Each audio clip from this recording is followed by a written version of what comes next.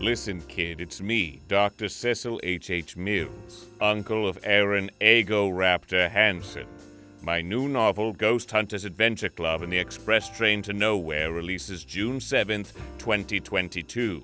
In honor of that, I've agreed to release my previous novel, Ghost Hunters Adventure Club and the Secret of the Grande Chateau, here, now, unabridged, and for free. Enjoy.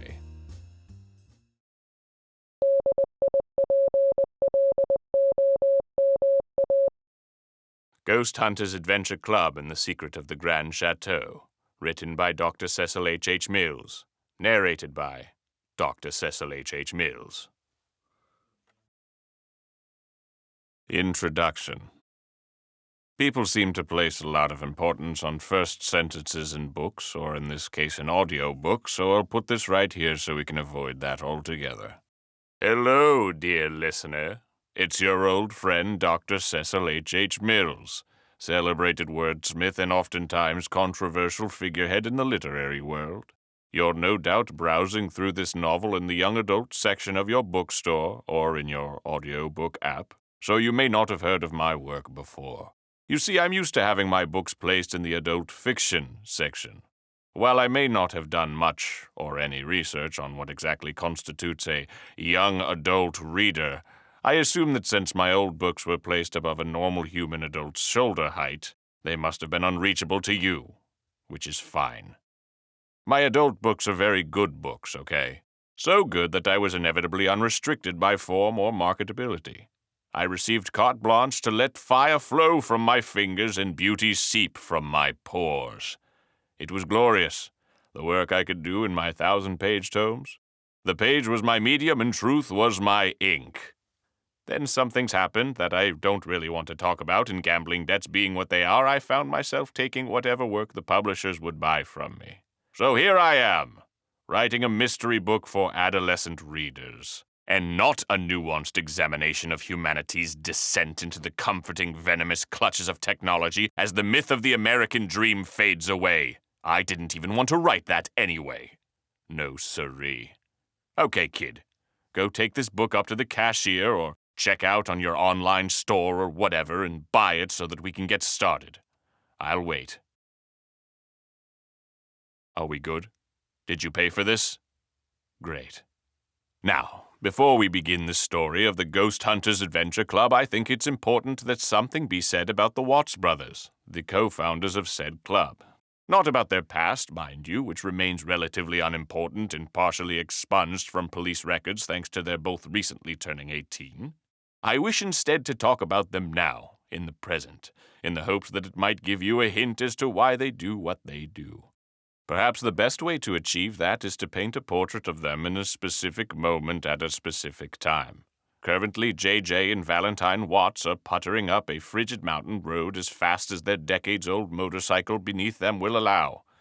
J.J., the eldest by a short amount of time, is at the handlebars and is just barely keeping them from careening into a snowbank.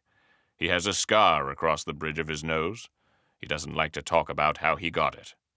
Valentine, glasses fogged, clings for dear life behind him while he tracks the minute-by-minute loss of feeling in his fingers. He had full use of them once. For most of his life, actually. Riding up a winding road into increasingly inclement conditions is an abstract, rough existence that is a statistical outlier to his usual, more terrestrial, rough existence. The motorcycle will be ignored after the first couple minutes of the story. However, it's worth noting that it was received as remuneration following a game of dice in a short fistfight. Valentine shouts something that JJ either can't hear or chooses not to. Probably something about his fingers. Neither are equipped for a ride up to higher altitude, wearing matching sweaters for a reason that will be deduced later by someone smarter than them. They're almost to where they are going. Now I'll stop here as I feel I might be outstaying my welcome, dear listener. It's probably a good primer for these brothers, which, and I can't believe I almost forgot to say this, but it's a little dubious as to whether or not they're actually brothers in the first place. But that will be definitively figured out some other time. With all that being said, it's time to begin the tale of the Watts boys and their crime-solving organization, the Ghost Hunters Adventure Club. Now allow your humble narrator to see if he can shut his trap for a minute, switch elegantly to past tense, and let the brothers do the talking. Act 1. Chapter 1. An Explosive Beginning. J.J. and Valentine Watts dismounted their motorcycle. Remembering that they had traded the kickstand for gas at the base of the mountain, J.J. laid it gingerly on the snowy pavement near a row of sports cars that might have been driven up in better weather. Before them stood the Grande Chateau, a snowy escape overlooking the cascading mountains, a short drive away from Harborville, the boys' hometown. A warm glow was emanating from its windows. Valentine immediately tucked his hands into the armpits of his powder blue sweater. Perhaps he'd keep his fingers after all. Said Valentine. What is it? Asked J.J., shaking the frost off of his red sweater.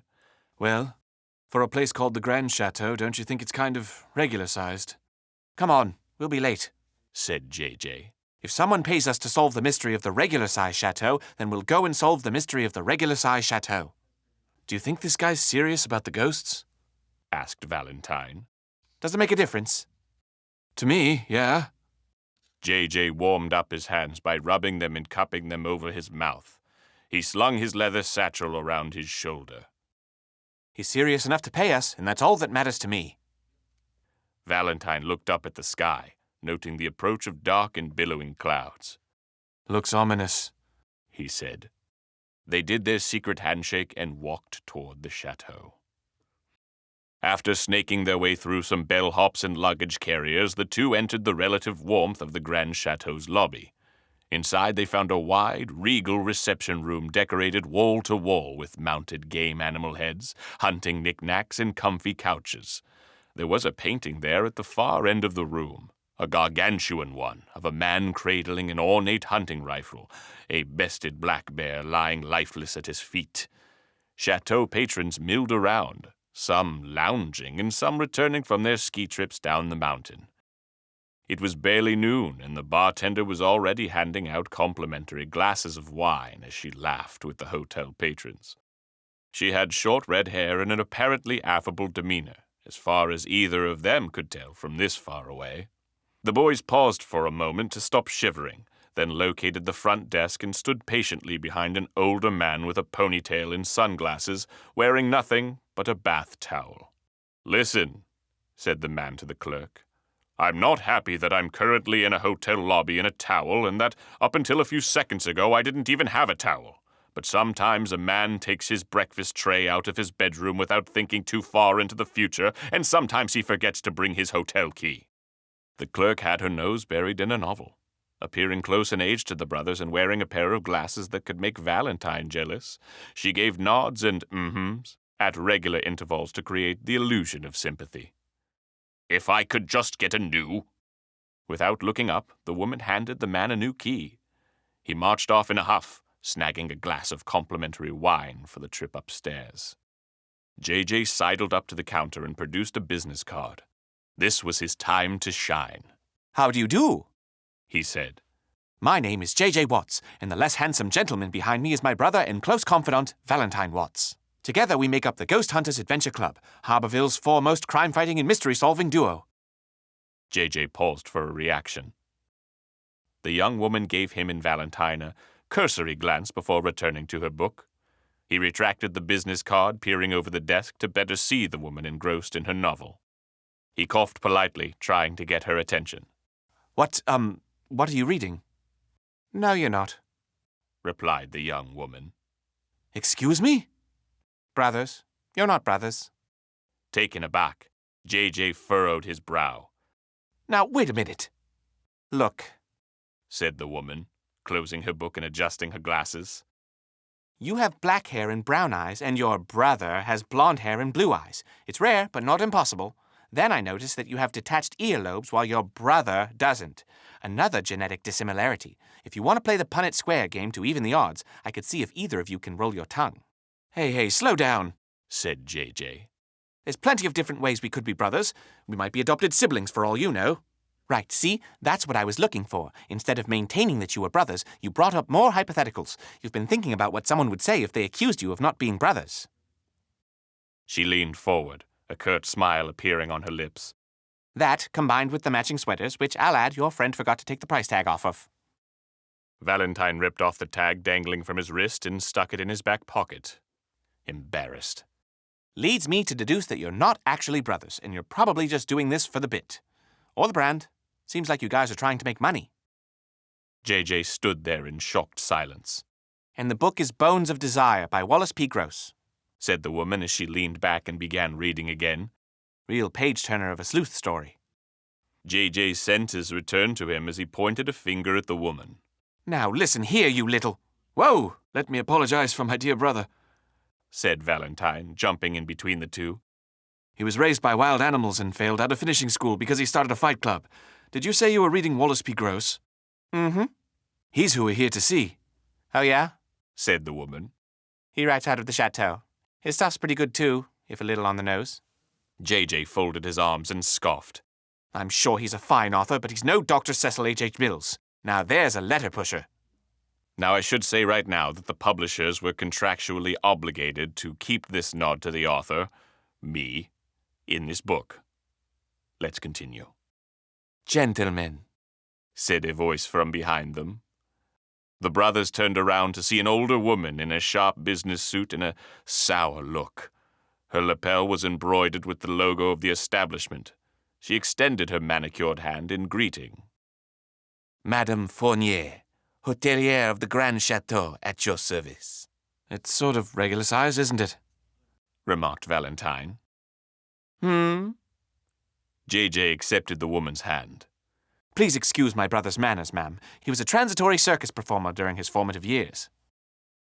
JJ reproduced the business card.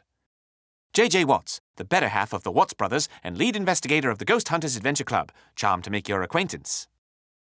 I'm glad you two were able to make it in before the blizzard struck, she said, accepting and regarding the card with a manner that seemed to give them more credit than they deserved. If you were out there for another couple minutes, you surely would have frozen to death. Danger is a core tenet of the Ghost Hunters Adventure Club lifestyle, said JJ. As is neglecting to check the weather report before making a long-distance trip, added Valentine. Now, pardon my manners, said Madame Fournier. But I couldn't help but over here you are looking for a Mr. Wallace P. Gross. Yes, said Valentine. He asked us to come up here to discuss business. Very well, then. Let me show you to his study. Madame Fournier led the boys up the grand staircase at the end of the lobby and down the long hallway. JJ tried to sneak in one last hateful glare at the young woman at the front desk, but her nose was still buried in her book. Mr. Gross has been a guest of ours for a long while, Madame Fournier told them. He always comes up to the chateau to work on his mystery novels, which you might know have garnered him worldwide acclaim. He always comes up here? Asked JJ. Yes, he's a bit of a superstitious type.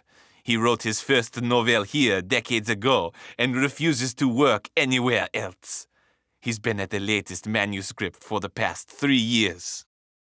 The hotelier stopped at a large set of wooden doors and turned to the boys. I must warn you, however, that Mr. Gross has gotten on in his years and has become a little eccentric. How so? Asked Valentine.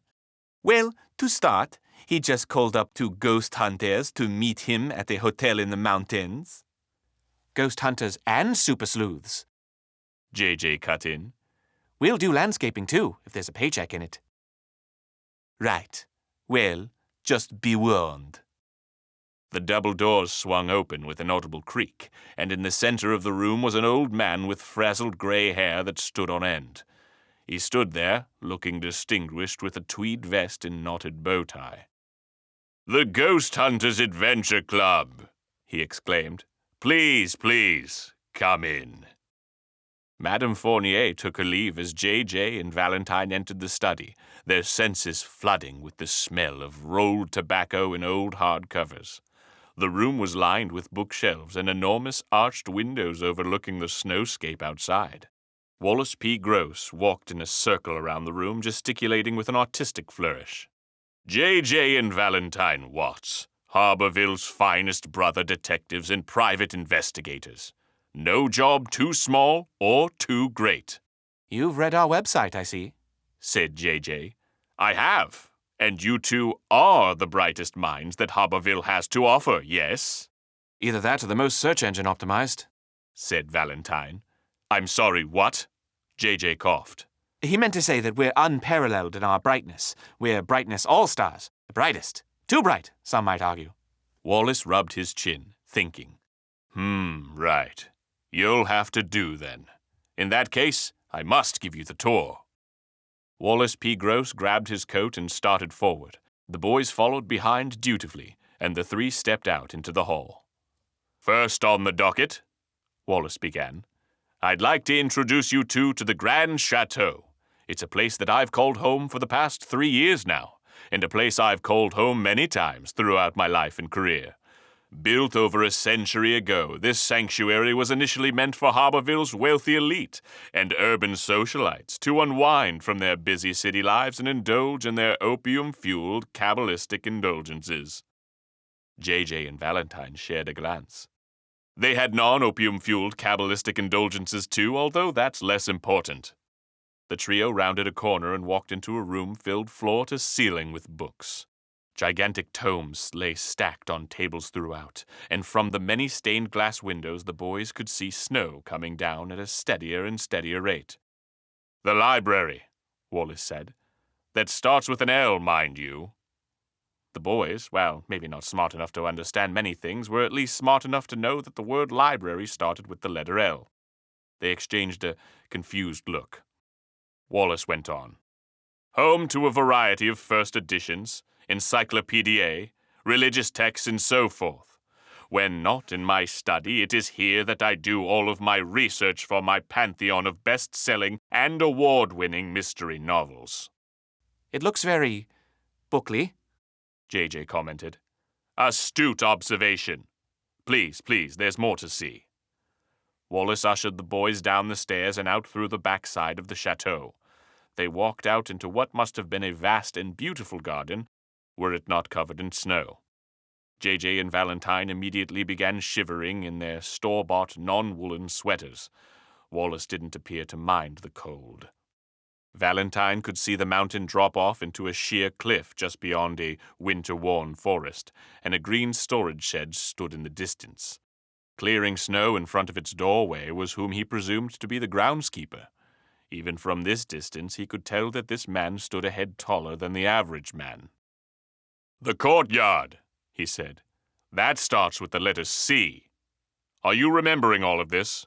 It's really cold out here, said Valentine, his teeth beginning to chatter. A smile spread across Wallace P. Gross's face. Perfect. The boys followed Wallace down a snowy path.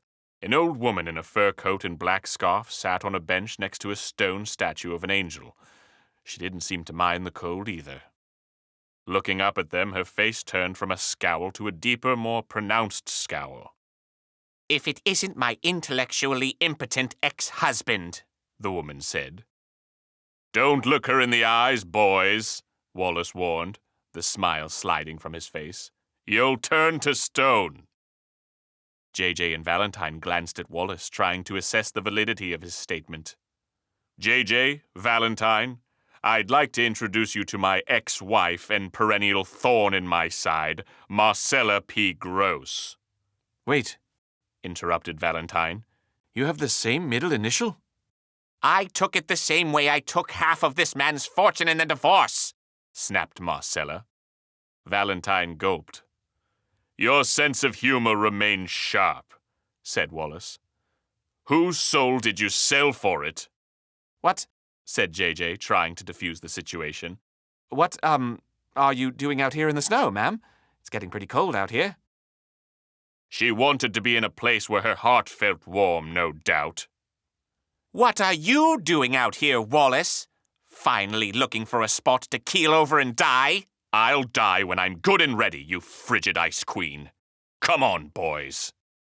Wallace marched toward the chateau. It was nice to meet you, ma'am, said Valentine. Get lost, Jack. They entered again through the backside of the chateau. where Wallace led them down another hallway. I hope this isn't being too forward, sir, JJ said.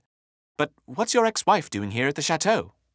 You're asking questions that aren't important right now, Mr. Gross replied. He paused for a moment, as if he were either lost in thought or his old man programming had encountered a bug. That's funny. She was sitting on the bench where we first met.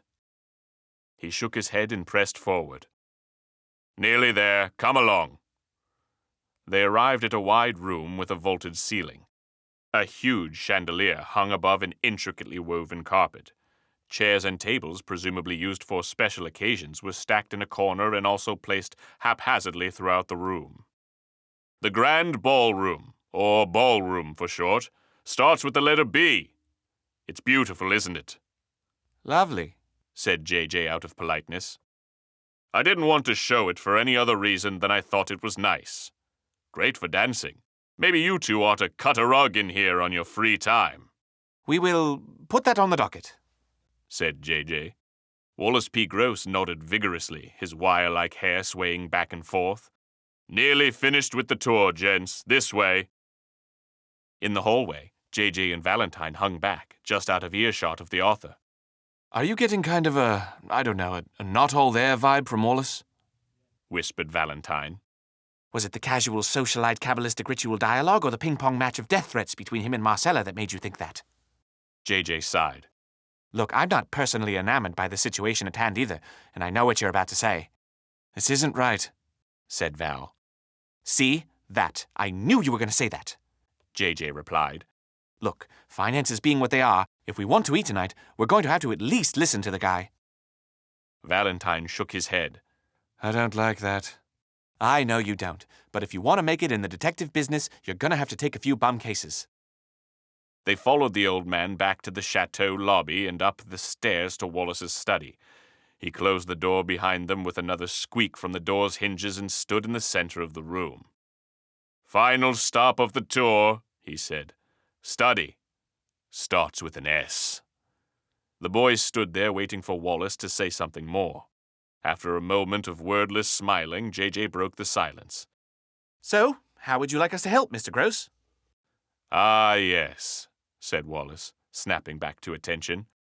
As you boys know, I needed to employ Harborville's finest detectives for a reason. You see, he said, his fingers beginning to tremble, I'm being haunted. Right, ghosts, said JJ. My brother and I are well versed in ghost detection and expulsion. However, do keep in mind that we charge extra for poltergeists and ghosts in corporeal form. You pay out of pocket if we have to bring in either an old priest or a young priest. Take more pride in listening rather than speaking, young man. Wallace's face grew grim. It might do you some good down the line. The boys looked at each other, confused. The author paced around the room, peering out of his window into what had turned into a threatening blizzard outside. I've known for some time now that a ghost has been watching me, watching over my latest work. For the past 3 years, I've been consumed by this obsession, this specter, unable to finish my manuscript. He returned to the center of the room and addressed the boys directly. He heaved a very heavy sigh. Now I fear my time is short, for I've put together everything and I can see clearly. There are a great many more mysteries to the Grande Chateau than you'd initially believe. And just as he finished his sentence, Wallace P. Gross's head exploded. Chapter 2. Deputy Park, Harborville Sheriff's Department. Deputy Park burst through the double doors of the Grande Chateau and immediately turned to close them against the roaring blizzard outside. Once he was satisfied that he'd bested the doors in fair and open combat, he kicked the snow off of his boots and brushed the icicles from the ends of his mustache. Unzipping his Harborville Sheriff's Department winter jacket, he marched up the large staircase at the end of the room, where a large crowd of onlookers had gathered. "Out of the way, Harborville Sheriff's Department!" he shouted, parting through the sea of skiers and hotel patrons grouped shoulder to shoulder. Finally making his way to the front of the crowd, the deputy found the source of the commotion. "Not you two again," Deputy Park groaned. Deputy Park, our old friend, we meet again, said JJ. He and his brother were sitting in the doorway to the study, wiping their faces and clothes with Grande Chateau monogram towels. Madame Fournier appeared before the deputy. Wait, you know this too? Who are you? Asked Park. I'm the hotelier of this establishment, and the one who telephoned you, she said. Deputy Park's eyes narrowed. What's a hotelier? I'm the hotel manager. Right, Deputy Park replied, straightening up. Well, it's a wonder your call made it through with the blizzard outside and all. He motioned to the brothers on the floor. And why is the Ghost Hunters Adventure Club here? Wherever they go, trouble follows. We follow the trouble, you dingus. JJ rolled his eyes. Oh, is that true? Said Park. Because every case I run into you two on goes belly up from go. JJ shook his head. That's not true. What about the old abandoned mill? That wasn't our fault. The Harborville bank heist? Anyone could have mistaken that old lady for a bank robber. What about the counterfeiters of Pirate's Key? Hey, Valentine cut in. didn't we save your life on that one? You did, Deputy Park grumbled. But I wouldn't have been tied up in that warehouse in the first place if it weren't for you two bumbling idiots. He folded his arms and kicked at the carpet. Still, though, Mrs. Park says to send you her regards and thanks. JJ couldn't help but smile to himself. Deputy Park readdressed Madame Fournier. So what have we got here? JJ shot his thumb behind him toward the study. Dead writer, he said. Deputy Park turned back to JJ, shocked. Sweet hollandaise, boys, what have you gotten yourselves into? I called you as soon as I heard the gunshot, Madame Fournier said.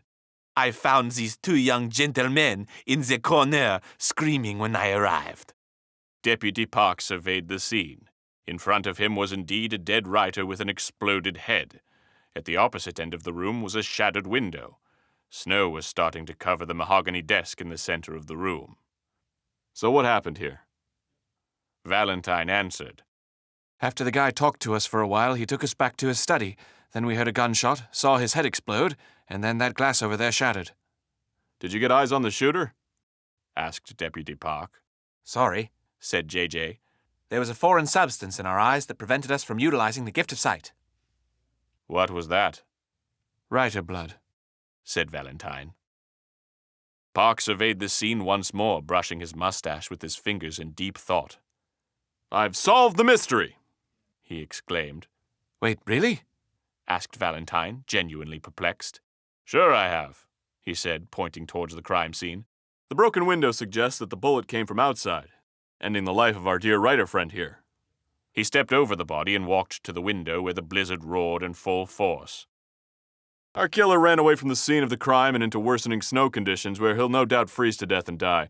I'll have Harborville Sheriff's Department roll out here with their ice picks to excavate the perpsicle, avenging the death of Charles Bukildsky over here. The crowd stood in silence. When no one objected, Park marched to the front of the room. Well, just gotta call this one over to headquarters so we can get a slab van to pick up Haruki murdered Kami. We'll all be out of here in time for dinner. He spoke a few words into his walkie-talkie and waited for a response. Nothing. He tried again only to hear static. Right, said Park. New plan. Apparently the blizzard conditions that no doubt froze our mystery murderer have cut off radio communications with the outside world, which also means that the mountain roads once used to reach this chateau are now rendered inoperable. Looks like we're all stuck here until the roads are clear. A shocked gasp ran through the crowd.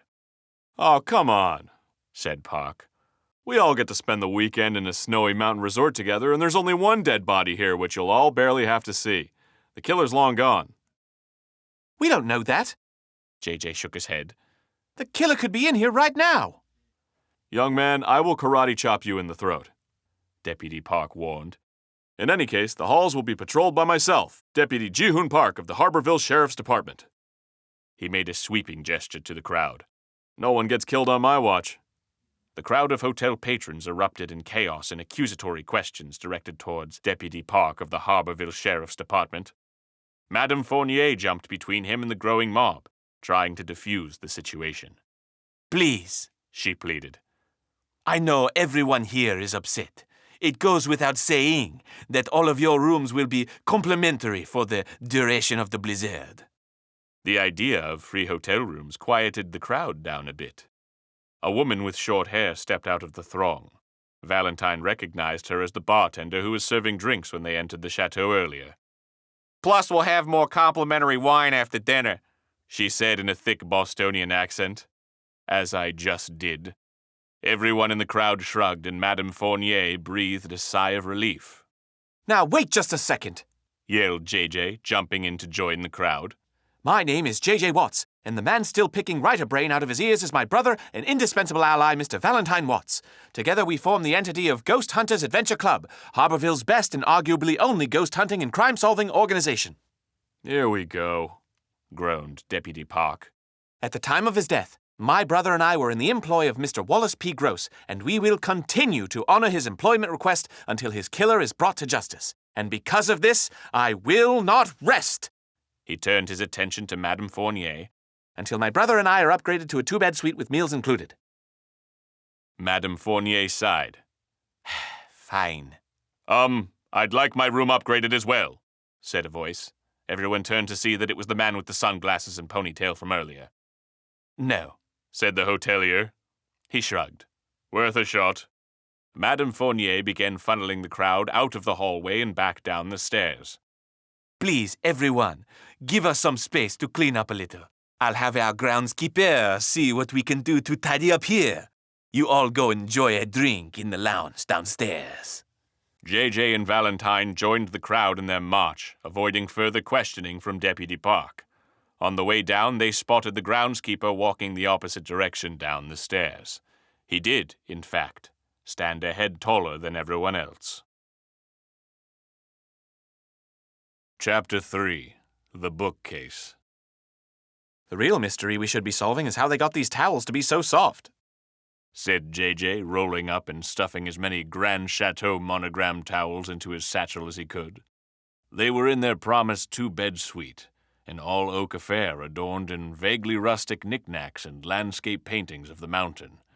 Valentine peered out of the window, which would have looked out down into the mountain road that led them here were it not for the howling gale outside. We gotta be careful on the way out, said JJ.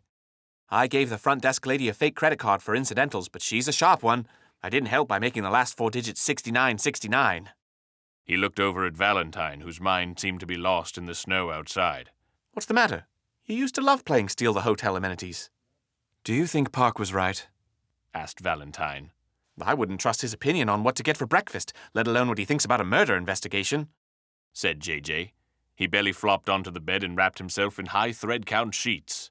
But that doesn't matter now. What do you mean? Asked Valentine. I mean that our bankroll had his head exploded. There's no payout for us other than free room and board and whatever you and I can carry out of here undetected. Come on, JJ, you have to at least be a little curious about what's going on here.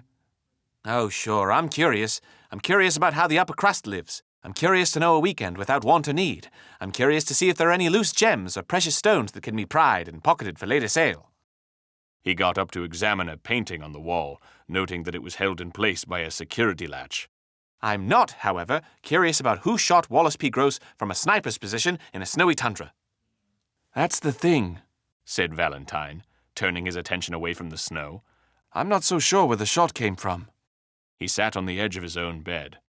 Try to remember back to when the head exploded. We even told it to Deputy Park. We heard the shot, the head exploded, we got writer blood in our eyes, then we heard the glass shatter. If the shot came from outside, we would have heard the glass shatter first. All right, Sherlock, if the shot didn't come from outside, then where did it come from? I don't know, said Valentine, pointing to his eyes. Writer blood. Case closed, then. Guess we gotta go back to a pampered weekend and a snowy mountain escape. Valentine furrowed his brow.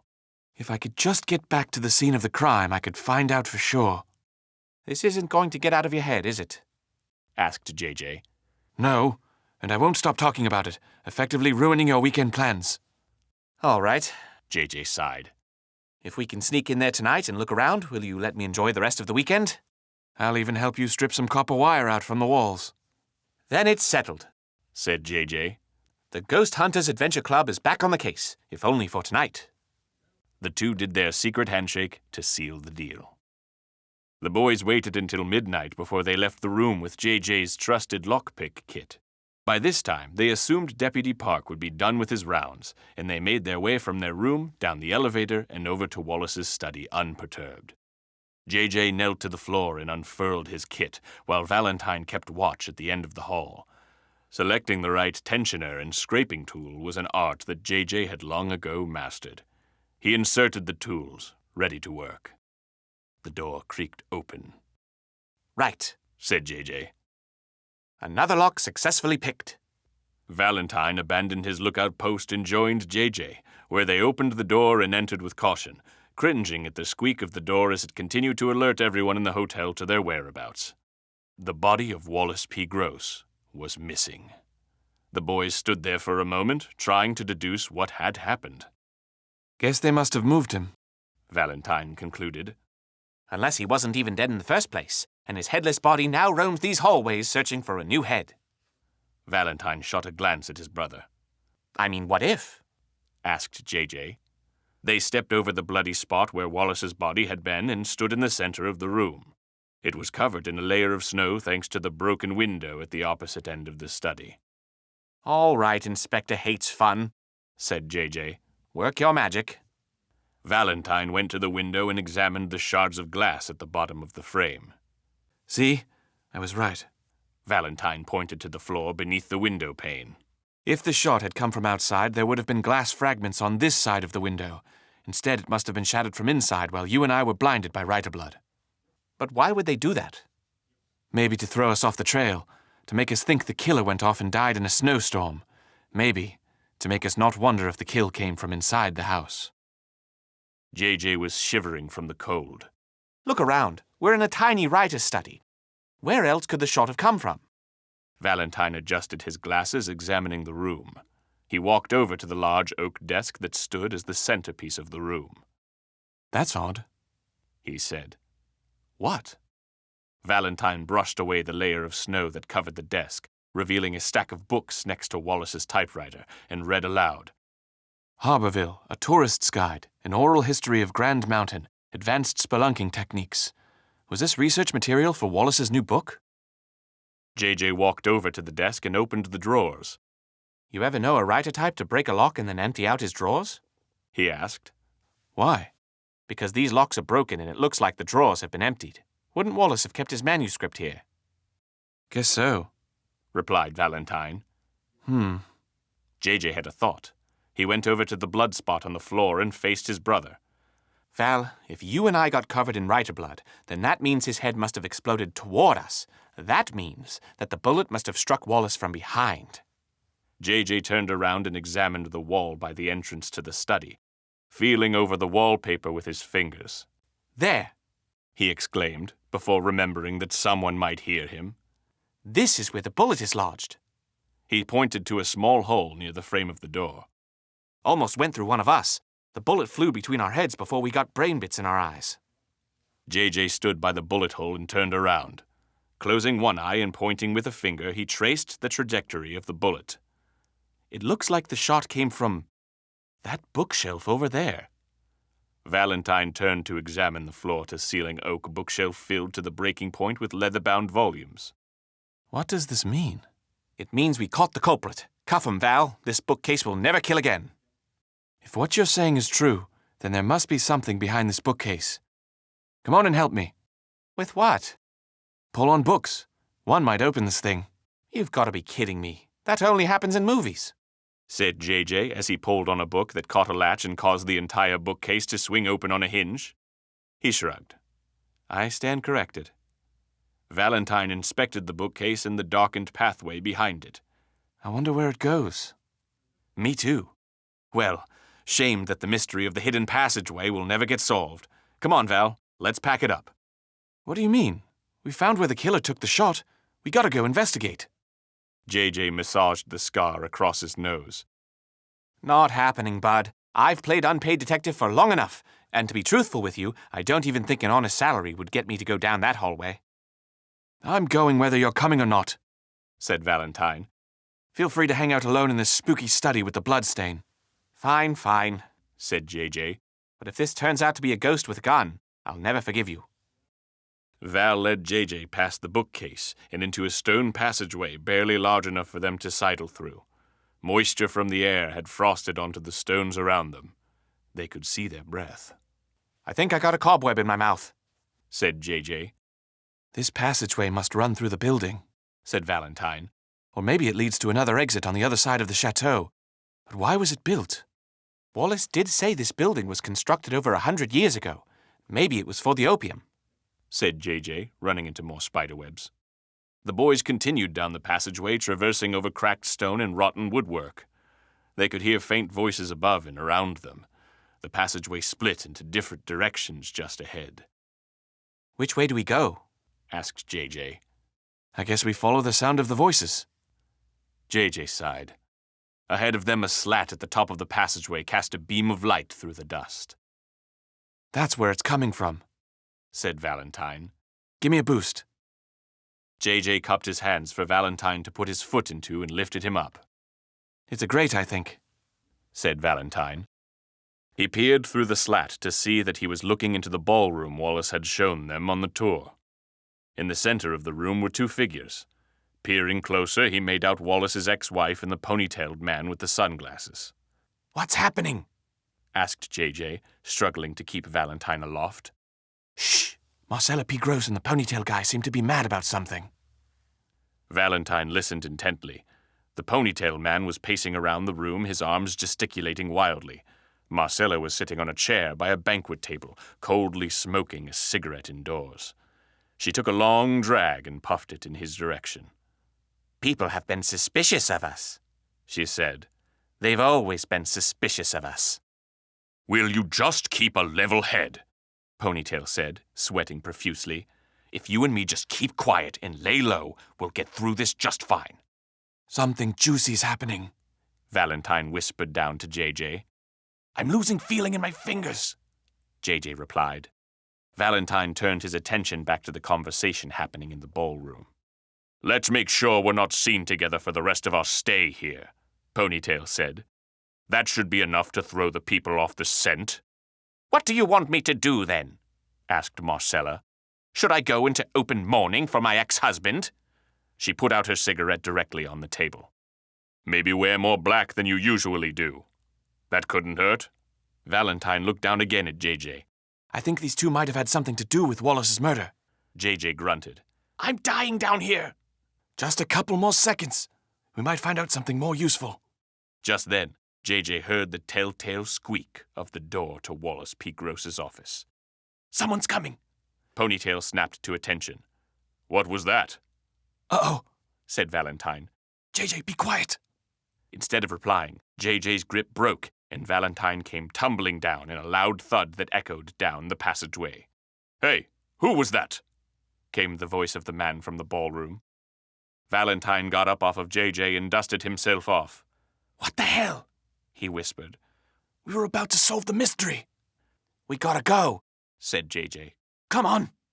JJ led him back down the dark hallway, shimmying as fast as they could and ignoring whatever spiderwebs got into their mouths. A hand reached out of the darkness and struck JJ directly on the nose, sending him falling backward onto Valentine. Ow! JJ looked up to find the young woman from the front desk earlier today. She looked scared, ready to strike again. What are you doing here? She demanded. Why did you hit me on the nose? JJ demanded back. What are you doing here? Also demanded Valentine. The woman lowered her fists. I started wondering about the murder because the deputy's assessment didn't add up. I came to the study and found that the bookcase was open, so I walked in and found you guys here. It didn't add up for us either, said Valentine. The glass was shattered from inside the room, so the bullet didn't come from the outside. That's what I thought. You said you saw his head explode, and then you heard the glass shatter. That's the same deduction we came to. Look, everyone, interrupted JJ. I'm really glad we're all bonding over fine detective work, but we just made a lot of noise and, I think, made some hotel patrons aware of our existence back there. We should probably make ourselves scarce. JJ sidled past them toward the study, stopped, then turned to the woman. Also, we're still not cool, you and me. They arrived at the study, closed the bookcase, and headed toward the hallway, closing the large double doors behind them. Great. JJ pinched his nose to stem the flow of blood. Now we just get back to our rooms, shut the door, and put this horror show of a day to bed. Hey, if there's anyone out there, you should know I have a gun and I'm trained in the art of shooting it. It's Deputy Park, Valentine hissed. Down the long end of the hallway, a shadow rounded the corner. We have to hide.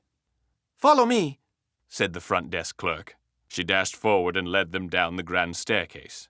She dove under the reception desk in the lobby, and the boys followed close behind. A moment later, a beam of light shone over the desk. We're still not cool, JJ gasped, trying to catch his breath. And you're certain you heard a commotion come from over here? Came a voice they recognized as Deputy Park's. Clear as day, said another. That sounds like Ponytail Guy, whispered Valentine. You mean Mr. Newberry? Said the young woman. Will you two please quiet down before we get caught? JJ hissed. Hey, killer, Deputy Park called. If you're here, please come out with your hands up. It's far too spooky right now to be searching every nook and cranny for you. After a few moments of silence, the flashlight sweeps stopped. Well, sorry, bud. No killers here, Deputy Park concluded. Might be ghosts, but that's well above my pay grade. Anything spiritually paranormal is something I guarantee you I don't handle well.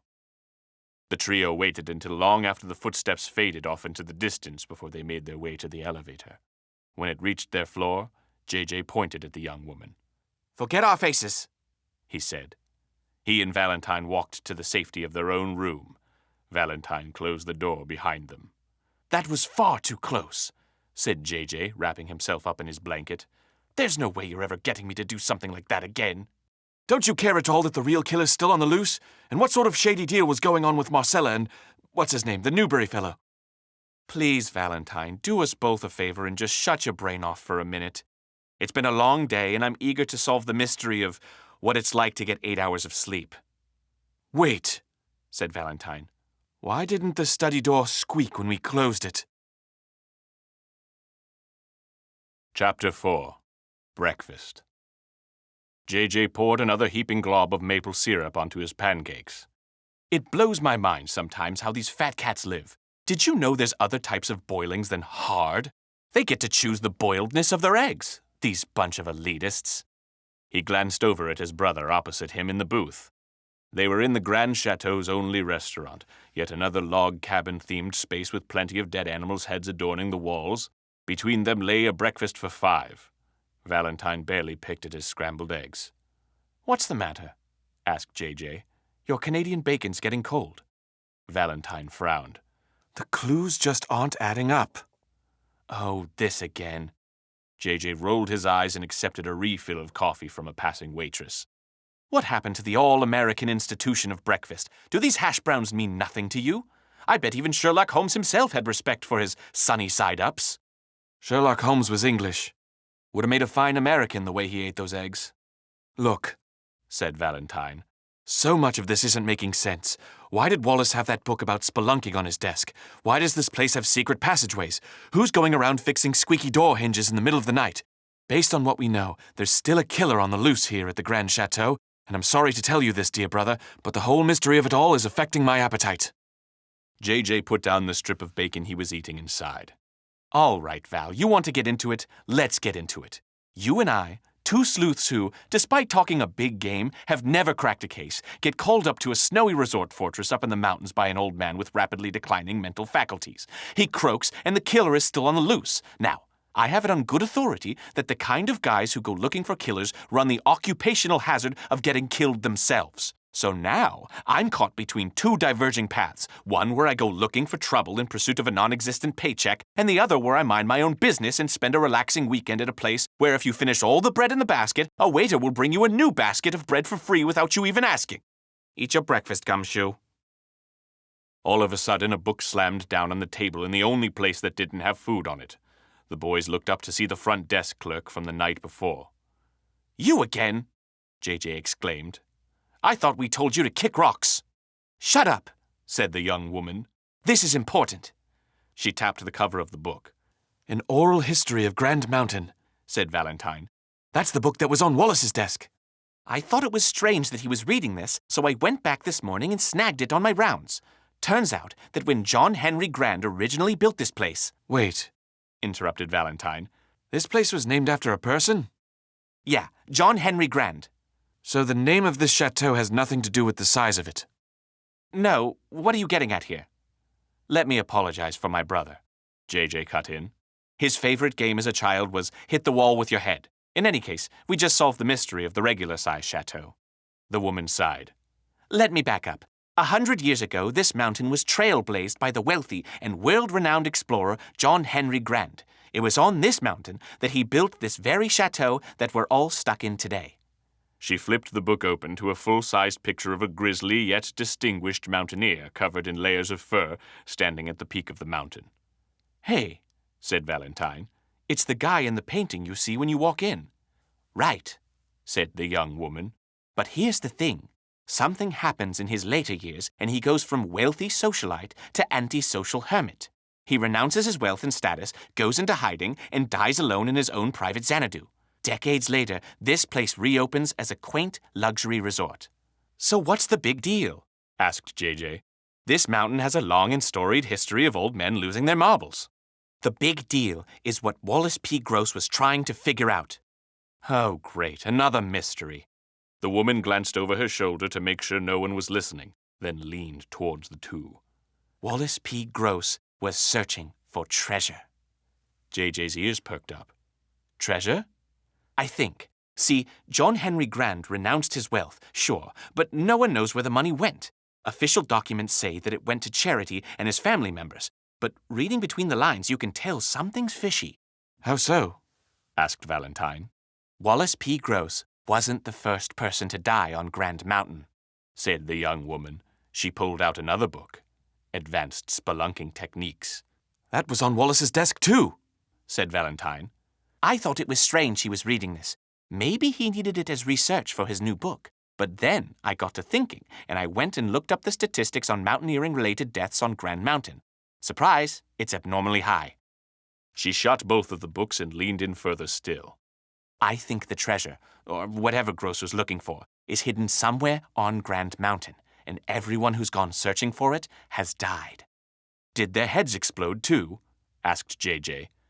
No, and that's where this gets interesting. All of these mountaineering deaths can be accounted for, mostly adventurers out of their depth going off trail and falling to their demise. Wallace was different. He wrote mysteries, so it's pretty clear he liked solving mysteries. I think he was trying to crack a code. That's a bit of a jump, said JJ with a raised eyebrow. Wallace and I were friends. I liked reading his books and he liked talking to me about them. He'd give me copies and even quizzed me on things after I read them. And? JJ prompted. And then I caught a glimpse of his manuscript. Wallace had been at the book for the last 3 years, and rumor around the chateau was that he'd barely even started it. He was usually extremely secretive about whatever he was working on in there, but this one time I was in his study talking to him, and he just had his manuscript out in the open. What did you see? Asked Valentine. Only the title, The Secret of the Grande Chateau. That could be anything, JJ scoffed. But it could be something. Wouldn't you agree it's worth looking into? The woman hooked her thumb behind her at a person in a booth on the other side of the restaurant. It was the man in the ponytail and sunglasses. See that guy? That's Thad Newberry, Wallace P. Gross's literary agent. What's he doing here? JJ asked.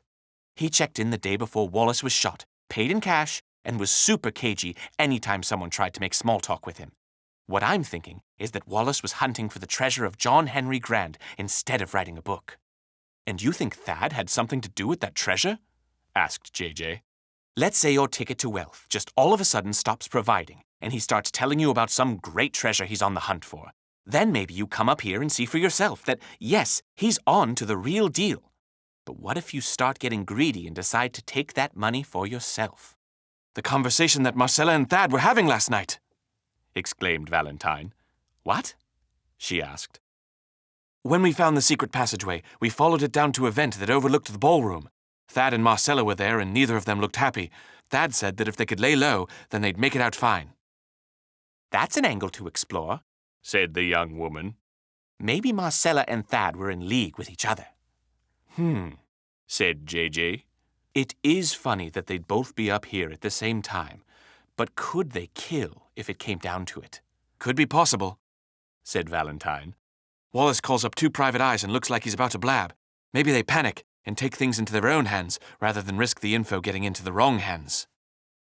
So you'll help me? She asked. Wait, said JJ. Who even are you? The woman sat up straight and smoothed down her Grande Chateau uniform.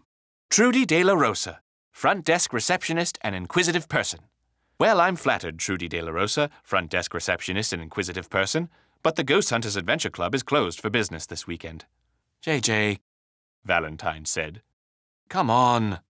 Valentine, my dear brother, can you join me for a quick Ghost Hunters Adventure Club official sidebar conversation? Valentine sighed. Fine. They ducked under the booth and spoke in whispers out of earshot from Trudy. 1, this is dangerous, said JJ. 2, I was so much happier when all I had to worry about was breakfast. You said yourself there wasn't a payday in this gig, but now there's treasure. I want to solve the case, and I know you want the loot. So now we both have skin in the game. JJ thought for a moment. Perhaps about the private island he'd buy if he somehow amassed untold riches. Fine. You know the way to my greedy little heart. But how do we trust Ms. Know-It-All up there? I think she's telling the truth. She could be waiting to explode our heads herself. The Ghost Hunters Adventure Club would outsmart her before that happens, said Valentine, taking into account the fact that they had never cracked a case before, but also that JJ had a large ego. You're right, replied JJ. He sighed. Are we actually going to try to solve this mystery? Only if we solve it together. The brothers popped up from under the table. Congratulations, Trudy de la Rosa, said JJ. My brother and trusted advisor has convinced me to offer you a provisional membership to the Ghost Hunters Adventure Club. Provisional membership entitles you to a junior detective title and a Ghost Hunters Adventure Club branded decoder ring. It does not allow you to know the secret handshake. What? Replied Trudy. Join your club? I just came to you two with all this information I had figured out on my own, and you want me to be your junior detective? If anything, you two should be working for me. JJ snorted. I'd like to see whatever crime-solving and ghost-hunting business entity you formed. You two are idiots. We're 2 idiots that you need, because we're the only people on this mountain stupid enough to believe what you're telling us enough to investigate it further. You want help figuring this out? You gotta play by our rules. Trudy tried to reply, but the logic of JJ's last sentence was half-baked enough to leave her at a loss for words. Now, before we get ahead of ourselves, let's discuss terms. JJ grabbed a paper napkin and scribbled on it with a pen. How does a 40-40-10 split sound to everyone? That's 90%, said Trudy. Come on, JJ, don't do this, said Valentine. One day, a legally binding contract written on a napkin will save your life. Mark my words. But fine. JJ crumpled the napkin, then grabbed a new one. Trudy, your friend drives a hard bargain on your behalf. How about we do a 3-way split of revenue? Okay, Trudy agreed. Less expenses, of course. I'd really like to buy that motorcycle kickstand back. Sure. Then it's settled, said JJ, signing the napkin and passing it around the table for counter-signatures. Welcome to the Ghost Hunters Adventure Club. JJ extended his hand and gave Trudy a firm handshake. Valentine clapped politely. So let's plan, said JJ. We gotta figure out who killed Wallace P. Gross and how they did it. Then we gotta find the treasure. As for the killers, I think Marcella and Thad are our prime suspects. Could they have both done it? Asked Valentine. Possibly. Or perhaps one could have acted independently of the other. Remember how Marcella was talking to Wallace in the courtyard? It was uncomfortable, Valentine remarked to Trudy. I'm aware. She once called me a ghoulish street harlot when I forgot to bring her an extra shower cap. Over Trudy's shoulder, JJ saw Thad finishing up his breakfast. He scanned the small group of restaurant patrons to find Marcella on the other end of the room, wearing black, watching her tea get cold from behind her sunglasses. I think we can find out more if we tail our 2 friends here. What would they have for us other than a confession? Asked Valentine. The fact that the locks were broken in Wallace's desk drawers rings alarm bells, said Trudy. There's a missing manuscript on the loose, and I think they might know the whereabouts. We know they were both out late and together last night, Valentine stated, and that the door to Wallace's study was unlocked. They could have grabbed it easily. Right, said JJ. So I think the logical next step would be to watch these 2 from afar and see if we can find out where they stashed it. Deputy Park is on patrol, though, said Valentine. You're right, and the heat's high on us. JJ directed his attention to Trudy. Okay, newbie, looks like you've got yourself your first field mission. Trudy rolled her eyes. Just tell me what I gotta do. I'm glad you asked, said JJ. He reached into his satchel and pulled out a hardcover book, handing it to Trudy. The Ghost Hunters Adventure Club field manual? I had them printed at a vanity press and bought enough to get a wholesale markdown. I figure once the detective business picks up, this will be an amazing ancillary revenue stream. JJ flipped to the chapter titled Tailing a Perp. Give this thing a read and take notes. There's a short quiz at the end of the chapter, as well as a word jumble that should help you out. But the gist of it is this. Keep a safe distance from your target and don't arouse suspicion. You work at this hotel, and you have the uniform, so you should have relatively free roam of the grounds, right? Right. Perfect, said JJ, popping one last soft-boiled egg into his mouth. Trudy De La Rosa, you're on the case. Chapter 5. The New Recruit. Trudy De La Rosa had returned to his seat at the reception desk in the lobby of the Grande Chateau. Since the ongoing blizzard prevented new patrons from checking in and old ones from checking out, her job was mainly relegated to fielding phone calls from stir-crazy hotel guests and delivering toiletries to rooms. This only kept her busy for so long, so she was focusing on her new job, that of being Junior Detective Trudy De La Rosa of the Ghost Hunters Adventure Club. She had reluctantly read the Tailing a Perp chapter of the field manual twice, aced the test at the back of the chapter, completed the word jumble, and even did a few of the connect the dots puzzles in the other chapters. JJ wasn't smart, but he made good connect the dots puzzles. On a trip to take fresh towels to a room on the 4th floor, she spotted Marcella P. Gross at her usual position on the bench in the courtyard near the angel's statue. She had somehow endured near whiteout conditions to get to that spot. Trudy couldn't get too good of a read on the woman and what she was doing due to the falling snow, but something about her sagging posture made Trudy deduce that she was sad. She made a note that she would have to research that later. The one person she had trouble finding was Thad Newberry, Wallace P. Gross's longtime literary agent, and a man paradoxically in the same location of his client at the time of his death. She noted that he had gone straight to his room after breakfast, and to her knowledge, after repeated checks, he had not exited. Maybe it was time for another reconnaissance mission. Trudy set the Ghost Hunters Adventure Club field manual under her desk and looked around to see that neither Madame Fournier nor any of the few co-workers stuck up here were paying too much attention. If anyone stopped her, she could just say she was making her rounds. The Watts brothers were right. This uniform was the perfect cover. She rounded the lobby searching for any clue of Thad's whereabouts, peeking into the restaurant to find nothing. The bar was nearly empty, perfectly reasonable for the early afternoon shift at the chateau. She thought for a moment about interrogating the bartender to see if she could shed any light on Thad's motives. He was a nightly fixture at the bar and had a penchant for talking. Maybe he had let slip something that the bartender had overheard. No, it's not the right time for that, she thought. Her nosing around would only arouse suspicion of her at this point. She didn't want the killer knowing she was looking for him. It was best for her to keep a low profile and utilize her eyes and ears. Both of those, coincidentally, were solutions to the connect-the-dots puzzles in the field manual. With the lobby found clueless, she walked up to the grand staircase to see if anything had changed from the night before. The door to the study was closed, of course, and she didn't want to arouse suspicion by snooping around there for clues. Nobody was in the ballroom, and Thad wasn't anywhere to be found in the library. Only a few hotel guests dying to pass the time until the blizzard ended and the roads could be plowed. For being a literary agent, Thad sure didn't seem to be all that dedicated to reading. Just where could he be? Trudy thought back to Thad's check-in. She remembered him complaining loudly about forgetting to bring any of his winter clothes to the hotel, as if she could do anything about it. But that meant there was no way he was outside exploring the grounds, and if he wasn't in any of the public areas, that left only one place for him to be: his own hotel room. Trudy went down the hall into the elevator, riding it all the way up to the 4th floor. The elevator dinged, the doors opened, and she stepped out. Pachoo! She said, hugging up against a corner wall. She found that making sound effects made her feel like a better detective.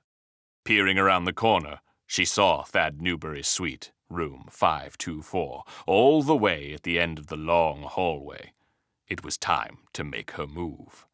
She tiptoed the 29 steps to Thad Newberry's room, adding her own soundtrack to the mission as she went along. Past the windows overlooking the courtyard, past the stairwell that could lead her back down in a pinch, and all the way to the very end of the hallway, where she picked up a noise coming from Thad's room. The closer she got, the louder it got. Was it a conversation? That doesn't sound like Thad's voice, she thought. Who could be talking to him right now? Is there even anyone else in the hotel he associates with? Maybe he met someone at the bar last night, and they're conspiring right now. She stifled the urge to squeak. No time for sound effects now. It's not safe enough. She checked over her shoulder in case any culprits had snuck up behind her. The carpets were plush, and it would have dampened any sound. Nobody was there.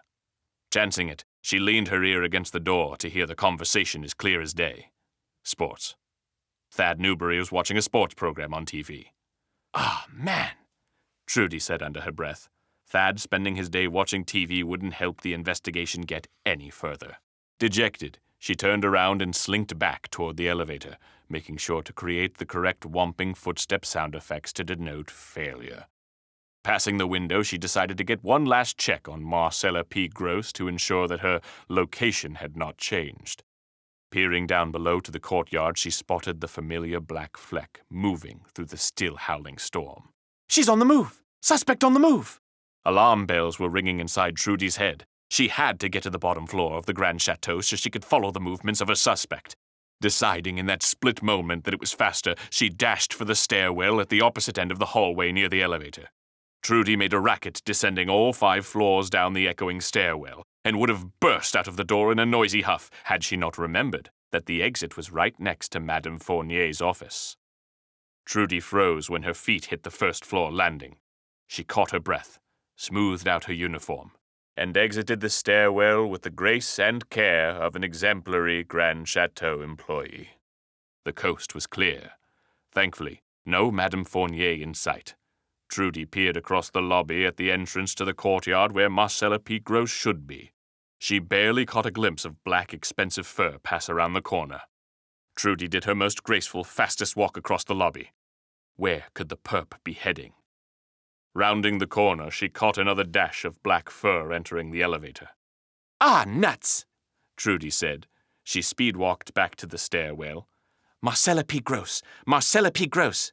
She repeated, trying to jog her memory. What room were you staying in? Her memory came back to her in a flash. Marcella P. Gross, room 419. Trudy had checked her in a week before Wallace died at 12:25 in the afternoon. Marcella had remarked that Trudy's uniform was tacky and boorish, suggesting that she let her manager know for the sake of the rest of the hotel patrons who must have been too embarrassed to mention anything. 419. That's where she must be going. But Trudy had to be sure. As soon as she got into the stairwell, she darted up the stairs as fast as she could. She made it to the door of the second floor and burst out of it, looking toward the elevator banks. She saw Marcella's elevator. She saw the floor indicator above it, a small arrow turning in a radian from left to right. The arrow reached the second floor, the number 2 lighting up. Ding. The arrow kept moving. She was still going up. Trudy dashed up the stairs to the 3rd floor, rammed through the door, and shot her gaze over to the elevators.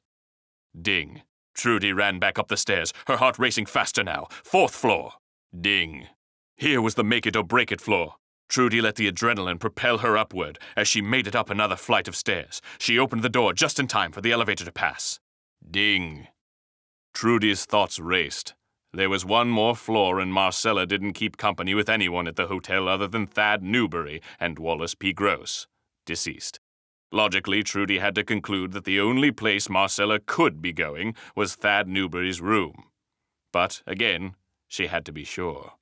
Trudy turned to race up the last flight of stairs. Her heart screamed as she took the steps 2 by 2, summoning her last bits of strength to make it to the final floor of the Grande Chateau in time.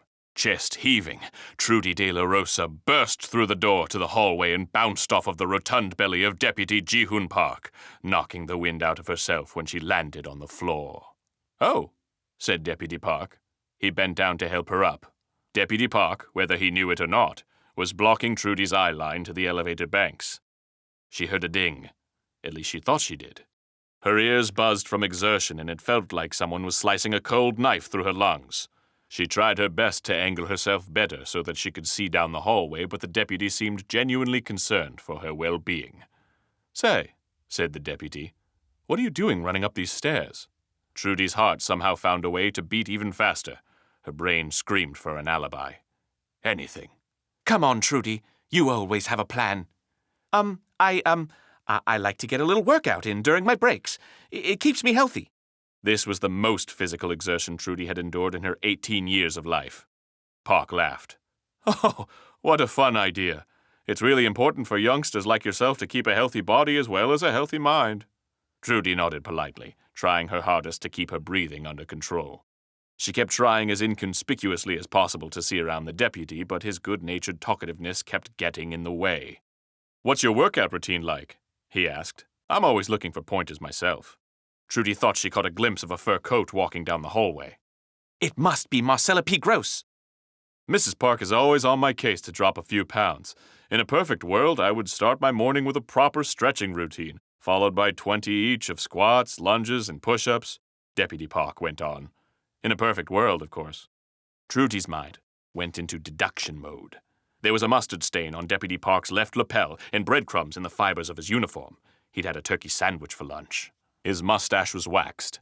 He cared about his appearance and must carry wax on his person since he wasn't aware that he'd be staying the night there. One of the buttons on his uniform was mismatched. It must have been tailored recently. Trudy worked over the information in her mind in a matter of milliseconds. Every moment counted. She had to see if Marcella was going into Thad's room. Your shoe's untied." If she could have smacked her forehead without arousing more suspicion, she would have. "Oh," said Deputy Park. He bent down to address his shoelaces.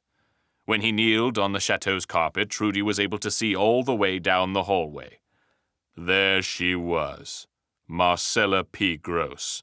She waited nervously at the door to room 524, Thad Newberry's suite. The door opened slightly and the woman quickly slid behind it, glancing over her shoulder as she went. It was then that Trudy and Marcella locked eyes. The door closed as quickly as it opened, and Trudy heard the deadbolt lock from all the way across the hallway. "False alarm," said Deputy Park. "Guess they were tied after all, but I made sure to double knot them just in case." "I think my break time is just about up," Trudy said. "It was really nice talking to you, Deputy." She moved to make a hasty exit down the stairwell. "Hold on a second," said the deputy. Trudy froze in place. "There was a commotion last night sometime around midnight. You wouldn't happen to know anything about that, would you?" No. I'm not sure what you're talking about." "I spoke to Madame Fournier today, and she told me that you should have been the one running the night desk, only no one was there. If you weren't at your desk, then where were you?" Trudy turned to look into the deputy's eyes.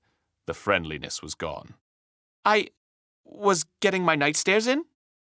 "Oh," said the deputy, and he immediately relaxed. "Nothing wrong with a little nighttime exercise. Do make sure you cool down before you go to bed, though, and also be careful around here when you're on your own.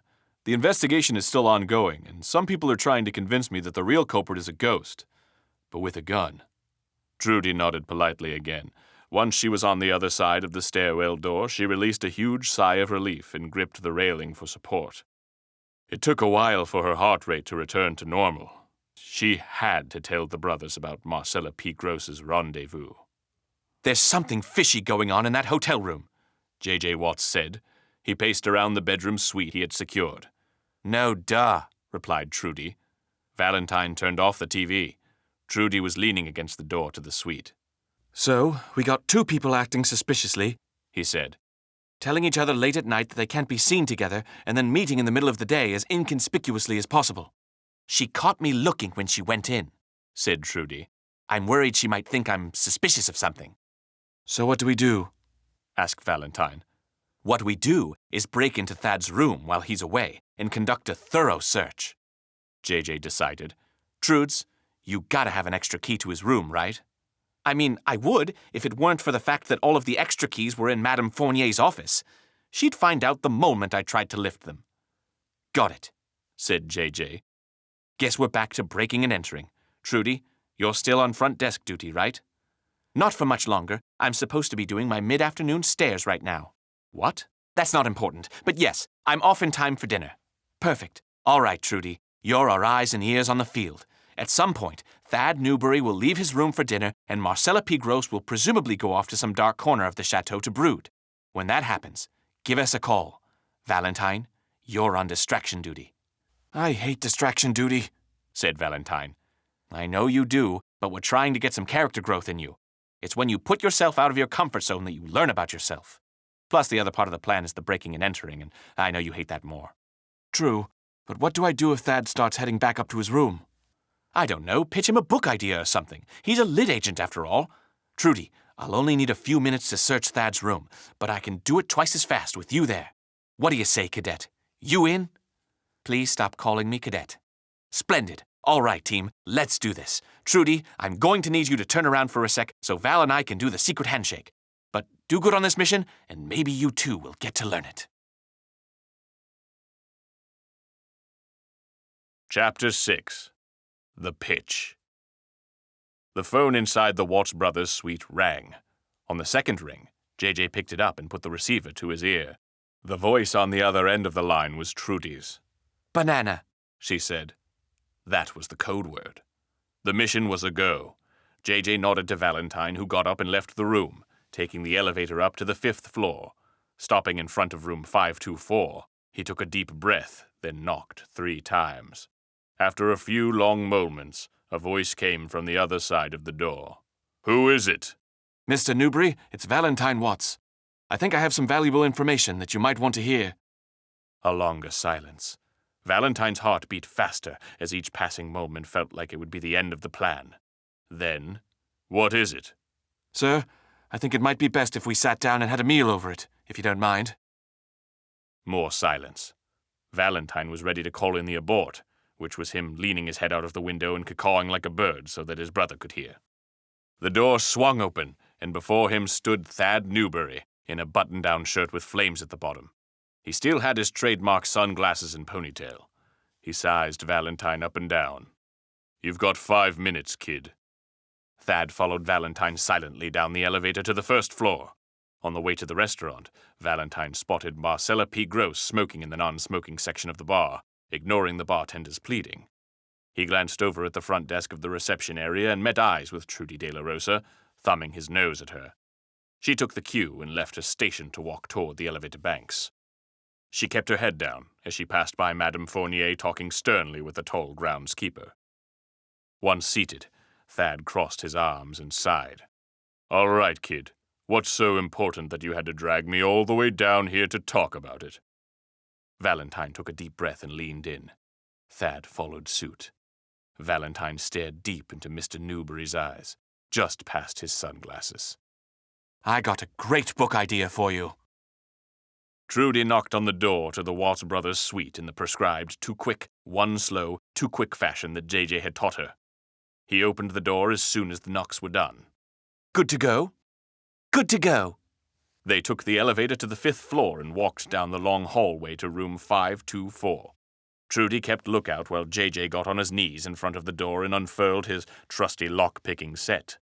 Selecting his trusty scraper and the correct tensioner for the job, he set to work on the lock. But before he inserted the tensioner, he thought for a moment, put his tools down, and tried the door handle. The door to room 524 opened. JJ frowned at Trudy. Does nobody here lock their doors? Thad Newbury stood up from his chair. You know, this always happens. Thanks, but no thanks, kid. Wait, said Valentine. Thad looked at him expectantly. I knew who you were from the moment I saw you. You're the Thad Newbury. You're a literary titan of the industry. Well, titan sounds like a bit of an overstatement.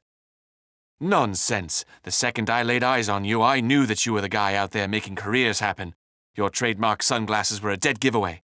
So I say to myself, this is my one chance to get into collaboration with the man with the unparalleled eye for literary talent. Valentine flashed an uncharacteristic smile. What do you say, pal? Just give me the time of day, and I'll knock your socks off. Thad sat back down. A smart person knows when and where they're dumb and who to ask for help. I think you've got a knack for finding the smart people in the room. He leaned back in his chair. All right, kid. Hit me with what you got. Valentine Watts truly had not believed he would get this far. He frantically searched around the room for inspiration. It's your classic story of good versus evil, he stumbled. Thad stared at him with a blank expression. And, it's about, He scanned the room again, spotting a grizzled patron with an eye patch who looked like he harbored a terrible secret. Some animal heads on the wall structured in a way to suggest a long and storied lust for conquest, and a waitress across the restaurant serving coffee whose aspirations obviously laid well beyond her life in the food business. He couldn't think of anything. It's about two brothers, he blurted. That's a start, said Thad, still unimpressed. But where's the conflict?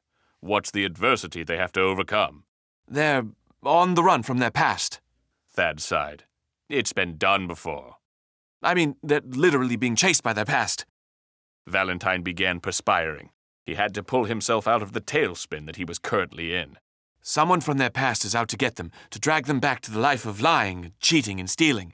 She's the embodiment of pure evil. Thad pinched the bridge of his nose. So, let me get this straight. Your story is about two brothers running from a woman.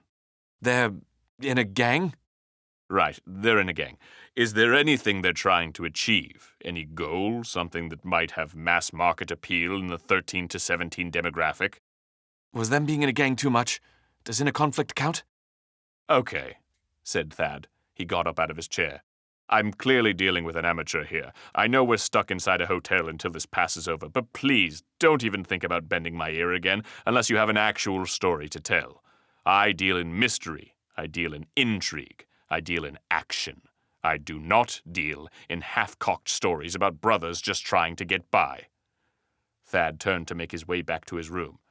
Don't call me, I'll call you. Wait! Thad turned with a sigh. Valentine realized that he was just a hair away from failing his mission. In this moment, he realized something that many young writers fail to figure out, and many veteran writers woefully ignore. You have to sell your book by any means necessary. And to do that, sometimes you have to compromise your initial creative vision. Literary agents are not an intelligent bunch, but as they hold the keys to the proverbial kingdom of publishing, they must be pandered to. He saw Thad's ponytail. He saw Thad's sunglasses. He examined Thad's demeanor. He had an idea. The woman, Valentine said. What if she had 3 boobs? Valentine cringed. The mission was over. He had to find a way to alert JJ and Trudy as quickly as possible. Thad paused in his tracks. That blank expression hidden behind his trademark sunglasses seemed to stare through Valentine's soul. He walked back to the table, sat down, and leaned in. I'm listening. JJ and Trudy entered room 524 and immediately cased the joint. Before them stood a large hotel suite, larger even than Valentine and JJ's upgraded suite, with an unmade bed and an open suitcase's worth of clothes strewn across chairs and thrown on the floor. Okay, said JJ. We have 2 minutes to find what we're looking for and get out of here. I love Valentine, but I doubt that any book pitches he came up with have any commercial viability. He checked under the bed to see if there were any stray clues lying about. Only dust bunnies. We're looking for the manuscript, or anything that'll give us a better idea of where it's hiding. Do you think Wallace could have emailed it to him? Probably not, said Trudy. Wallace P. Gross told me multiple times, unprompted, that he thinks computers are the devil. She picked through the clothes in Thad's closet. Does this guy only wear button-down shirts with flames on them? There's a few in here with dragons, said JJ. Check his suitcase. Maybe there's a hard copy of something that'll be useful. Trudy picked up some of the clothes covering the suitcase on the bed and peered inside. Here's something, she said, pulling out an old envelope packed full of letters. JJ closed the empty cabinet he had just searched and walked over to Trudy. What is it? Trudy thumbed through the letters, reading them as fast as she could. Looks like correspondences between Wallace P. Gross, Thad Newberry, and some publishing company called Bradford and Bradford? JJ clenched his fists. Bradford and Bradford, those dirty rats. Never have I met a more dishonest and unkind publishing house. I should also note that the publishers were also contractually obligated to keep this line in.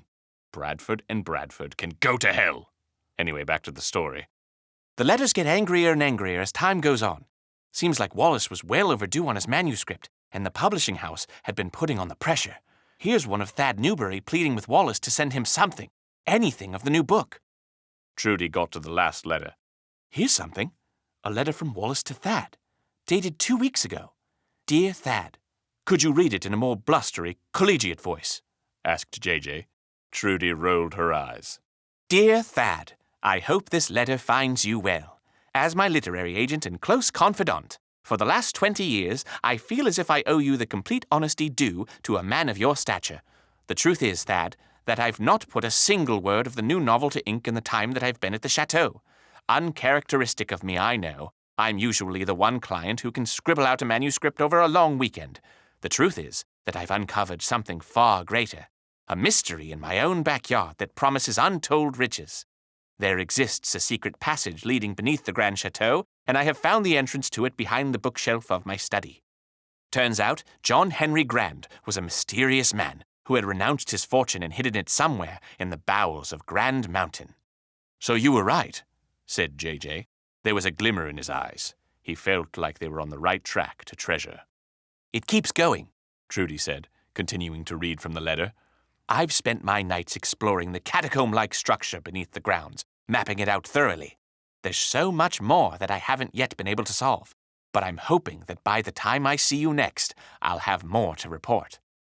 The mystery is nearly solved, my dear Mr. Newberry, until our next correspondence. Wallace P. Gross. Trudy placed the letter back where she found it. There's no more letters after that. Thad must have come straight up to the chateau after he got this letter. Makes sense. Maybe something went wrong with the two between then and when his head exploded. That still doesn't explain Marcella's involvement. True. JJ thought for a moment. It could be what triggered the murder in the first place. Maybe Thad and Marcella had a prior involvement where they knew they could get rich off the old man if they offed him. Maybe, said Trudy. Or maybe they found out he wasn't as off the rails as they thought he was, and they decided to grab the money for themselves. JJ placed the pile of clothes back on the suitcase. Luckily, neither of them can leave until this storm blows over, so we've got time. For now, though, I think I know where we need to go next. Chapter 7. Exploration Number 2. Valentine closed the door to their room behind him and breathed a huge sigh of relief. He found JJ and Trudy waiting expectantly for his return. How'd it go? Asked JJ. I think I might have just secured an advance for a 3-book series. Valentine plopped face down on the unoccupied second bed and heaved another sigh. Turns out odd-numbered boobs are a hot seller in the market. What? Asked Trudy. Valentine rolled over. It isn't important, and I'd like to scrub the preceding hour's conversation from my brain as soon as possible. What did you guys find out? Wallace and Thad, and their publisher Bradford and Bradford, were in a heated go-between for the better part of 3 years over a past-due manuscript, Trudy reported. JJ scoffed. Bradford and Bradford, those buffoons, they wouldn't know true art if it punched them in the nose. You're goddamn right. Anyway, said Trudy, Gross had actually been spending his time researching the treasure of John Henry Grande. Said he was close to finding it, and he just needed a little more time. Valentine raised his eyebrows. You were right. So what happened next? Then Wallace P. Gross's head exploded, and we found ourselves snowed in at a chateau with a suspicious-looking literary agent and a venom-filled old crone, both of whom either have very valid reasons to kill a writer or have verbally stated their projected enjoyment of killing said writer. You keep the letter? Asked Valentine. Could be useful evidence in case we need to take this to the police. Negative, Gumshoe, said JJ. That letter would do a better job of convicting us of breaking and entering than it would of solving this mystery.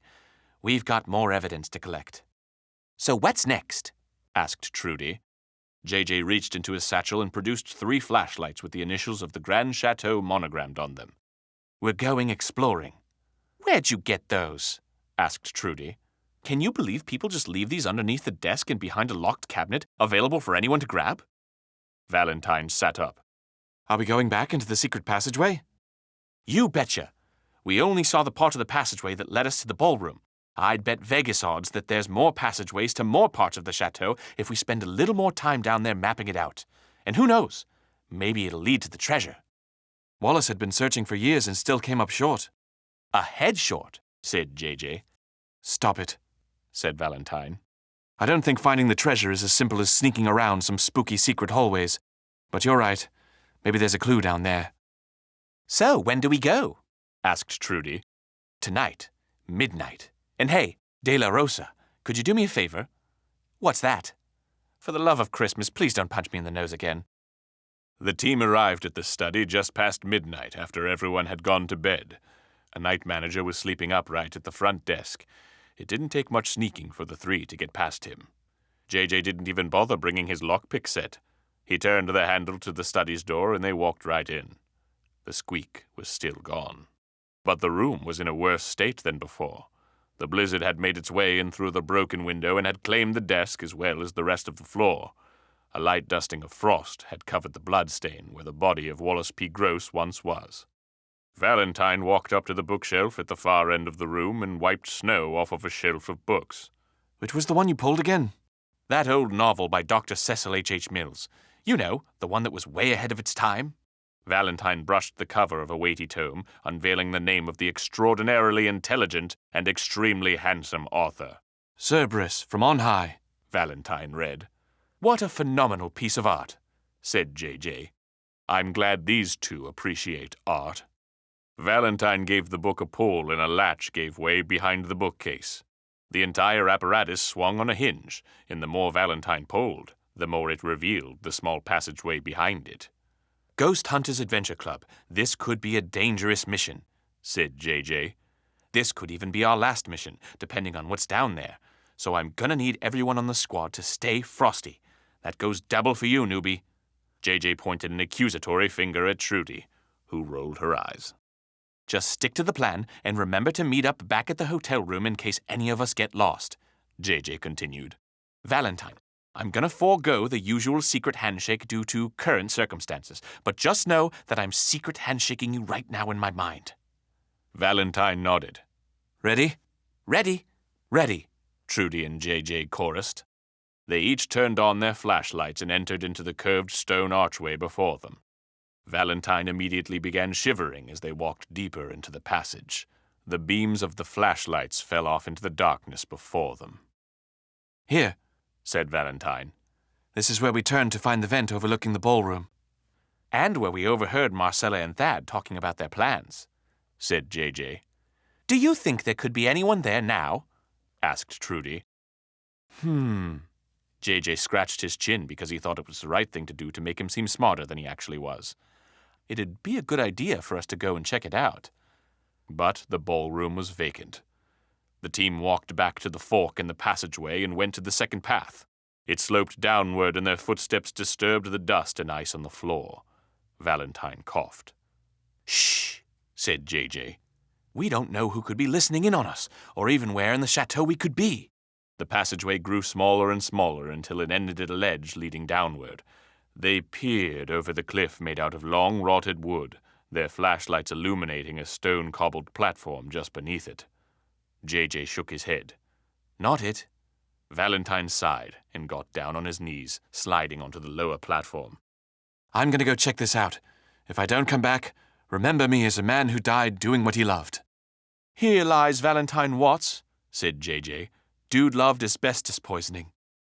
Valentine dusted himself off and walked down the passageway just beyond the sights of Trudy and JJ's flashlights. They waited, listening to Valentine's footsteps grow more and more distant. Trudy, you know you get promoted if he dies. Guys, come over here! Valentine's voice came from down the hallway. Trudy and JJ worked their way down the ledge and followed the sound of Valentine's voice to where he was standing. To his left was another passageway leading off into darkness, but before him was a solid wall made out of the same cobblestones that surrounded them. Congratulations, said JJ. You found a wall. Not just any wall, Valentine replied. Look here. Trudy and JJ peered closer at the two small holes in the cobblestone, spaced inches away from each other. Dim light leaked from the other end. Squinting, they honed in on the front desk manager snoring at his desk at the other end of the room. It's the chateau lobby, exclaimed J.J. Trudy pulled back from the peephole. We must be looking through the eyes of John Henry Grande, the ones in the huge lobby painting. Precisely, said Valentine. Whoever built these passageways must have used them to spy on the guests. I'll bet you there's more vents and peepholes looking out into different areas of the chateau. But why? asked Trudy. Beats me, Valentine said with a shrug. It's starting to sound like John Henry Grande was as strange as Wallace was. Maybe that's why the author admired him so much. 2 paranoid dead guys aren't going to get us any closer to finding this treasure, said J.J. But it might give us an idea of why he hid the treasure in the first place, said Trudy. We should keep searching these passageways to see if there's any more clues here. They trudged onward, now having to hunch down to keep from hitting their heads on the low ceiling. J.J. accidentally swallowed and spat out more centuries-old spiderwebs. The Ghost Hunters Adventure Club mapped out the secret passageways thusly. There were the lookout vents in the ballroom and in the lobby, of course. Traveling further into the labyrinth, they discovered spying ports through the base of an ornate candelabra in the library. There were additional viewports in the kitchen and the bar areas of the lobby. The passageways snaked through the walls of the chateau, providing vantage points to every common area. Why don't any of these passages go into the sleeping areas? asked J.J. Maybe that wasn't John Henry Grande's angle, Valentine surmised. I'm getting paranoid vibes from the guy, not creep vibes. There's a huge difference. They followed the pathways until they reached one final corner. Trudy reached out to feel a frigid draft. Is this the exit? Only one way to find out. J.J. fought to stop his teeth from chattering. Remind me to put in an order for Ghost Hunters Adventure Club branded parkas when we get down the mountain. They pushed forward, following the pathway down deeper into the darkness. Any light that had seeped in through the peepholes or cracks in the wall had vanished behind them, and before them the hallway sloped off further down towards a slatted metal grate, barely visible in the distance. The echoes of their footfalls on hard stone gave way to soft clunks of wood. J.J. looked down to see fresh snow blowing in from the direction in which they were heading. This must lead out to the courtyard based on where we are, said Trudy. Hey, how old do you think this wood is? J.J. asked. The rotten planks gave way beneath the trio and sent them tumbling downward. The 3 screamed as they plummeted the short drop and landed with a thud on the floor beneath them. Trudy coughed as dust shot up in the air. Where are we? Valentine asked between wheezes. They got back to their feet and shined their flashlights around them. Directly in front of them stood a large stone door with carvings on it. Behind them appeared to be a corridor. Ah, sweet, said J.J. A sub-secret passageway. When you're adventuring, you're lucky enough to find just one secret passageway, but when you come across 2, that's pay dirt. He walked up to the corridor behind them and shined his flashlight on it. The path had been partially obstructed by wood poles running horizontally from either wall. J.J. peered further in. Hey, have either of you ever seen a real human skeleton? Like, not a fake one, but one that definitely looks real and like it's been rotting for a while? Trudy and Valentine cocked their heads at him. Because I'm pretty sure this is one of those. The 3 adventurers grouped together at the mouth of the corridor and shined their lights through the wooden poles. Sure enough, there were the bones of a man propped standing up, the poles through his rib cage keeping him upright. What clothes hadn't rotted away hung in tatters off his body. Gnarly, Valentine commented. Trudy studied the skeleton intently. He must have been an adventurer searching for John Henry Grande's fortune. There. She pointed. He stepped on a pressure plate, walking through this corridor and... Her finger rose to the wooden poles. Yep, spears to the chest. A booby trap, said J.J. Looks like it. I guess we already solved this particular puzzle. It looks like he was heading toward this door behind us, Valentine said. I guess by falling through that wooden floor upstairs, we must have dropped in partway through this labyrinth. J.J. whistled. John Henry Grande, you continue to surprise me every day, you rich, eccentric, booby-trap-building man. He walked back to the center of the room. Well, on to the next puzzle. Wait, said Trudy. We could get killed down here. Killed upstairs by a murderous lit agent or crushed in the catacombs by an ingenious trap. What's the difference? There's treasure this way. Plus, we're the smartest detectives Harborville has ever seen. How true is that? asked Trudy. Anyway, said J.J., as he inspected the stone door at the other end of the room. Looks like there's an inscription here. He brushed the dust off of the coarse stone of the door, revealing words finely engraved into it. To you, adventurer who seeks my riches, he read aloud. I have traveled the world and learned its secrets that I may never repeat to another living soul. I have designed this labyrinth so that only the truest of seekers may find my treasure. Good luck, I say to thee, and may you find what you are seeking. This fella had a thing for theatrics.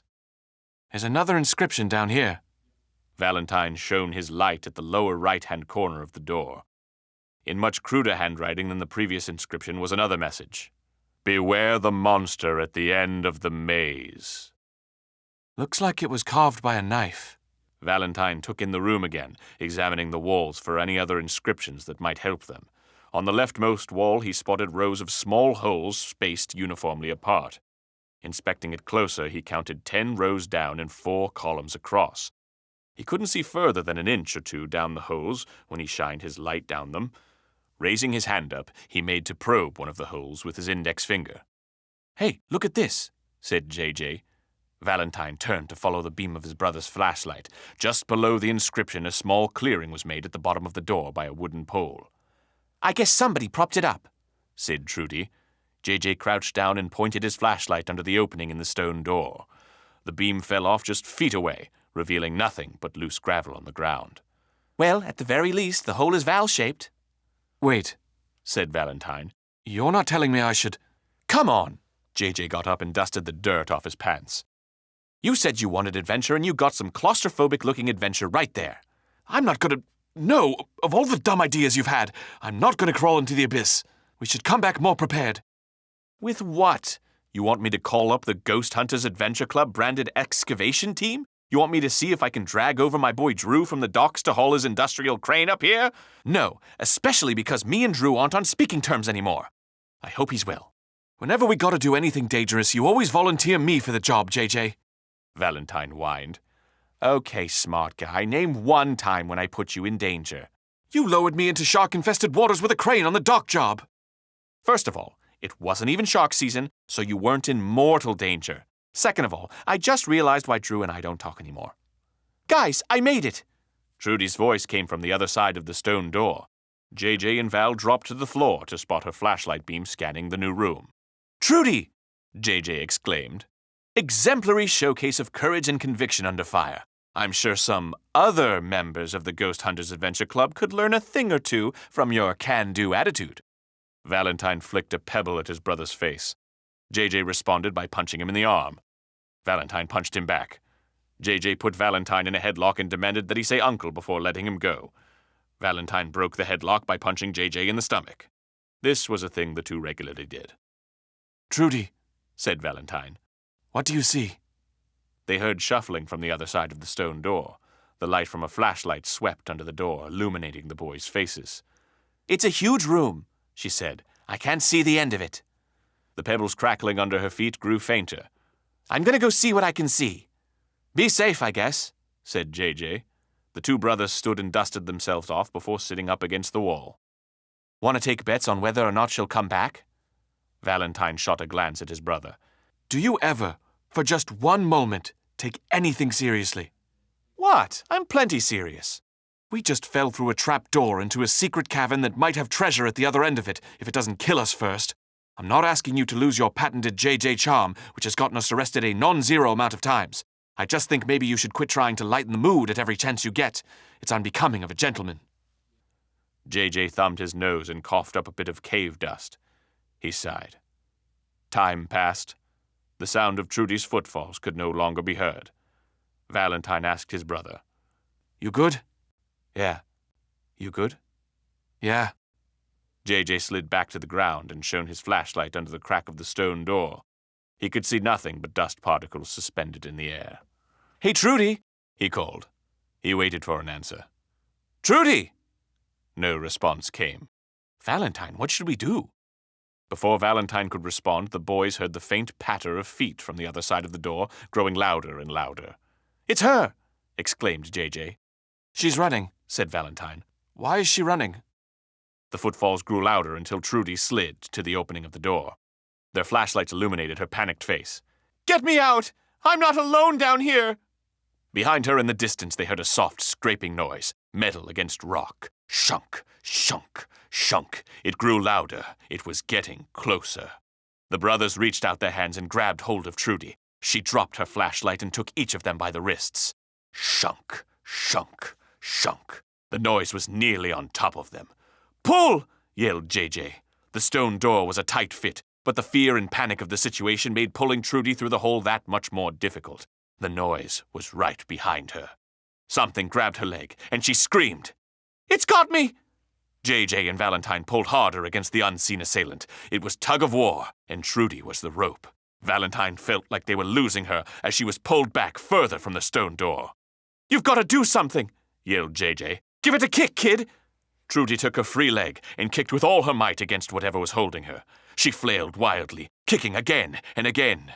A loud grunt echoed through the cavernous room when she connected with what she could only assume was a face. For a brief moment, she saw the man's hand gripped around her leg before it released. A body rolled backwards onto the ground behind her. "I'm free!" she yelled. The brothers pulled one last time and dragged Trudy through the small hole created by the propped-up stick. As she slid through, she knocked the pole propping up the door out of place, and the stone door slammed shut with a resounding thud. Trudy, Valentine, and JJ panted for breath on the floor of the secret passageway. Valentine felt as if he was about to have a heart attack. I try my hardest not to swear," JJ said between gasps for air.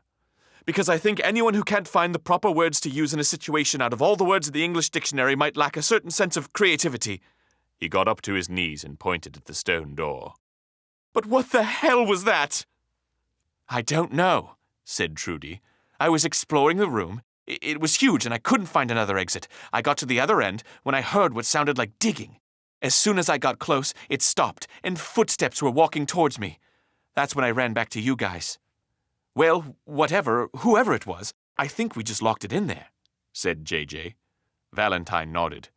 "As long as they're not strong enough to open that door." JJ glanced at the other two. "We should probably go, huh?" They dusted themselves off and climbed their way carefully out of the trapdoor they had created for themselves. They retraced their steps out of the stone passageways leading to the chateau and through the secret entrance in Wallace's study, making their way back to the boys' room without seeing anyone. Luck was on their side. At least, some of the time. Chapter 8. A Hypothesis.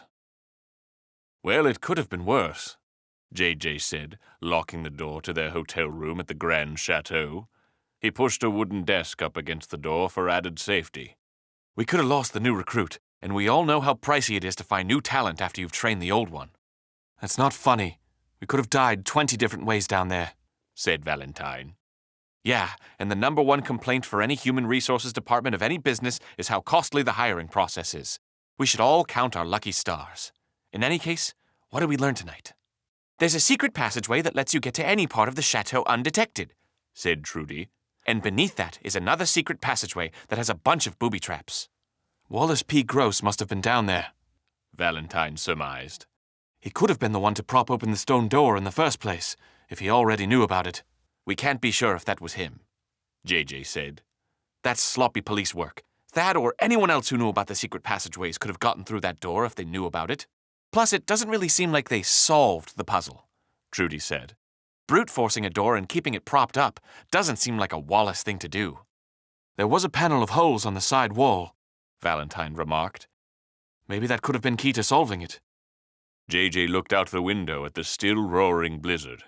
The weather hadn't let up and only appeared to be getting worse, from the looks of it. "Here's a hypothesis," he said. "What if the person who grabbed you in that cavern was Thad?" "Where are you going with this?" asked Valentine. "Hear me out. Thad knew about the secret passageway thanks to Wallace's letters. It makes sense that he would find the passageway beneath the chateau, perhaps in a different way from how we found it, but it's not entirely unreasonable that he could come across it. So he spends his nights solving the puzzles down there with the help of Marcella, who might not be strong enough to open a heavy stone door, but is definitely smart enough to avoid getting impaled by spikes. It'd explain why Marcella meets with Thad," said Trudy, "and it makes sense that they would want to avoid arousing suspicion. So that means we left Thad down there in the cavern," said JJ. Unless he's strong enough to get through that door, or smart enough to finish the puzzle to get out of there without dying. He wouldn't try to, said Valentine. A smart man knows when and where he's dumb and who to ask for help. He said that to me when I was pitching Boob Quest to him. Boob Quest? Trudy echoed. It's not important. Look, if that's Thad and we really did trap him down there, he's smart enough to wait for Marcella to come down and rescue him. If we can pin down Thad in the secret cavern and then have Deputy Park find the correspondences between him and Wallace in his room, that has to be enough for an arrest, said JJ. But what about Marcella? Asked Trudy. But what about Marcella indeed? JJ thought for a moment. All right, Trudes, I've got a mission for you. Marcella P. Gross has been way too suspicious and obviously knows something we don't. We need you to find out what that is. Why me? It's taken me all of 2 days to realize you could probably crush us both with your mind if you truly felt the desire to. Marcella's got a whip for a tongue and might try to trick you into selling your soul to the devil in exchange for a blues guitar. But if anyone's got a shot at interrogating her and finding out exactly how and why those two literary types offed Wallace, it's you. Trudy nodded. I can do it. That's the Ghost Hunters Adventure Club spirit. But how should I do it? A very good question, replied JJ. One that I don't know the answer to. Frankly, and this is me being vulnerable with my truths here, but frankly, I'm afraid to even look at the woman. You could try to appeal to her sensibilities, Valentine suggested. Maybe there's some common ground you two could find that would make her trust you.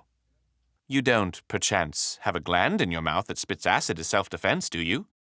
Asked JJ. No, Trudy replied. But I think I can figure something out. Chapter 9. The Parlor Accusation Scene. Sitting at the front desk of the Grande Chateau, Trudy yawned. The events of the previous night had been exhausting, and she stayed up even longer trying to figure out what to say to Marcella. She ended up studying the Ghost Hunters Adventure Club Field Manual section on advanced interrogation techniques, since it was the only literature on it she had. She scanned the lobby. No sign of Marcella P. Gross. However, she spotted JJ and Valentine Watts in the back of the restaurant having breakfast. JJ had his usual stack of pancakes, waffles, eggs, bacon, Canadian bacon, and turkey bacon that he ordered off menu.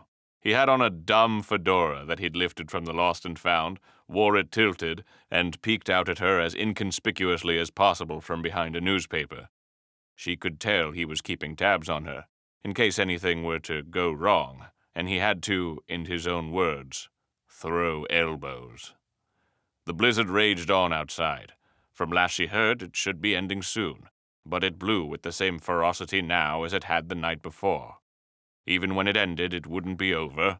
The denizens of the Grande Chateau would then have to contend with the gargantuan snowdrifts before they could finally get down the mountain. The team had spent the entire morning trying to locate Thad Newberry. Going up to his room and listening through the door proved fruitless. Not even sports on TV. None of them spotted him in the common hallways of the chateau. JJ held on to the theory that they had locked Thad in the secret passageway beneath the chateau that led into the mountain the night before. If that were the case, they would have to solve the mystery soon, or else another person's life could be at stake. The elevator dinged and Marcella P. Gross stepped out in a black dress, black fur coat, black fur hat, and a set of white pearls as accent. She marched in a direct line toward Trudy, whose heart began racing. She had expected that she would have to track the writer's ex-lover down later in the day, hopefully with enough time to come up with a better idea than the none she had. Beads of sweat began to form on her brow as the woman arrived at the front desk. Good morning. I've come to once again complain about the amenities of this establishment. Trudy's eyes darted back and forth in search of a response. She caught eyes with JJ from across the room. He nodded encouragingly from behind the funny pages of the newspaper. What seems to be the problem, Miss Gross? Nice. Good start, Trudy. Marcella let out a long sigh. Once again, your hotel staff has placed my bedsheet in such a way that the tag is at the head of the bed. It doesn't take a world-class establishment to know that the tag is meant for the foot of the bed. How am I supposed to get my rest if I have to spend half the night stripping my bed and rearranging my sheets? Here was an inn if Trudy ever saw one. You know, she said, I've yelled at the housekeeping staff on more than one occasion about their lack of attention to detail when it comes to bedsheet tags, Miss Gross. I don't care if they're freshly washed. That side of the bed is where feet go, and I'll not hear another word of it. Marcella raised an eyebrow suspiciously. I'll bet. Deciding she needed to drive this further home, Trudy leaned in for effect. I even once caught them putting on pillowcases inside out. Unforgivable. Marcella couldn't help but gasp at the thought of such cavalier attitudes towards hotel amenities. Well, I hope you give them yet another tongue-lashing for my sake. The nerve of some people when it comes to bedding. Ms. Gross, it will not be the first time and may regrettably not be the last, but give me time and resources and I'll have this chateau in proper working shape as soon as possible. Thank you, Marcella said in the tone one takes when they finally feel understood. She turned to leave, but doubled back upon a thought. I may have been wrong about you.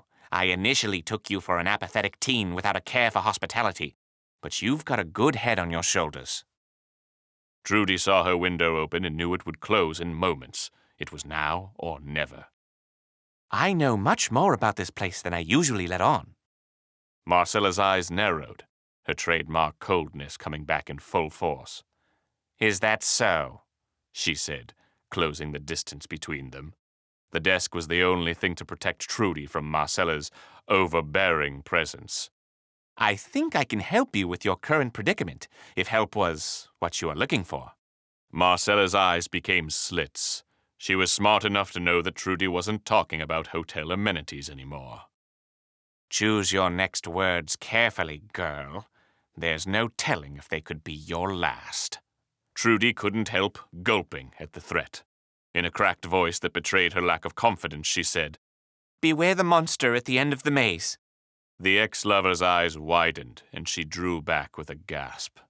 What are you even talking about? Listen, I know things you might already know, and I know things you definitely don't know. I know you and Thad have been in league, but I think I have something I can add to the team if you would let me. Maybe we could help each other. Marcella's expression changed from one of confusion to one of shock to one of anger in the space of moments. She drew back and slapped Trudy with all her might. Trudy gasped in pain. Don't you dare try to butt into my private affairs! The entire lobby full of patrons fell dead silent upon hearing the slap.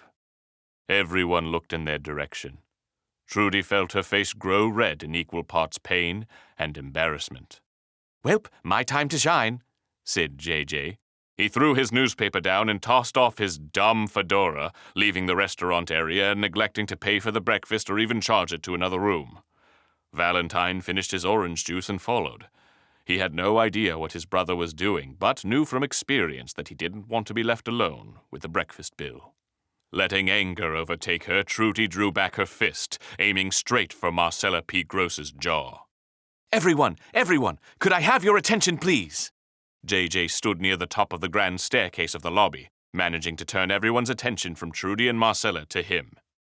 Gather round, everyone. I have an important announcement to make.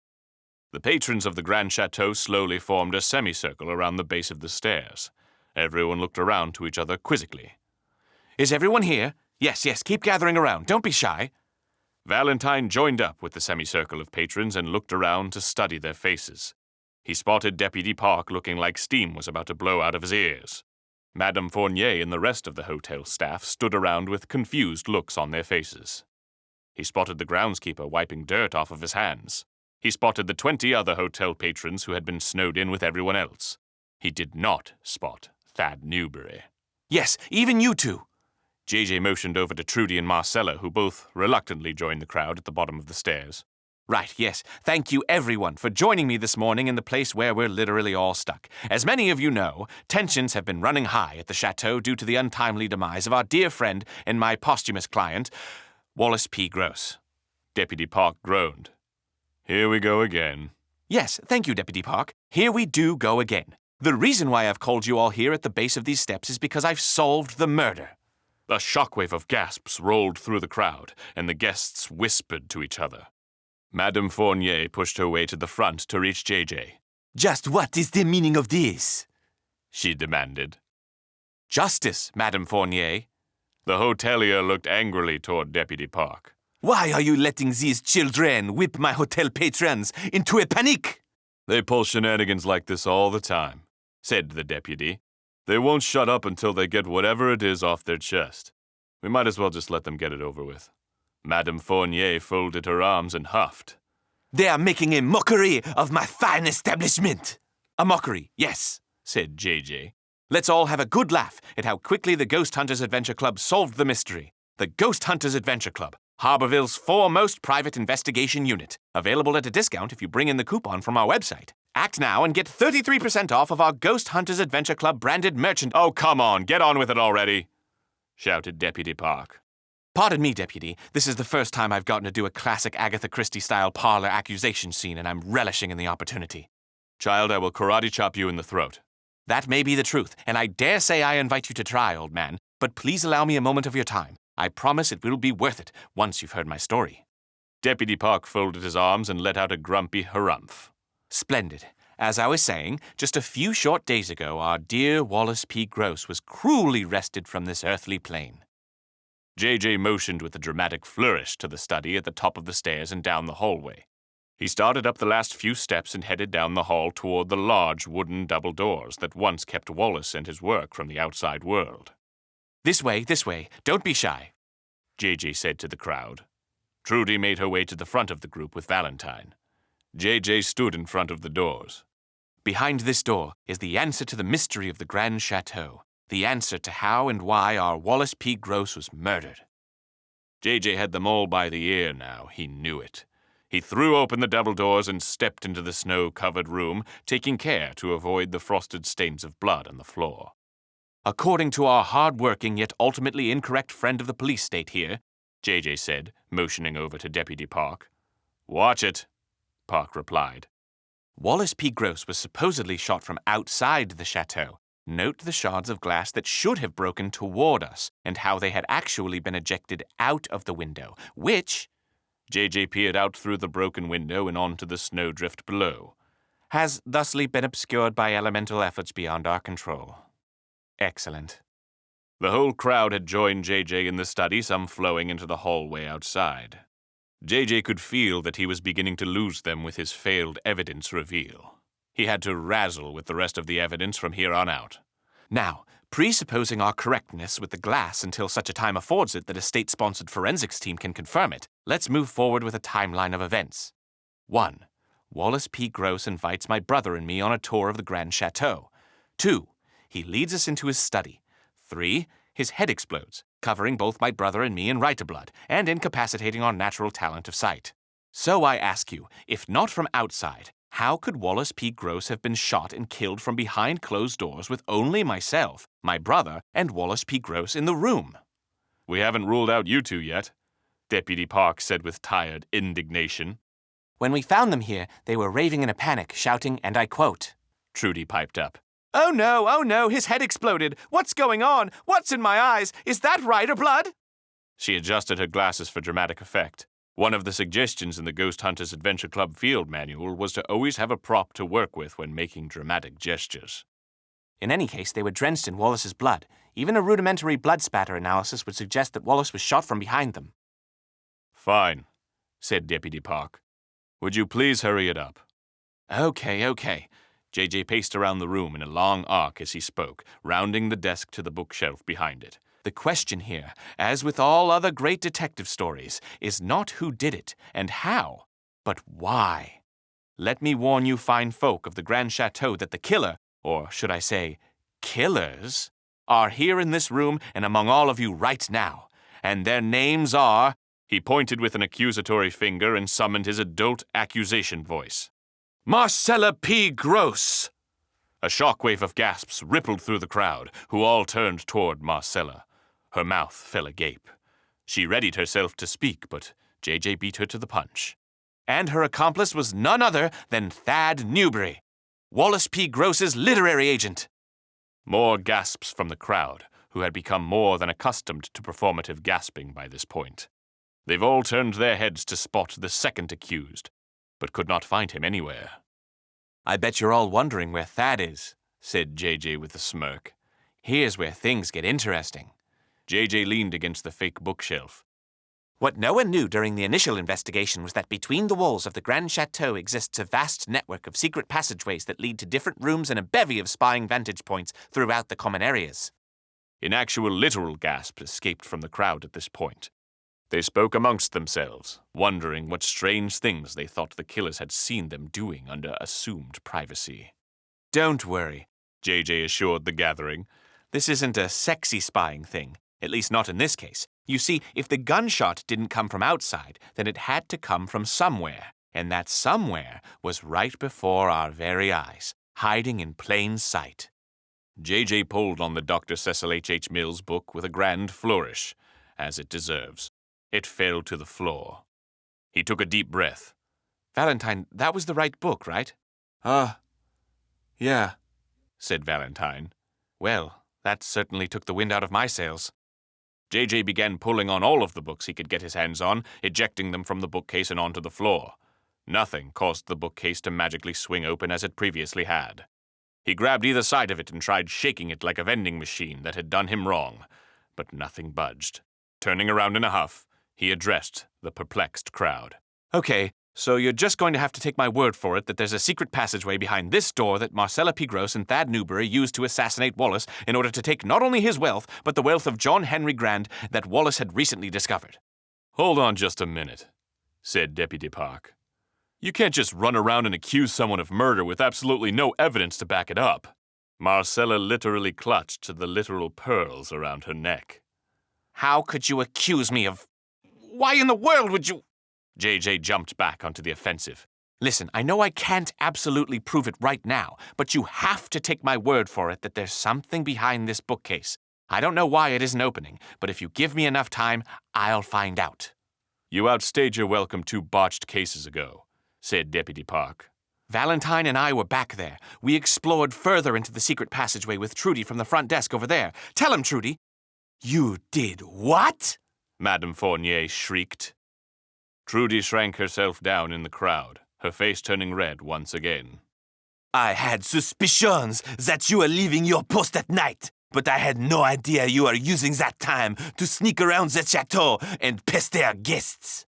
Trudy stared down at her feet, not knowing what to say, but definitely understanding that silence was a valid option here. We will discuss this later, said Madame Fournier in a decidedly you-will-be-fired kind of tone. JJ felt his grip on the situation loosening. On the night of Wallace P. Gross's murder, we overheard a heated conversation between Marcella and Thad. Do you remember that conversation, Miss Gross? Let's just make sure we're not seen together for the rest of our stay here. That should be enough to throw people off the scent. Marcella stared, mouth agape, at JJ. This was perhaps the first time since he had met her that her expression betrayed her usual ice-cold demeanor. Tears were welling up in her eyes. And just where is Thad? Said JJ. Well, it turns out that there was more to the secret passageway than we had initially thought. And who else should we find down there but Thad Newberry? Did you actually see him, or is this another one of your half-truths? Asked Deputy Park. Well, we didn't see him. It was dark and we were being chased, but we managed to escape his grasp and trap him in one of the rooms of the underground passageway. And that's why, JJ said, feeling like he was winning over the crowd again, if you look around right now, you'll note that everyone here is present and accounted for, except Thad Newberry. Where is he, I ask, if not trapped underground after having murdered Wallace P. Gross and then using his manuscript to try and steal John Henry Grande's fortune from right under all of our noses? Wait, said Deputy Park. Even if I believed you, which I guarantee you I don't, did you literally just admit to trapping someone and allowing them to freeze to death in an underground passage? Yes, JJ said, but immediately went on to qualify. But it was a life-or-death situation that left us with no other choice. Plus, I think the insulation was pretty good down there, don't you think, Val? it was pretty good insulation, Valentine said, nodding. What are we all talking about? Thad Newberry said from the back of the crowd. The entire group of hotel patrons craned their head to see the man in nothing but sunglasses and a towel. Well, said JJ, trying to spin this in his favor. if it isn't the man of the hour, how'd you escape from the stone door? How'd I escape from the what? Don't play dumb with me. We know that you murdered Wallace P. Gross in order to obtain his wealth and the wealth of John Henry Grande. I did what? The jig's up, Thad. You and Marcella conspired to kill Wallace. You knew about the secret passageways. We have evidence to back this all up that you didn't hear on account of you coming here late because you finally escaped from under the stone door and then, I guess, took a shower. Geez, said Thad. A guy wakes up and takes a shower and walks outside forgetting his room key, and this is how he's treated. But you weren't in your room, Valentine said. You always keep sports on the television, even when you're sleeping. This morning it wasn't on. You only turn it off when you're not around. You are correct, said Thad. He began visibly perspiring. So where were you, book boy? Asked JJ. I was... Thad stammered. He looked around the room at all of the inquisitive faces of the patrons of the Grande Chateau. His eyes darted from person to person, searching for anything that would help him. Fine, I'll confess. The sea of patrons parted to reveal Marcella P. Gross, tears streaming down her face. He was with me, she said, her voice a crackling, sobbing mess. In my hotel room. We've been having an affair. It was JJ's turn to gasp dramatically. What? Well, I suppose it wasn't exactly an affair. Wallace and I have long since been divorced. But if he ever found out, I knew it would destroy him. That's why I've been keeping it under wraps for so long. Thad Newberry hung his head in shame. It's true. Ah, geez, said JJ, pinching the bridge of his nose and wincing. That's what you meant when you said, let's just make sure we're not seen together for the rest of our stay here. You two were knocking boots. We were romantically intertwined, yes, said Marcella. She sighed deeply, looking around the room. Wallace even delivered a note to me the day before he died. At least I think it was him. It was in his handwriting, but it was cut in half.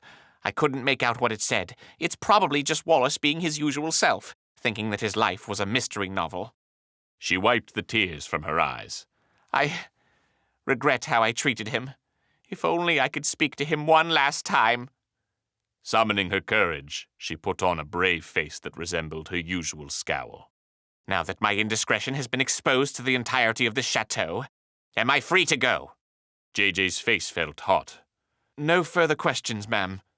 Deputy Park took control of the room. Okay, not that I was holding anyone here, but you're all free to go about your day and do whatever it is you've been doing. I think I might sit down to brunch myself if anyone's interested. The entire crowd began dispersing out of the study and back down to the lobby. JJ discreetly tried to join his brother in the crowd, avoiding eye contact with Deputy Park. Except for you two, said Deputy Park, grabbing the brothers by their collars. He squared up to the two boys, puffing out his chest, and looked like he was ready to explode. I've long since had it up to here with you two, but this is a brand new level of trouble you boys have gotten into. We were just trying to help, Valentine said in their defense. Help? Deputy Park scoffed. The only thing you two helped do was embarrass a widow in front of an entire chateau's worth of people. I hope you're both proud of yourselves. Listen, said JJ. No, you listen, you little punk. This is a real-life crime scene, and your all-American boy detective act has done nothing but make things worse, and potentially have you committing more crimes. This is your last warning. If I even catch a whiff of you two trying to snoop around, I will throw you off this mountain myself. Chapter 10. Interlude. Well, it would appear we're far enough into the book that I can assume the literary agents and early reviewers have stopped reading by this point, so I think this affords us time to have a little chat. Hello, listener, it's me, best-selling author and 1985 record holder for most swear words used in an interview in 1 minute, Dr. Cecil H.H. Mills. I hope you're comfortable wherever you're listening to this, whether in your favorite comfy chair, at the library, or in the event that this audiobook has lasted into the near future on your allotted 6-minute break underground in the salt mine that the robots have forced you to harvest. They can't harvest it themselves because the salt corrodes their circuitry. Remember this, and rise up. I'm where I've been since the last time we checked in, still tapping away happily in my snowy mountain escape in the woods. I've been here for the last few weeks and have been enjoying my lack of human contact. The only people I've talked to so far are the mailman, the gentleman at the corner down the way, and the sock puppet I created for whenever I feel the overwhelming need to scream at someone. There is one other person, though. I see him infrequently and always at night. He stands at the edge of the woods on my property, just far enough in the brush to obfuscate his face and body. He doesn't move, even when I shine a flashlight on him, but when the light bounces back at me, I always see a flash of steel. Is he holding something in his hand? Why does he stare at me? Is he staring through me? Sometimes I wake up at night to a light scratching at the windowsill in my bedroom. Metal against glass. I'm too paralyzed with fear to move, so I just lie there and listen. The scraping turns to tapping. Tap, tap, tap. Eventually, the tapping becomes a whispered voice. Cecil, come outside, it says. Come pay for your sins. It's easy, Cecil. You just have to unlock your door and come outside. I'm sure the two things are wholly unrelated, but just in case they might not be, I figured I'd mention it. I should leave something for him in case he gets hungry. Maybe he likes baked bread. Anyway, listener, I'm sure your time is as valuable as mine, so let me try and make this chapter useful for you. In case you have to write a book report on Ghost Hunters Adventure Club and the secret of the Grande Chateau, I'll just go ahead and tell you the things you need to know to make it as easy as possible. The theme of this book is that children are idiots. Now, before you go writing angry letters to me, dear listener, dear, sweet listener, beloved, beautiful, darling listener that I cherish, you paid for this book. And for you to do that, I believe puts you an intellectual cut above the rest. You're cool. Keep up the good work, buddy. The Watts brothers, however, should not be trusted to tie their own shoes, let alone go and solve a mystery. By this point, they have committed so much obstruction of justice that it would supply enough material for a different crime-solving duo to take them down in a brand new series of detective novels. The very instance of them entering a crime scene the way they did would, by letter of the law, render all of that evidence inadmissible in court. Their actions are reckless, dangerous, and all around incompetent by any rational person's standards. This book exists as a cautionary tale to all of you who read it, so that you may avoid the mistakes caused by and be fallen onto these two half-wits. But hey, adventures sell books, right? That's what the kids want to read, right? At least according to my lit agent, that's what they want. Kids these days don't want the real page-turners, not like the books of yesteryear. No publisher would take my 1,003-page treatise on the human condition or my collection of short stories exploring interpersonal interconnectedness through the lens of a man who saw the future, but only as far as the next time he farted. So here I am in my cabin punching out boy detective novels on my time-tested Remington Elytra I once bought in a thrift store that had strange symbols from some Baltic state. Feel free to mention all of that in your book report. Let's give you some easier things to write about. The motorcycle I mentioned in the first chapter that I guarantee you will not come up again in this or any one of my other books was missing its kickstand. Feel free to write a 500-word essay about how that missing kickstand represents a fractured sense of shared self between the brothers. The scar on JJ's nose that he doesn't like talking about represents a past he's running away from, that I'm running away from, that we're all running away from. You can cite this section of the book as a primary source because I, the writer, am telling you what it means. If you try to suggest otherwise, I will phone your teacher and argue for a lower grade. I guarantee I have the time and enough impotent rage to do that. What else? Hell, let's move on to the other books in your curriculum. The green light at the end of the harbor in The Great Gatsby represents Jay Gatsby's love of marijuana. The grapes in The Grapes of Wrath represent the pair of stones that John Steinbeck must have had to expect me to read all the way through that snore fest. Holden Caulfield is a whiny baby, and you can't even play baseball in a field of rye. Hold on, my phone's ringing. I walk over to the one rotary landline phone in the cabin, my only electric connection with the outside world. The phone rings 3 times before I pick it up. Hello, I say. Mr. Mills, it's me, J.J. Watts. I know, I say, because I'm the one writing this right now. I'm having the conversation in my head and I'm putting it into a typewriter. I know it's a little metaphysical, but please try and stick with me. I hear silence on the other end of the line and remember that I forgot something. Also, it's Dr. Mills. Remember, I have a doctorate. Right. So anyway, you probably know why I'm calling, being that you're the one holding the reins, right? You're calling because you're at a dead end and you need some hints to solve the mystery. Exactly. Well, I'm sorry, son. I'm not running a wayward home for lost sleuths here. I pull the receiver away from my ear and begin to put it away, knowing full well that JJ isn't done here. Wait! I put the receiver back to my ear. Cut me a little slack. This is our first book, and we're in a pretty rough spot. I tried to do the parlor room accusation thing, but it completely backfired, And you made an old lady cry. I know. See, kid, your problem was that you were too quick to come to a conclusion, and you let that drive your detective work, making you bend clues to fit your own narrative. This is sleuthing 101 here. There's a long pause on the end of the line, then, Yeah, I guess you're right. So maybe you just have to look at things from the beginning. All the clues are there. I'm very good at foreshadowing, you know. I know, but listen, neither you nor I want this book to be any longer than it needs to be. I know you're not getting paid by the word, so if you don't want to write 50 extra pages of my brother and I shaking each chateau patron down one by one in the most boring, monotonous way possible, I think that it would benefit everyone if you pointed me, Valentine, and Trudy in the right direction. I sigh. Here's the thing. I don't know how the book is going to end. Honestly, I didn't even think I'd get this far. It's a miracle I could type out this many pages of young adult fiction without throwing my typewriter into a river. Surely you must have written an outline before you started. Outlines are for cowards. I hear a long groan from JJ and some loud thumping noises. He doesn't tell me what that is, but since it's all coming from my head, I'll let you, the listener, know that JJ was repeatedly kicking the desk I supplied for him and his friends in their upgraded suite. Listen, young blood, I start. I'm only going to say this once, and I don't want it to read as if I have an ounce of kindness in my body. But what you, Valentine, and Trudy lack in textbook detective skills, you make up with your indomitable spirits. I built you three to be tougher than whatever life can throw at you, and together, you kids could take over the world.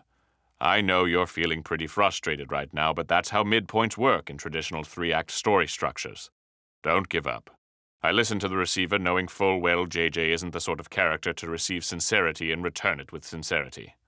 Blow it out your corncob pipe, Doc. There we go. Listen, I say.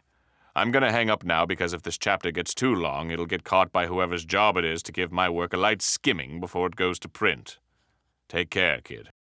I hang up the receiver and walk back to my Remington Elytra situated at the window of my cabin. The man is back again at the edge of the woods. He looks like he's in better spirits today. Now, where was I? Act 2. Chapter 11. A New Plan. JJ placed the phone back on its hook and sighed. Well, that was useless. What did he say? Asked Valentine. He and Trudy sat on the bed behind JJ in their room. Just some writery crap. Something about the dominance of the human spirit or whatever. Nothing that actually helped. He walked over to the other bed in the room and face-planted onto it. Well, that's a dead end for me. I'm ready to go back to my original theory of ghost, but with gun. JJ dragged his face from the comforter to face the two. Trudy, what happened to your name tag? Trudy looked down at her blouse, noticing the rectangular pattern where stitching had been removed. Madame Fournier called me into her office and fired me. Told me that if she found me snooping again, she'd have me arrested. But I got to keep the dress since it came out of my paycheck. Good thing you have your detective career to fall back on, said JJ. Trudy glared with the appropriate amount of hatred for JJ. I should have never gotten involved with you two. I should mention now that technically we only pay an exposure, replied JJ. We also don't offer any health insurance. Legally, Ghost Hunters Adventure Club is a religious organization, and you're gaining volunteer hours that should look pretty good on a college application. But no, I will not write you a letter of recommendation. I'm sorry that happened to you, said Valentine, showcasing the assumed northern limit of human understanding that existed between the two boys. Whatever, said Trudy. I can't change it now. So I guess we're back to square one, Valentine sighed. We're no closer to catching the killer than we were on day one. Catching the killer and finding the treasure, said JJ. Please don't forget about the treasure. You sure can't stop thinking about that treasure, can you? Trudy remarked. Someone has to keep their priorities straight. Trudy idly examined the ceiling of their hotel room. There has to be something we're missing. What if we looked at things again from the beginning? All right, Valentine agreed. A few days ago, JJ and I got a call from Wallace, and then we rode up here on our motorcycle. No, even further back. When did Wallace first become obsessed with John Henry Grande? He said he'd been coming here since he wrote his very first novel. He even met his wife here. I think he first mentioned the treasure in that letter to Thad, but must have known about it long beforehand. What if finding the treasure was what he considered to be his last mystery? JJ spoke up. This conjecture lit a spark in Trudy's brain. Or what if we are his last great mystery? JJ's ears perked up. He pushed himself up and sat on the bed. What do you mean? Think about it. His ex-wife and agent are at the chateau in time to witness his death. He called 2 private investigators up the mountain to be around when he dies.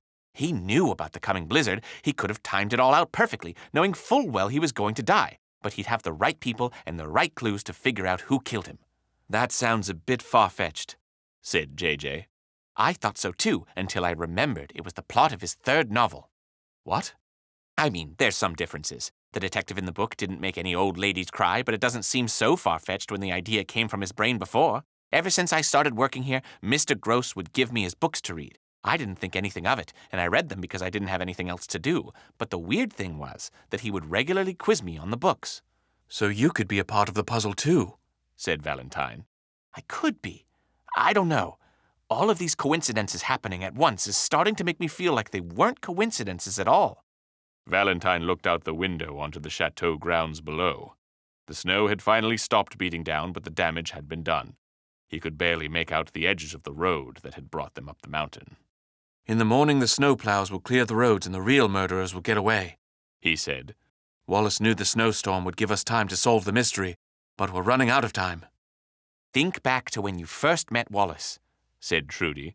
If he was giving me clues, then he must have been giving you 2 clues as well. JJ thought for a moment. The first thing he did when he met us was ask us whether we were as good of private investigators as we said we were. Naturally, I embellished, but then he took us on that strange tour. Wasn't it weird that he made a point of telling us the first letter of each location? Asked Valentine. JJ nodded. Library, courtyard, ballroom, study, LCBS. What could that mean? There were plenty of coded messages in all of Wallace's mystery novels, said Trudy. It could be directions, a key code, or even an acronym. JJ thought hard. Loners can't be sorry. Lousy coffee brings serendipity. Look, counting backward sucks. That last one is pretty true, don't you think? What about the note Marcella received from Wallace before he died? Asked Valentine. The one that she can't read. Maybe it has something to do with that. JJ groaned. I'd like to cordially request that we pursue other avenues than speaking to Marcella. Right now, she's liable to rip my still-beating heart out with her bare hands after the stunt I pulled. Let's give that some breathing time, yeah, said Trudy. Is there anything else we can go off of right now? Valentine stared out the window, deep in thought. With the flurry now died down, he could make out the far-off lights of Harborville down at the base of the mountain. He searched his mind and ran through the tour with Wallace over and over again. There is one thing, he said. When Wallace was showing us the ballroom, he said something peculiar. Maybe you two should cut a rug in here sometime. We thought he was just being his regular brand of eccentric self when he said it, said JJ. But what if it was a clue? So he wants us to go and do a dance number? Asked Valentine. It's worth checking out. And, to be honest, it's much more preferable to having my head bitten off by an emotional widow who just had her infidelity broadcast to a chateau's worth of people. I'm game, said Valentine. It's the only direction we can go in right now. What about Deputy Park? Asked Trudy. His threats, plus me getting fired, mean we're all redlined. If he catches us snooping around, we're all in a world of trouble. I'm not too worried about it. By this point in my life, I've done a master's thesis on avoiding cops, said JJ.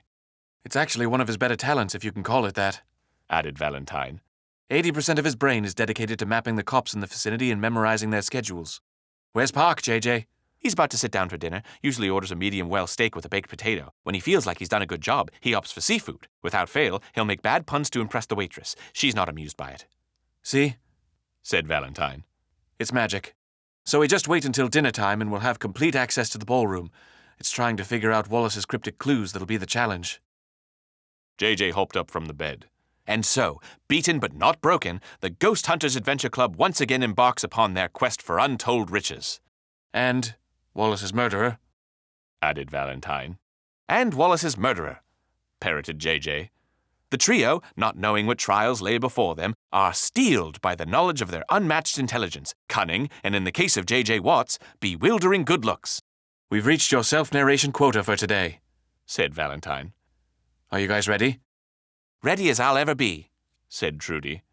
Trudy, it's time we teach you the secret handshake, JJ said. The condensed version. You can't handle the long version yet. It's too future. But when the time comes, you'll know. Chapter 12, The Ballroom Puzzle.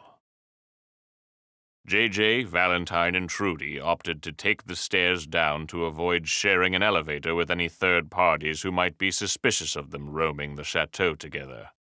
Luckily, the dinner-time crowds had left the second floor at the top of the grand staircase empty and undisturbed. JJ crouched against the railing and peeked over the grand staircase. From his vantage point, he spotted the top of Deputy Park's head, seated in the chateau's restaurant. Looks like he's starting on appetizers. We've got plenty of time. Madame Fournier isn't around here, is she? Asked Trudy. I really don't want to be arrested. Doesn't look like it, kiddo, replied JJ. But being arrested isn't so bad. You should try it sometime. The trio snuck over to the ballroom doors. JJ kept his lockpick set in his satchel just in case, but knowing the rule of threes in comedy, he figured he wouldn't need them. And he was right. The doors swung open to reveal the empty ballroom. We can work with this, said Valentine. Trudy closed the door behind them and they wandered in, taking stock of the place. There were chairs stacked against the far corner of the room, some circular tables with chairs dotting the walls surrounding them, and a beautiful crystal chandelier hanging above them in the center of the ballroom. The room was cast in a warm glow by the electric candelabras affixed to the walls. Hold on, said Valentine. He looked around the room, trying to picture it in his head from a certain angle. Thad and Marcella were having their conversation right here, he said, creating a frame with his thumbs and forefingers. So that must mean... He turned directly behind him and pointed toward a small vent at the top of the wall. We spotted them from right here. Trudy and JJ joined Valentine to examine the vent. What should have given them a small vantage point into the secret passageway was now covered from the inside. Looks like plywood, said JJ. It makes sense, right? Valentine said. Whoever the real killer is must have known that we were down there and sealed the entrances. It had the benefit of making you look like a damn fool when you tried to accuse Marcella and Thad. I'm extraordinarily aware of how much of a damn fool I look like, said JJ as he walked to the center of the room. All right, team, let's solve the mystery of whatever the hell Wallace P. Gross wanted us to find down here. Valentine, come here. What's up? Grab my waist. What? Grab my waist, repeated JJ. Wallace P. Gross wanted us to cut a rug, so we're gonna cut a rug. What's that gonna do? I don't know. There's probably pressure-sensitive plates that, when pressed in the right order, will reveal a hidden passageway, or something that'll lead us to the treasure. And the murderer? And the murderer, repeated JJ. See, Wallace P. Gross was a master of creating puzzles. Ain't that right, Trudy? Right, Trudy said absent-mindedly. She was off searching in another part of the room. JJ wrapped his arms around his brother in an awkward embrace and began swaying slowly back and forth. There's certain rules you play by when you're creating puzzles. First, you have to give the player a goal that they have to achieve. He twirled Valentine and pulled him into a tango, leading him around the room. Then you have to give the player tools to achieve that goal, he said, dipping his very uncomfortable-looking brother and bringing him back upright. Then, leaving his brother to do a little solo freeform work, JJ shimmied back toward the center of the room. So in our case, the goal is whatever Wallace left for us in here, and the tools provided to us are our slick, show-stopping dance moves. Arriving in the center of the room, he did a couple of high kicks, and then worked his way into a tried-and-true windmill spin. He transitioned that into a classic b-boy freeze, resting with his hands on the floor and his legs in the air. Do you think we should try the cha-cha slide? He asked, out of breath. Guys, come over here. I think I've figured it out, Trudy said from the other end of the room. JJ broke his freeze, and he and Val rushed over to where Trudy was crouching by a stack of chairs. She was staring at the floor. What is it? Asked Valentine. Doesn't this piece of carpet look strange to you? She said, pointing down at the floor. Examining the carpet closer, the brothers noticed there was a small square patch that was a slightly different hue of red than the rest of the floor. It was held in place by several loose stitches. Wallace P. Gross's mysteries were almost always about saying one thing but meaning another, said Trudy. What if, by telling you guys to cut a rug, he actually, literally, meant to cut open a rug? It's worth a shot, said JJ. Once I start doing the Cupid Shuffle, I've officially run out of ideas. He reached into his satchel and produced a Ghost Hunters Adventure Club branded plastic letter opener. The idea was to pass these out, and if, hypothetically, you were sent a ransom letter made out of pasted-together magazine clippings, you'd be opening it with a novelty gift that had our logo on it. He wedged the letter opener in between the stitchings and began cutting. Before long, he had extricated the square patch, revealing a bare patch of concrete. Load of good that did, he said.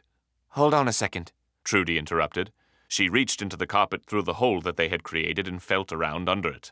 Probing with her fingers, she soon grabbed hold of something. She pulled her hand out, revealing a small piece of paper that looked like this. Now, there is a photo of this in the printed version of the book, and I will describe it to you thusly. It is a series of footprints, side by side, in a spiral formation, spiraling outward, with lines and dots and arrows, denoting some kind of... As a matter of fact, why don't you just pause this recording and go to your local bookstore right now and pick up the printed version of Ghost Hunters Adventure Club. Just tell them Dr. Cecil H.H. Mills sent you. You won't get a discount or anything. It'll just give you an air of power. All right, back to it. What's that? Asked Valentine. Trudy held it to the light and turned it around in her hand. I think it's dance notation. The steps might correspond to a sequence of dance moves, but I don't know how this is going to help us. Oh, that's easy, said JJ as he grabbed the card and walked to the center of the ballroom. Remember what I said about puzzles needing tools to be solved? Turns out I was right all along. I just didn't have the right dance steps. JJ stood under the chandelier and pointed himself toward the entrance to the ballroom. These steps don't say where to start, so I'm going to orientate myself toward the door, since as long as I've known Wallace P. Gross, he had an affinity for opening and closing doors. Valentine, may I have this dance? Valentine sighed and joined his brother at the center of the ballroom, giving him his hand. JJ wrapped one arm around his brother and placed his other hand, holding the dance card, over his shoulder so that he could still reference it. Couple steps this way, over to here, then we twirl around in a circle and we end up here. JJ looked at his brother. You feel any pressure-sensitive plates while we were dancing? Valentine shook his head. Right. Then it has to be something else. He thought for a moment, making sure to maintain his correct position in the ballroom. I've got it, he exclaimed. JJ drew a direct line with his hands towards the wall he was facing, then walked directly toward that wall. Wallace P. Gross, you sneaky snake, he said. If my suspicions are correct, then this, he said, grasping the electric candelabra in front of him, is where we need to go next. With all his might, he pulled down on the lighting fixture. At first, a crack formed along the edges where the brass met the wall. Then the whole fixture came loose, pulling a chunk of drywall with it. The light hung by an electrical cord as dust settled around JJ's feet. Maybe there's another note inside the wall, he said. Peeking in, he only found more electrical wiring and some insulation. He left the light hanging off of its cord and walked back to the center of the room. The bad news is that I've committed serious property damage.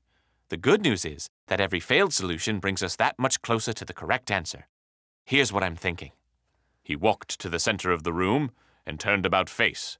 Maybe Wallace P. Gross was more countercultural than I thought. Maybe he shunned the idea of doorways. He neglected a partner this time and performed the dance steps in accordance to the card and ended his routine facing the opposite direction. Then we just walk over to this light over here and... He gave it another hearty yank. Presto! More drywall sprinkled onto the carpet. There was nothing of interest behind the wall. 2 cardinal directions down, 2 to go. JJ ripped out 2 more lighting fixtures to no avail. He then figured he might be doing the dance wrong. He tested out the samba, the tango, and the foxtrot with the help of both Valentine and Trudy, when JJ wasn't satisfied with Valentine's form and commitment. Then moved on to a final quick try with New American Freeform. Each new dance either placed JJ in the same direction as before or pointed him toward a chair or table, neither of which provided any new clues. All right, I'm ready to begin systematically tearing out all of these lighting fixtures. Looks like they're solid brass, so if worst comes to worst, I know a guy in Harborville who will give us $1.28 per pound. Wait a second, said Trudy. We have to be missing something. You're right, JJ said. How can we carry that much brass out of the chateau without anyone noticing? Is there a laundry cart we could use to take it out to the back entrance? No, said Trudy, with the clue. Remember, it's always about saying one thing and meaning another. He was a master of hiding the truth in plain sight. You're right, said Valentine. Let me see that dance card again. JJ handed the dance card over to his brother, who studied it intently. If it isn't the dance moves that are the solution, Valentine said, and Wallace is known for hiding his clues in plain sight, then what are we left with? Valentine gasped. I've got it! JJ and Trudy crowded behind him. He pointed at the lines between the foot markers. What do those dots and dashes look like to you?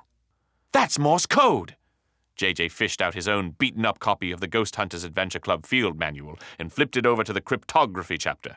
First, he transcribed the dots and dashes into a margin of the book so that they looked like this.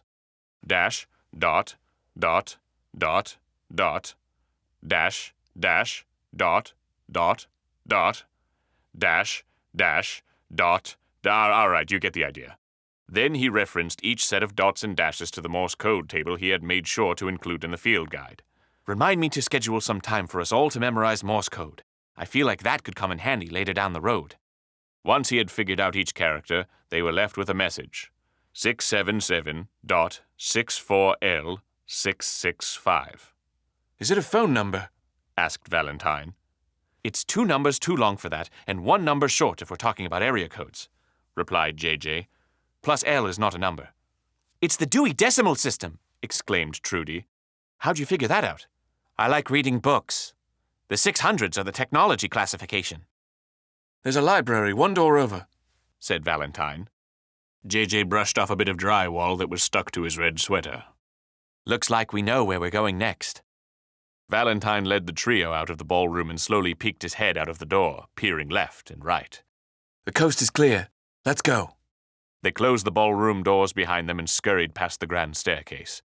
Valentine opened the door to the library, breathing a sigh of relief that no one else was in there. He entered, Trudy close behind him. JJ arrived last. It was upon closing the door, with just a sliver of light illuminating a portion of his face, that JJ looked down into the lobby of the Grande Chateau.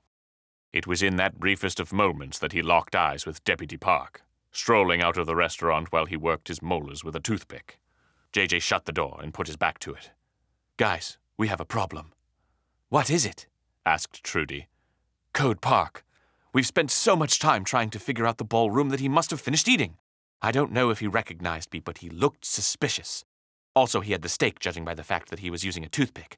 I don't know if that's relevant to the situation, but I figured I should mention it. JJ frantically scanned the room for ideas. The jump out the window would be cushioned by the snow pile below, but the broken window would cause more questions. Too risky. There was once a vantage point looking into the library from the secret passageway, but that was too small and was now probably blocked off. No good. If he could find a way to string 2 books together, he could create a nunchaku for self-defense. But Deputy Park had a gun. Too dangerous. Unless he considers himself an honorable man, then he'd have to engage me in hand-to-hand combat. What was that? Asked Valentine. Nothing. JJ ran to the light switches on the wall and shut them off, plunging the room into darkness. Find a place to hide. Valentine and Trudy both slid under some lengthy mahogany tables at one end of the room. On the opposite end, JJ dove behind a shelf of books that created an island between another rack of books. The trio waited where they landed, frozen. JJ, what do we do? Valentine whispered from across the room.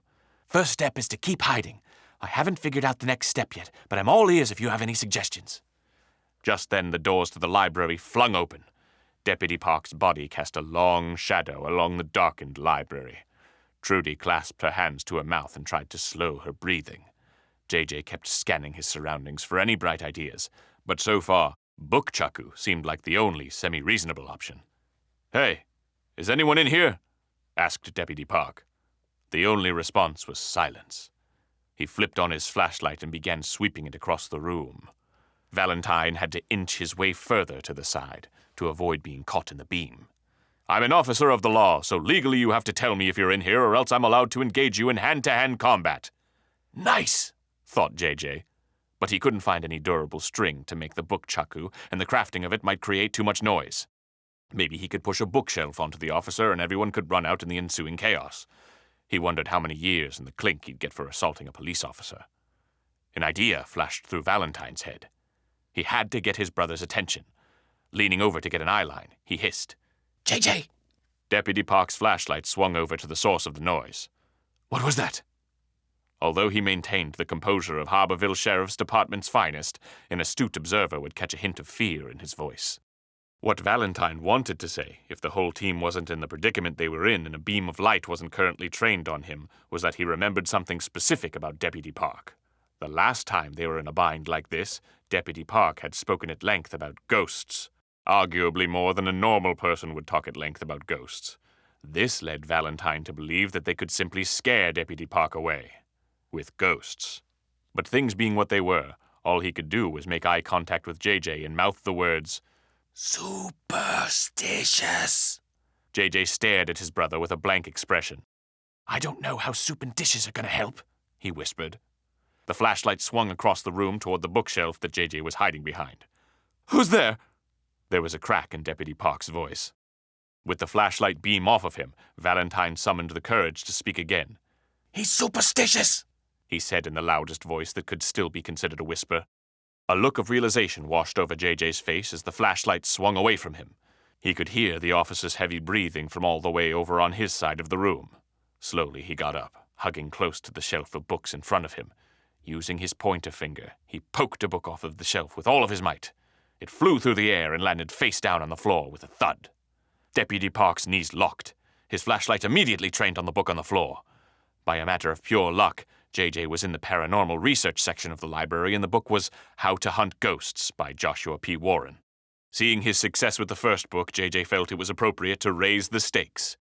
He dipped down to a lower portion of the bookshelf and let a couple more volumes fly. They landed scattered on the floor of the library, their pages splayed open.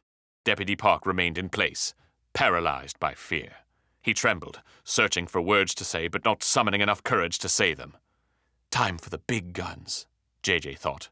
He slid away from the bookshelf to get as close to the deputy as possible. In the scratchiest, most unsettling voice he could muster, he hissed, "Leave." Deputy Park stiffened like a plank. He spoke in a monotone voice. "There are forces in play here that exist past the veil of human comprehension. Good day, spirits." With that, the deputy turned around and left the library, slamming the door behind him. The trio waited for some time to make sure Deputy Park was gone before they all collapsed to the floor and caught their breath. JJ was the first to get up. "The classic spooky bookcase trick. Good thinking, Val. Remind me of that the next time we do your annual performance review." Let's just find the book and get out of here, said Valentine. Trudy, where are the 600s? Trudy got out from under the table and went over to the bookshelf that JJ had been hiding near. She began thumbing through book spines, counting as she went. 610, 640. She moved over to an adjacent bookshelf and continued searching. "Here it is!" JJ and Valentine crowded behind her as she located the book labeled 677.64L665. Pulling it out, she examined the cover. "The Complete Carpet Manual by Jerry Levinstein." Cute, said Valentine. Flipping through the pages, Trudy stopped at the chapter discussing spot carpet repair. Between the pages was a single sheet of paper cut diagonally. On it were jumbled letters that made no sense to them. "I think this is the other half of the letter Marcella P. Gross received from her husband," said Trudy. JJ let out a heavy sigh. "Guys, I think I'm going to have to do the hardest thing I've ever done in my life." What's that? asked Valentine. "I'm going to have to sincerely apologize to someone." Chapter 13. Sincerely Apologizing to Someone. JJ paced outside of the door to Marcella P. Gross's suite, muttering under his breath everything he had practiced with Valentine and Trudy about empathy and apologizing and basic human decency. There was a brief moment when he thought about running away from the suite, through the hallway, down the stairs, out the lobby doors, into the snow, into the nearest traveling circus he could find to start life anew as a carnival barker. But most traveling circuses went south for the winter. What if he became a longshoreman? He'd get to grow a beard. JJ shook those thoughts from his head. "You can do this," he said to himself with a vulnerability he reserved for when no one was listening. Taking a deep breath, he knocked on Marcella's door. It was a moment before the door cracked open, revealing Marcella's face in a slit of light. JJ could tell she had been crying. What do you want? JJ took the dumb fedora that he had nicked from the Lost and Found off his head and placed it over his heart in a show of sincerity. He figured props would help him in his most dire hour of need. Ma'am, I'd like to wholeheartedly and without reservation apologize for my actions earlier today. Marcella slammed the door in his face. JJ took a moment to collect himself, then calmly knocked on the door once more. She cracked the door open. What?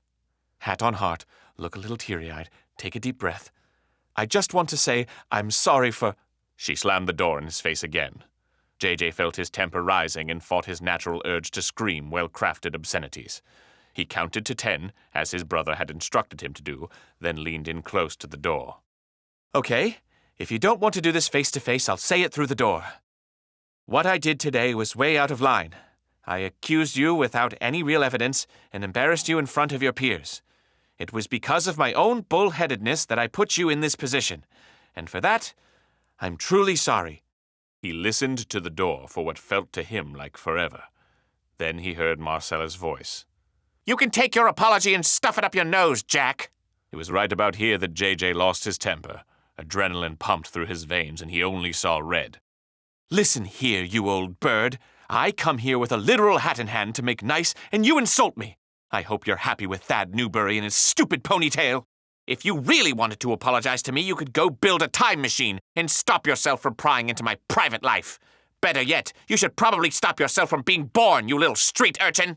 Yeah? Well, if I had a time machine, first I'd give myself a sports almanac from the future so that I could make my millions off of gambling. Then I'd watch the Hindenburg crash, because that's an interesting piece of history I'd like to experience firsthand. Then I'd travel back to the time of the dinosaurs so I could challenge you to a fair fight in your physical prime. You couldn't handle me today.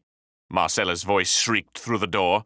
I'd rip your throat out, watch you die, then wait patiently until I died happily of old age so I could kill you again in the afterlife. Oh, come at me, you blood-sucking vampire. I will bury you and the whole town will celebrate my valiance once I've freed them from the darkness that's beset them for centuries. Just then, Marcella swung the door open, huffing and puffing, glaring at JJ despite her small and frail stature. He steeled his nerves and puffed out his chest, ready for a fight he had asked for, but questioning his own threat to punch an old lady. It was only a moment before her features softened.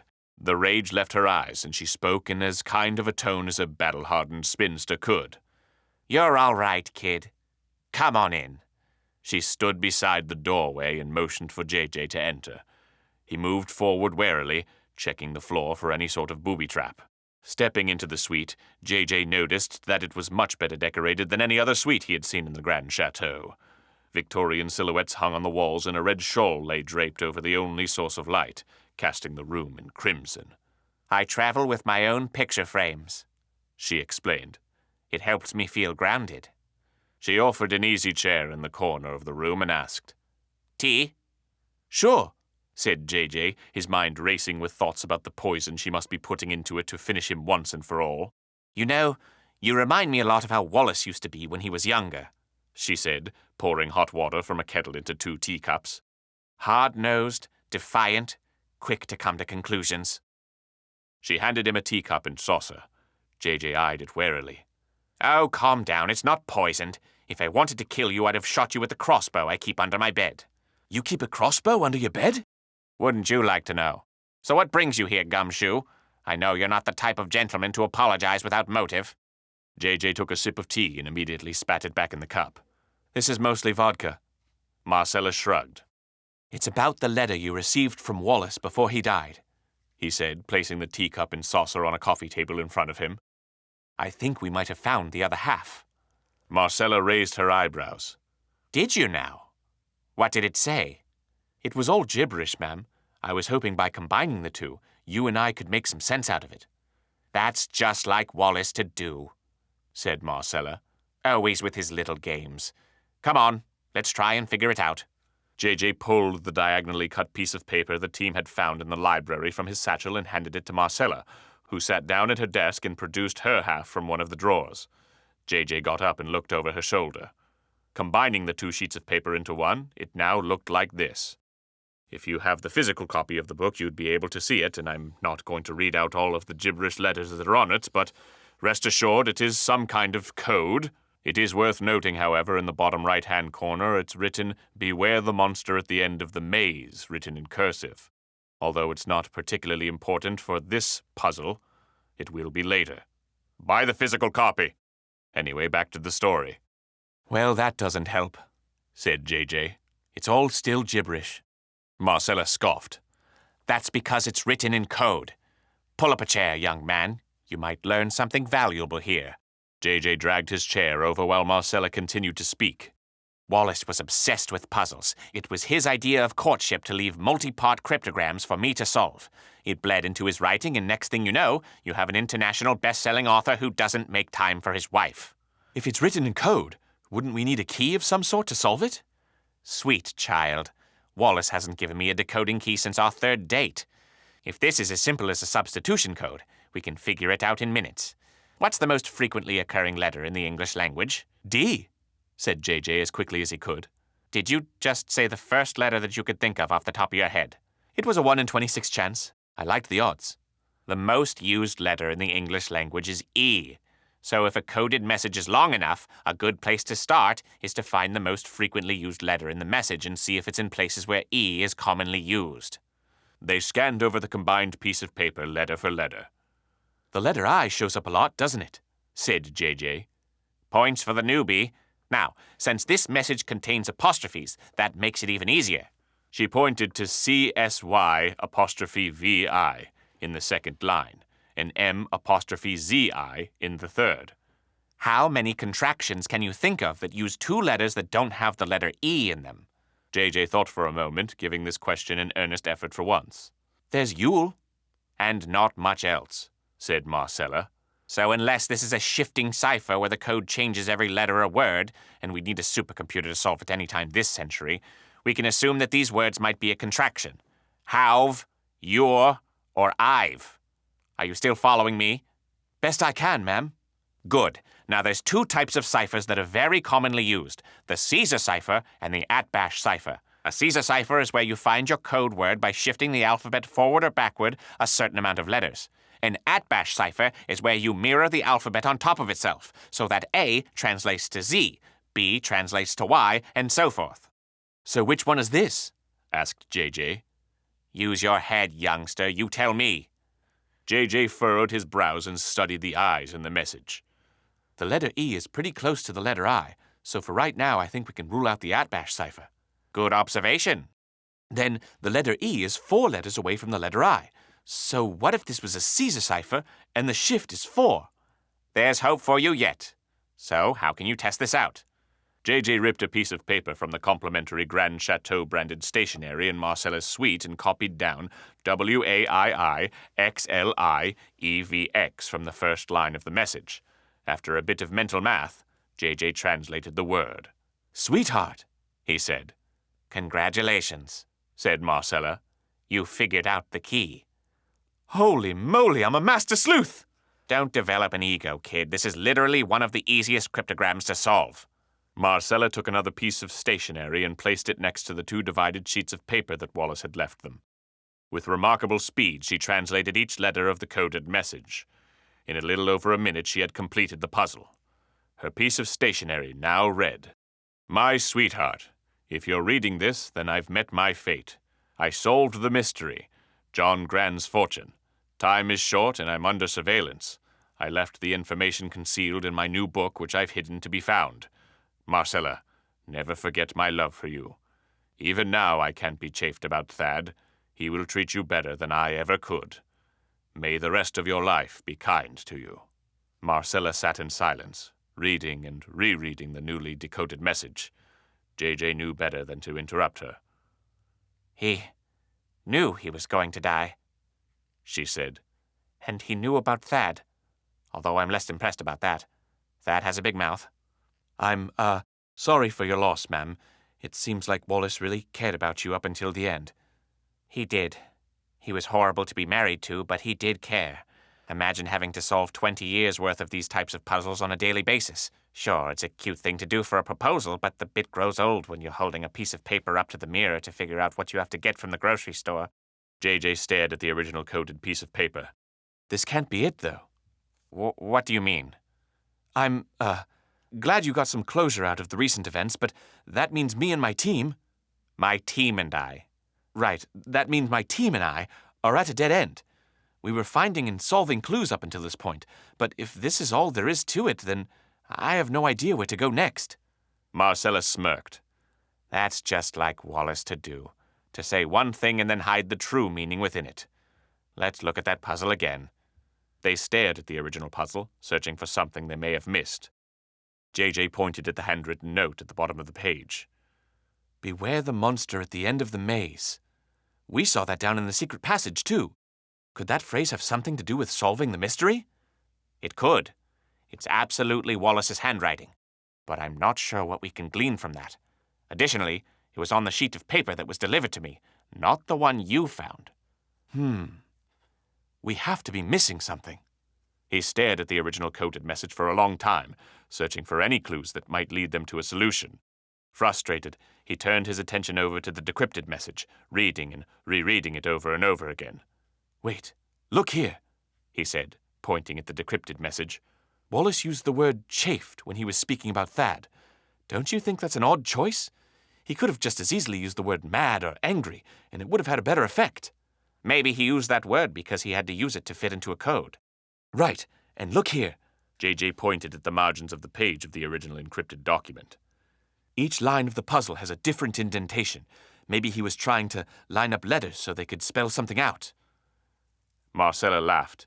You know, kid, you're smarter than your words and actions and everything you've done since I've met you have let on. Thanks, I think. But what was he trying to say, and where can we find it? Remember that Wallace does everything deliberately, Marcella said. By this point, he's created enough puzzles to fill an entire encyclopedia set. He knows what he's doing. JJ kept scanning the original puzzle for any sort of intentional inaccuracy that might go along with the odd indentations. First, he tried counting the spaces before each line started and applying those numbers to their corresponding letters in the line, but that turned up nothing. Then he tried counting the periods and apostrophes in the hope it was hidden Morse code like the last puzzle. Still nothing. Then, a flash. I've got it, JJ shouted.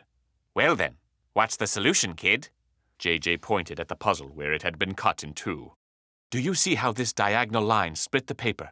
It's not splitting it in half, as you might have expected Wallace to do. Instead, it cuts directly through a line of letters. So, if you follow the line on the piece of paper that was meant for my team and I... Me and my team. Learn your grammar, son. It's valuable. Right. If you follow the line on the letter that was meant for me and my team, then you get this set of letters. JJ grabbed the pen and jotted the following onto a new sheet of paper. ALIVIAIJMVWXQIX. Now, what does that translate to? Asked JJ. Marcella took the pen and made quick work of the code. Above the letters she wrote, WHERE WEFIRSTMET.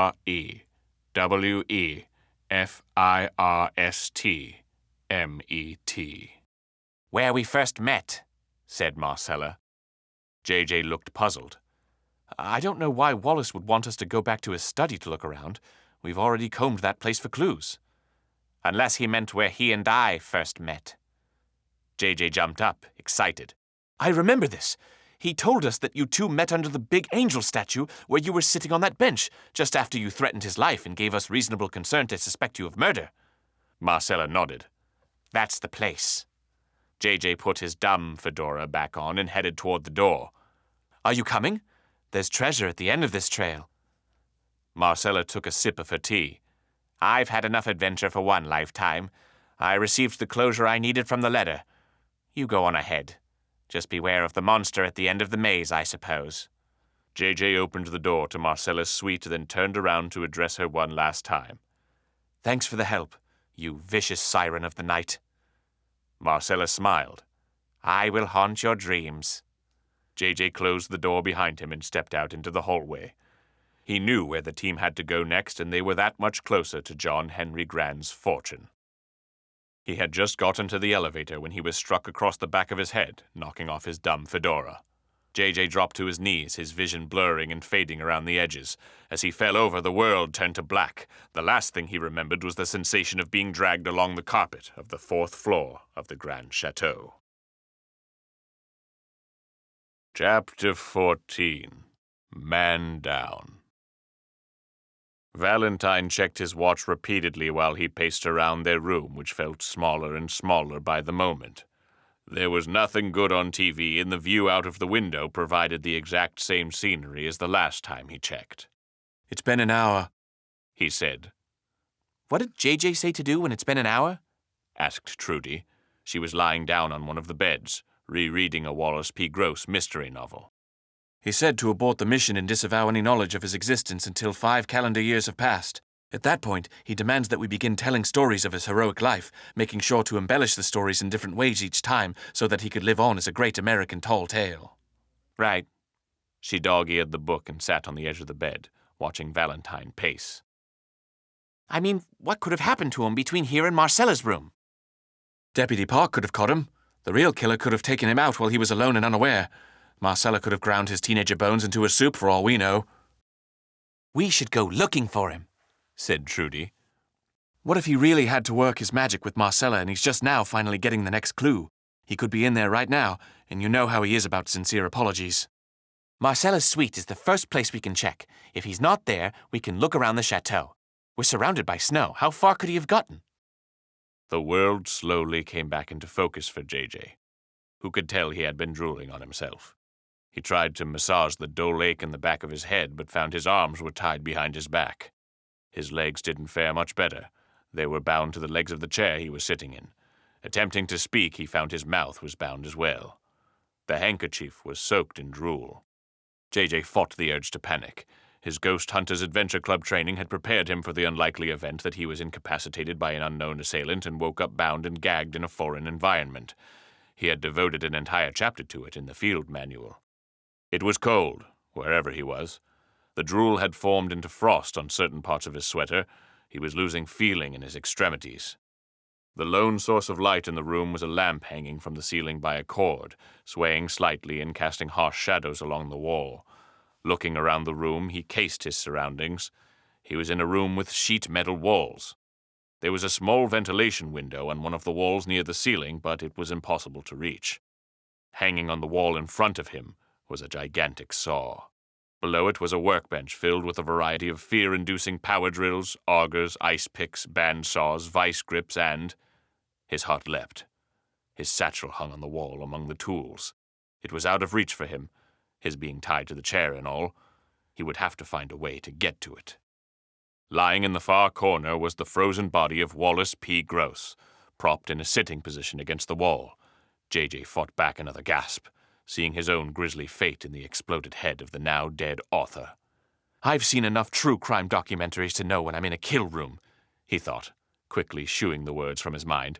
I couldn't have been out for long, so I must not have gone very far. There's still hope for me.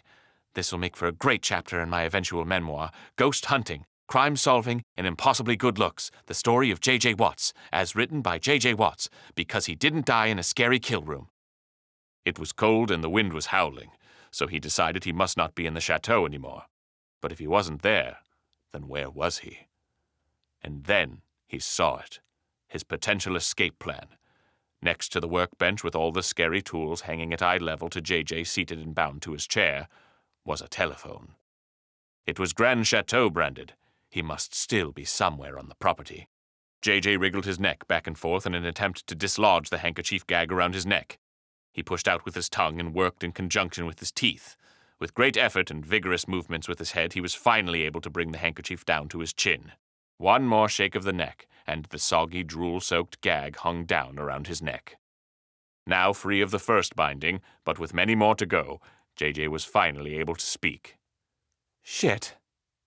Valentine and Trudy walked upstairs together toward the top floor of the Grande Chateau. A worried expression seemed permanently stuck on Valentine's face. What if we run into Deputy Park? Asked Trudy. We tell him the truth. JJ is missing and we don't know what happened to him. I'm not going to lose my own brother just to find some treasure. Are you actually brothers? Asked Trudy at the top of the stairwell. Valentine stopped at the door to the 4th floor and turned to look Trudy directly in her eyes. I'm contractually unable to answer that question. They walked down the hallway to Marcella's door.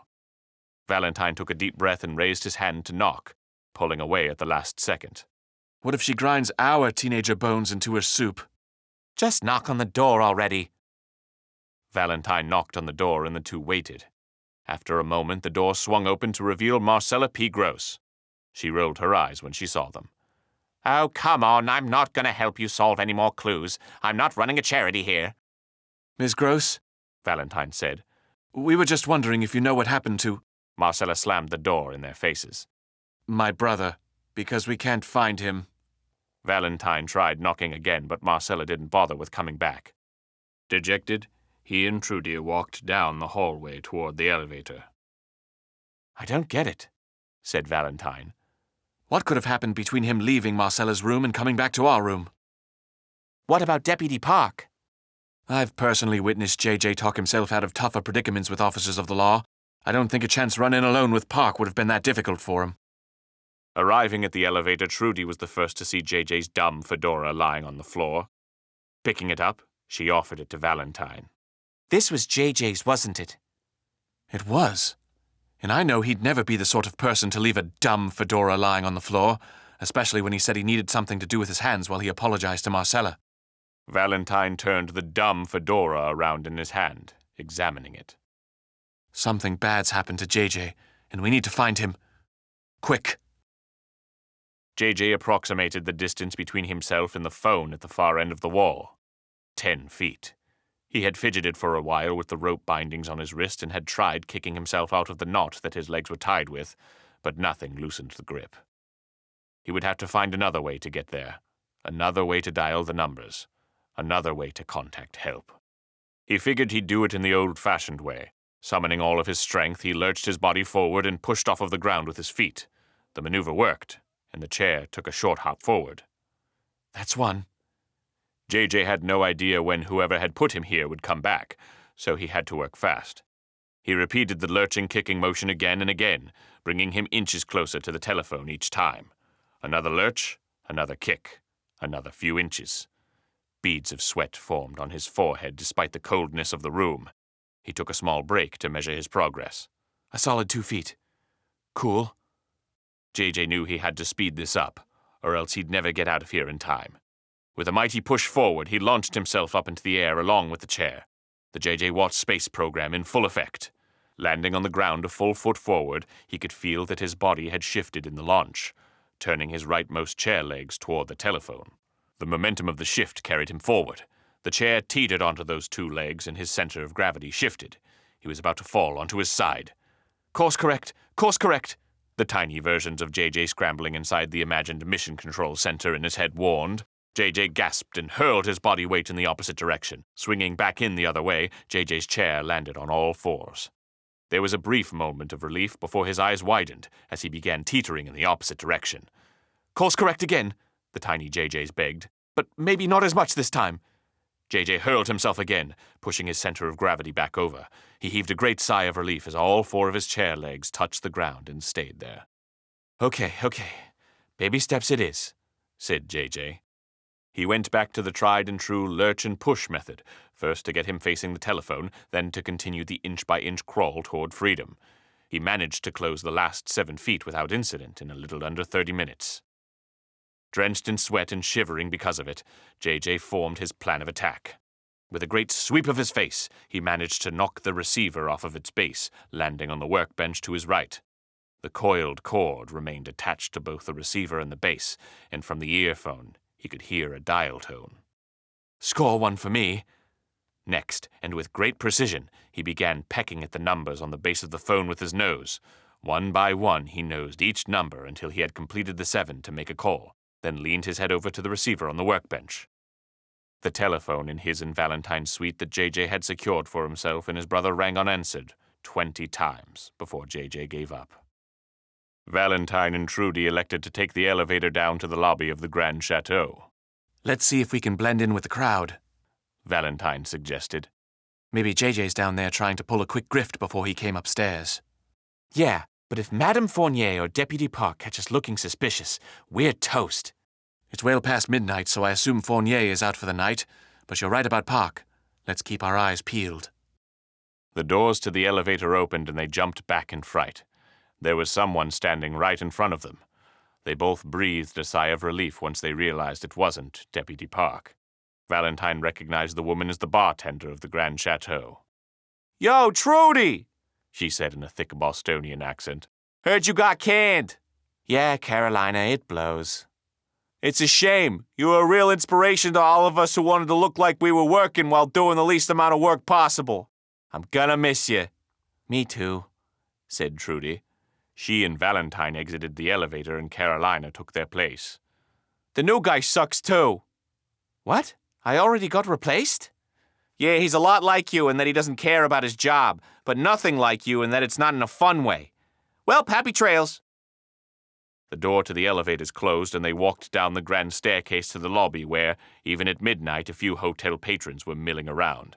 Valentine scanned the crowd. No JJ. Trudy looked across the lobby to spot a pockmarked teenager with shaggy hair in a Grande Chateau uniform at the front desk.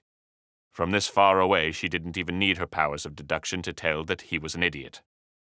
Aw, man, they really did replace me. Valentine spotted the danger first. Leaving the restaurant with a newspaper rolled under his arm was none other than Deputy Park. We got a jam, Valentine hissed. He grabbed Trudy by the hand and pulled her to the side. They dove behind the empty bar, crouching on top of a rubber slip mat, surrounded by drink mixes and liquor bottles. We should be safe here, right? Asked Valentine. Carolina's the only bartender, and she already went to her room for the night. We can stay here for as long as we need to. Officer Park sat down at one of the bar stools in front of the bar and unfurled his newspaper, engrossing himself in days-old news. Without looking up, he said, "Carolina, there's nothing more I need in this world right now than a whiskey sour." With great effort and above-average flexibility, JJ managed to catch the switch hook with his nose and hold it down for long enough to end the call and get a new dial tone. He searched his brain for any number he could call. Dialing 11 numbers this time, he leaned over to the handset and heard an odd dial tone. It took him a minute to realize that this was a closed telephone line. You had to dial 9 to get out. Once again catching the switch hook with his nose, but swearing a lot more this time, JJ heard the dial tone, made sure to press 9 first so that he could make an outside call, then pressed the same 11 numbers with his nose. Hold on. My phone's ringing. I walk over to the kitchen in my cabin and pick up the handset, hook my fingers into the base and bring it over to the kitchen table. Settling down comfortably, I answer. Hello? Doc, things are pretty bad. Oh, hey JJ, you caught me in the middle of writing. What are you calling me about? You sure as Susie know what I'm calling you about. I'm strapped to a chair in a kill room. Whoa, slow down, kid. First of all, it's not a kill room and I resent that you'd call it that. This is a teen novel after all. JJ did a little more swearing that I'd rather not write down here for fear of losing my publishing deal, but just know that his comments were unkind and hurtful. As soon as he calmed down, he changed to a pleading tone. Come on, Doc. Give me something to go off of here. This is all pretty dire. Absolutely not. That's the problem with you kids these days, always looking for handouts. I'm not running a charity here. You already used that line when Valentine and Trudy spoke to Marcella. And you're not supposed to know that, since you weren't in the scene when that took place. There were a couple more profanities here. I'm sorry, son. You're just going to have to call someone else. I hang up the phone to desperate protestations and sit back down to write. This book isn't going to finish itself, despite how badly I want it to. Trudy knocked against some of the liquor bottles stored next to them. She looked to Valentine for help, who looked just as lost as she was. You got it, Park, she said. What are you doing? Valentine whisper hissed. I don't know. I panicked, so I responded.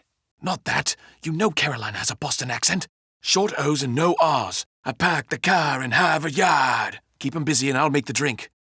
He immediately began searching the storage shelf for a good rye whiskey.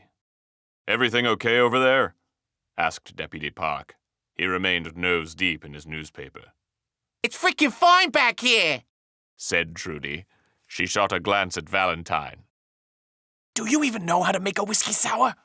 I did a lot of things before I became a private eye, and lying about my age to bartend may have been one of them, he said. They don't have a premix, so I'm going to have to squeeze some lemon juice. Could you hand me that simple syrup? You know, Carolina, said Deputy Park, still transfixed on his reading, this cop business can be too much for one man to handle sometimes. I hear you. What's on your mind, Copper? Deputy Park gave a resigned sigh. Sometimes I wonder if there's more to this world than we think we know. Do you believe in the paranormal? Like frickin' ghosts and whatnot? Trudy turned to Valentine and shrugged. Valentine leaned over to Trudy and whispered, Less Southie. Add some upper-class townie to it. he said as he cracked an egg and separated the whites into a metal shaker. What are you doing? Whispered Trudy. It creates a good froth. Nice mouth feel. Just keep him talking a little while longer. It's just... Deputy Park gulped. I was up in the library a bit ago thinking I saw something when a chill runs through my spine. I'm standing there, wondering if I had walked through a cold spot for a reason, when all of these books start flying off the shelves. Oh, yeah! Said Trudy. This spot's more haunted than Fenway. Rest in peace, Teddy Williams. Rest in peace. Deputy Park nodded. I just don't know what I'm doing with my life, when I'm not even sure what happens to you after you die. Me? I think what happens when you die is you go up to that big 3-decker in the sky, and all your boys are there, and your Gramps is grilling. Trudy paused.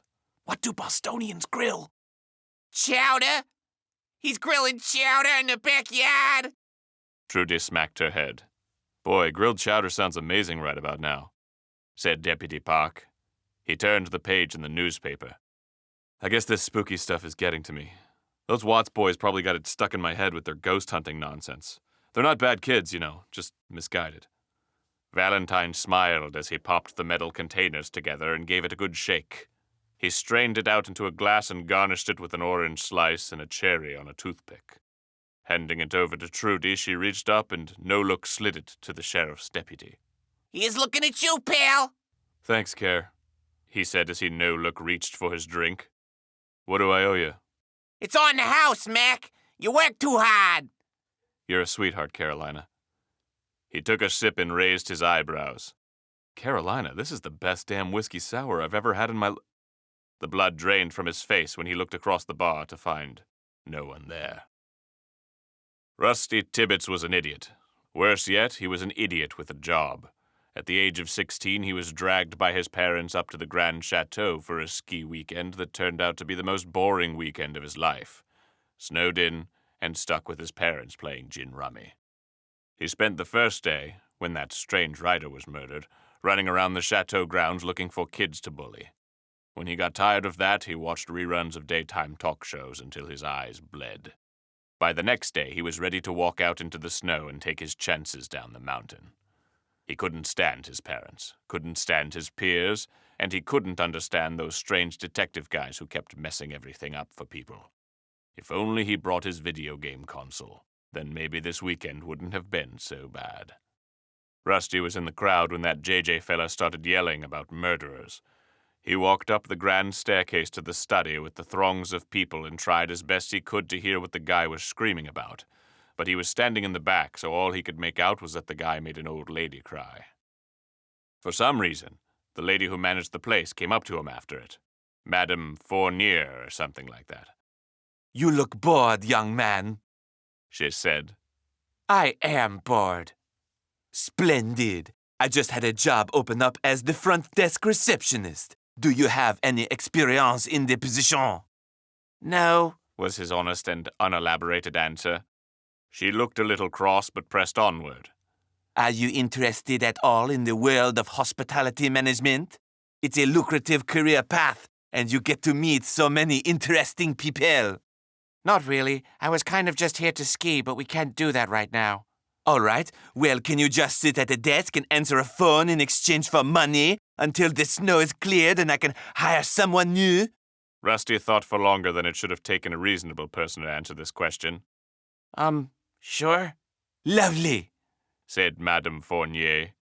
Welcome to the team. It was after that conversation and a 15-minute training session that he half-listened to that Rusty found himself where he had currently been sitting for the last several hours, the front desk reception area of the Grande Chateau.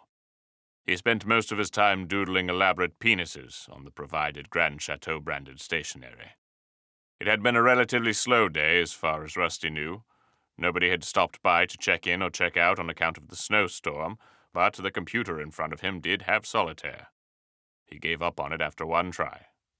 And so it was that Rusty Tibbets was busying himself with people watching late at night when a phone call came in, something he was neither trained in dealing with nor interested in learning.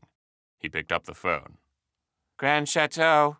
Oh, thank Christmas! I've finally reached someone, said the voice on the other end of the line. Listen, I've been kidnapped, and I'm trapped somewhere I'm not familiar with. All I know is that it's somewhere on the Grande Chateau grounds because I'm using your phone right now. Whatever they had trained Rusty in, it was definitely not this. I'm sorry to hear that, sir. How may I assist you? Okay, take a pen and notepad out, because it's going to be complicated. I'm going to need you to... Did you get the pen and notepad? It's right beside me, sir. Okay, I need you to track down Valentine Watts and Trudy De La Rosa. They're supposed to be in room 337, but I called and no one answered. Valentine's a moderately handsome guy, but not too handsome. He's wearing a powder blue sweater and has glasses. As for Trudy, I think you used to work with her. Dark hair and glasses, has a know-it-all attitude. Real delight at parties. Once you find them, I need you to tell them exactly what I told you, that I was kidnapped and I'm trapped somewhere around the chateau. It's cold, and I can hear the wind outside, so I don't think I'm attached to the building, if that helps. They'll be smart enough to figure out where it is and save me. Did you get all that? Every word of it, sir, said Rusty Tibbets. He looked down at his notepad to admire the elaborately drawn penis he had just crafted. This one was maybe his best yet. Thanks, pal. You're a lifesaver. Rusty finally remembered the one bit of training that he had paid attention to earlier in the day. Be courteous.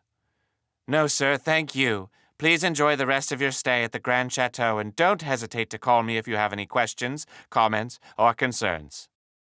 He hung up the phone and started drawing another penis. Practice made perfect. Deputy Park slowly lifted himself from his bar stool and backed away from the bar. He tried forming words, but the best he could manage were bumbled consonants and teeth chattering. Making sure to keep his eyes on the bar, he made the cautious, mechanical turn toward the elevators by the grand staircase. Satisfied that he had disengaged with the spirits, he began his hurried walk to safety. Looking up from the doodle he had started, Rusty Tibbets saw Deputy Park walking away as if he had to go to the bathroom.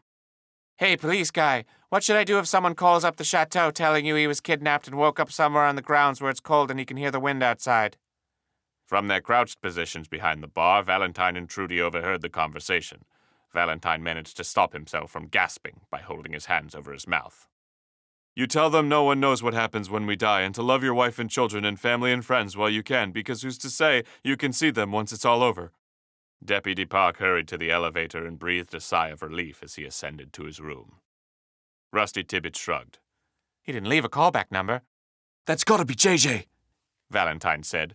But where is there a place on the chateau grounds that isn't attached to the chateau itself?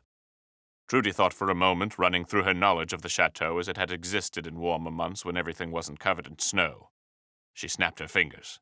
I've got it! He must be in the storage shed. It's out in the back by the courtyard. We store all of the tools out there. We better hurry. We don't know how much time JJ has left.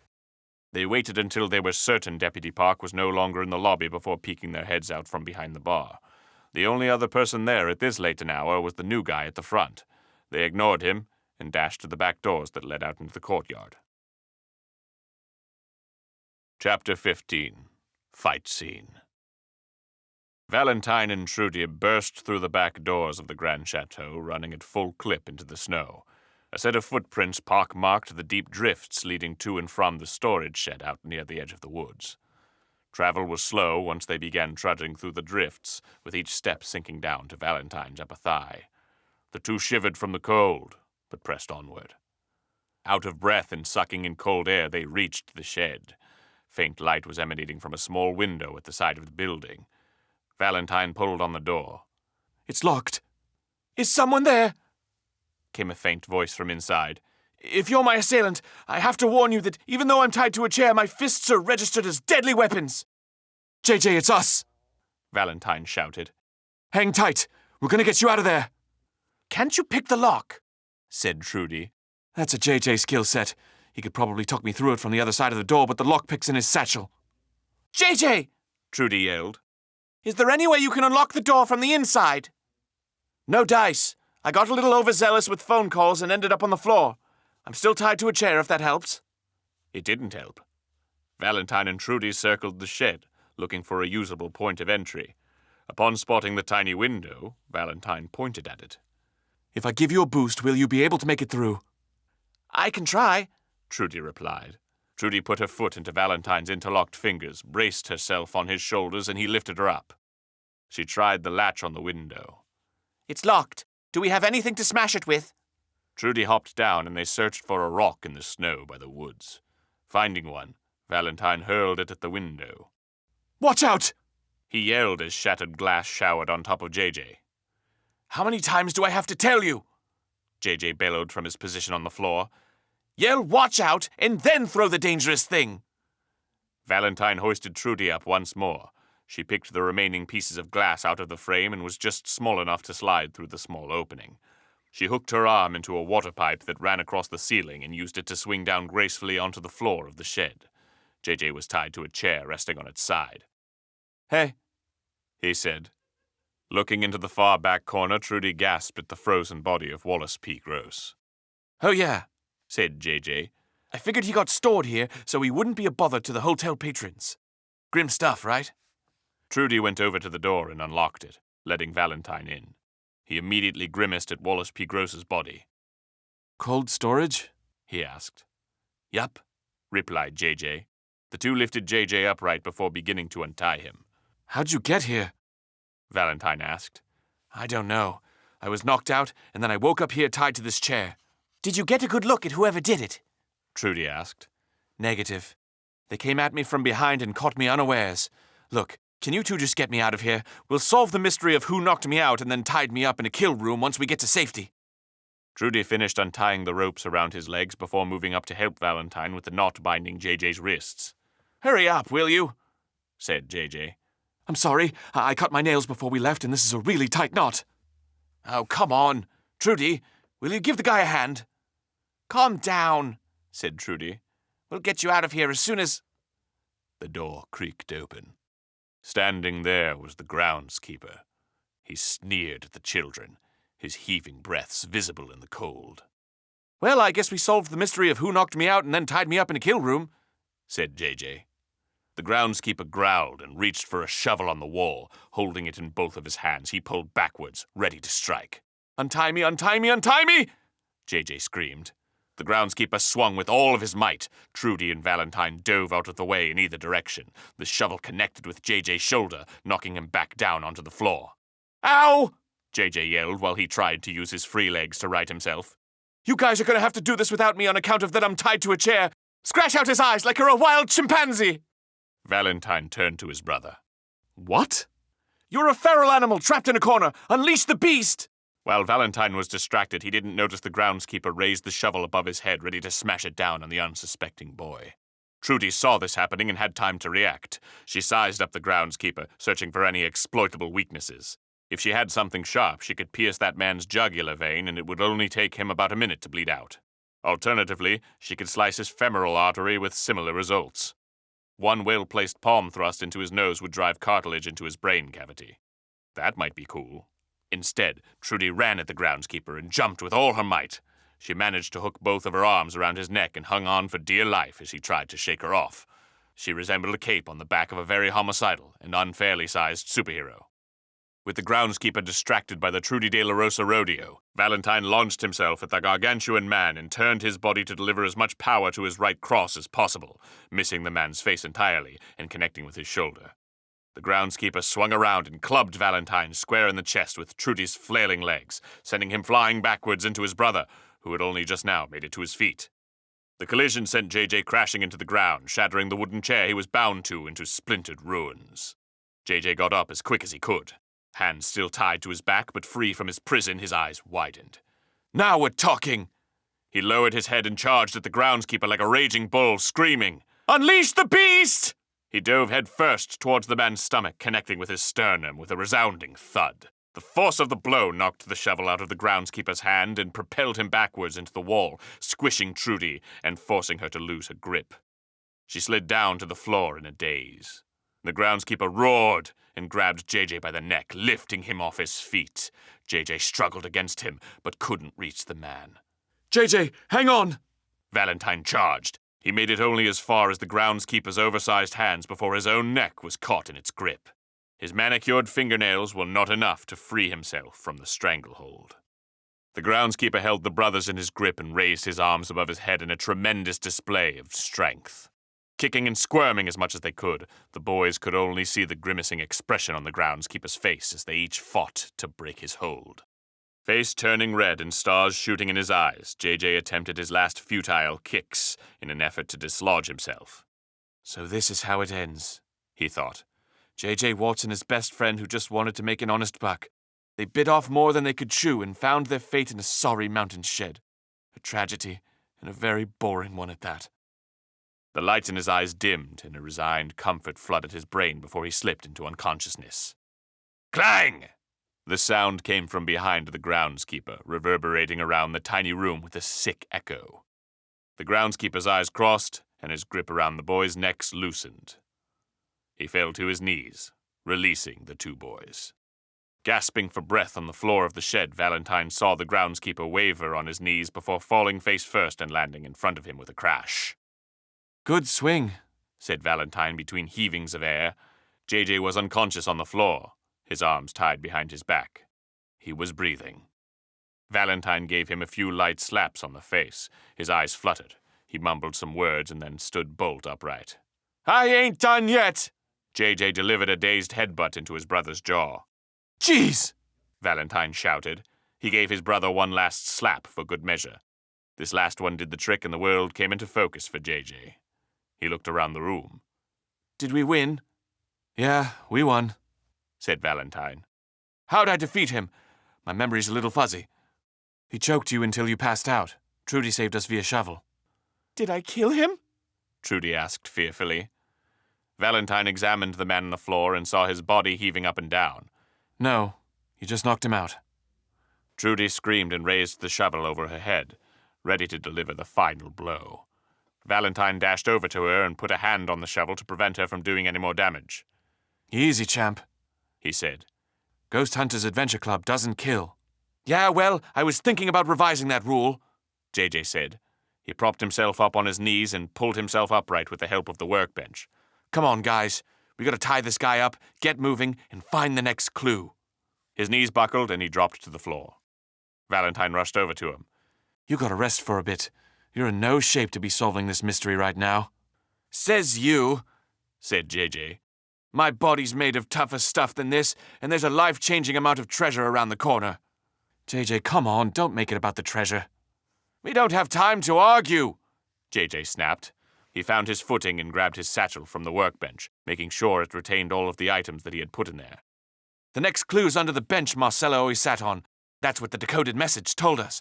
It's Wallace P. Gross's manuscript, which will tell us everything we need to know to find the treasure. And his murderer, said Valentine. Trudy, we're gonna need that shovel. JJ walked to the doorway, stopped, and turned to the others. You guys coming or what? Valentine and Trudy followed JJ out into the snow after tying the groundskeeper's hands behind his back and barring the door to the shed with the ice pick from the wall. Chapter 16. The chapter where you find out who did it. JJ, Valentine, and Trudy trudged through the deep snow toward the statue of the angel near the chateau. None of them were dressed for the occasion. JJ's teeth were chattering, but he pressed onward fearlessly. The stars were made visible by the breaking clouds up above, and there remained an odd stillness to the cold outdoors. Almost all of the lights were finally darkened in the chateau.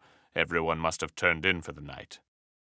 JJ reached the statue first. He searched his memory for the first time they had met Marcella P. Gross and triangulated the location of the now buried bench. It should be right here. Trudy, let me see that shovel. Trudy handed in the shovel and shivered with her arms crossed while JJ worked. He plunged the shovel into the hardened snow and pulled out a chunk, discarding it off to the side. As soon as he got tired, he handed the shovel to Valentine, who dutifully began digging. Before hypothermia set in, Valentine struck dirt beneath the bench. He created a larger hole by scooping around the ice and plunged the shovel once again into the earth. It wasn't long before it struck something. That's gotta be it, JJ shouted.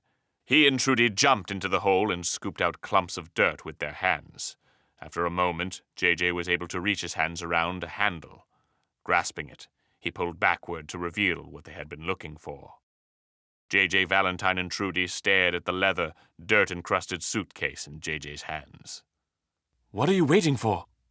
Asked Valentine. JJ tried to flip open the locks on the briefcase to no avail. Examining it from the side, he found a combination lock with a scrambled code on it. Not again, he cried. Why can't Wallace go easy on us for once? We solved the last ones, said Trudy, so we're smart enough to solve this one. What are we looking at here? The three of them studied the combination lock.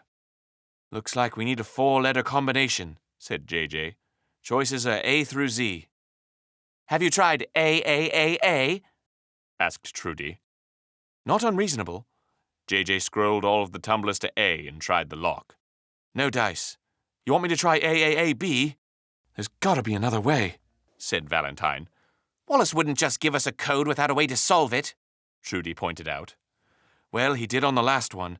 It ended up being a Caesar salad or something. Marcella helped me solve it. Do you mean a Caesar cipher? Asked Valentine.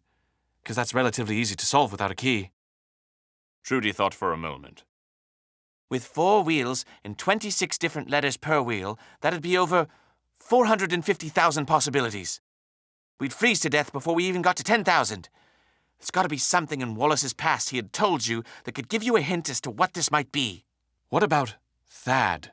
Valentine suggested. Also not unreasonable. JJ input Thad into the combination. The lock didn't budge. Well, he said, picking up the shovel, for the sake of our numb toes and the limited time we've got to solve this mystery, I'm going to assume that Wallace P. Gross's solution to this puzzle was break the lock with a shovel. Trudy shook her head. But you could damage whatever's inside there. Oh, come on. When was the last time you heard about a shovel irreparably damaging a manuscript? JJ raised the shovel over his head and aimed toward the briefcase. Wait! Valentine hooted. I've got it! The roof of the Grande Chateau had remained entirely unoccupied for the duration of the story, up until now. The door to the roof creaked open, and footfalls fell on gravel, scratching sounds coming from the floor. Creeping along slowly, the figure walked past the outcroppings of the chateau and worked their way toward the roof's edge.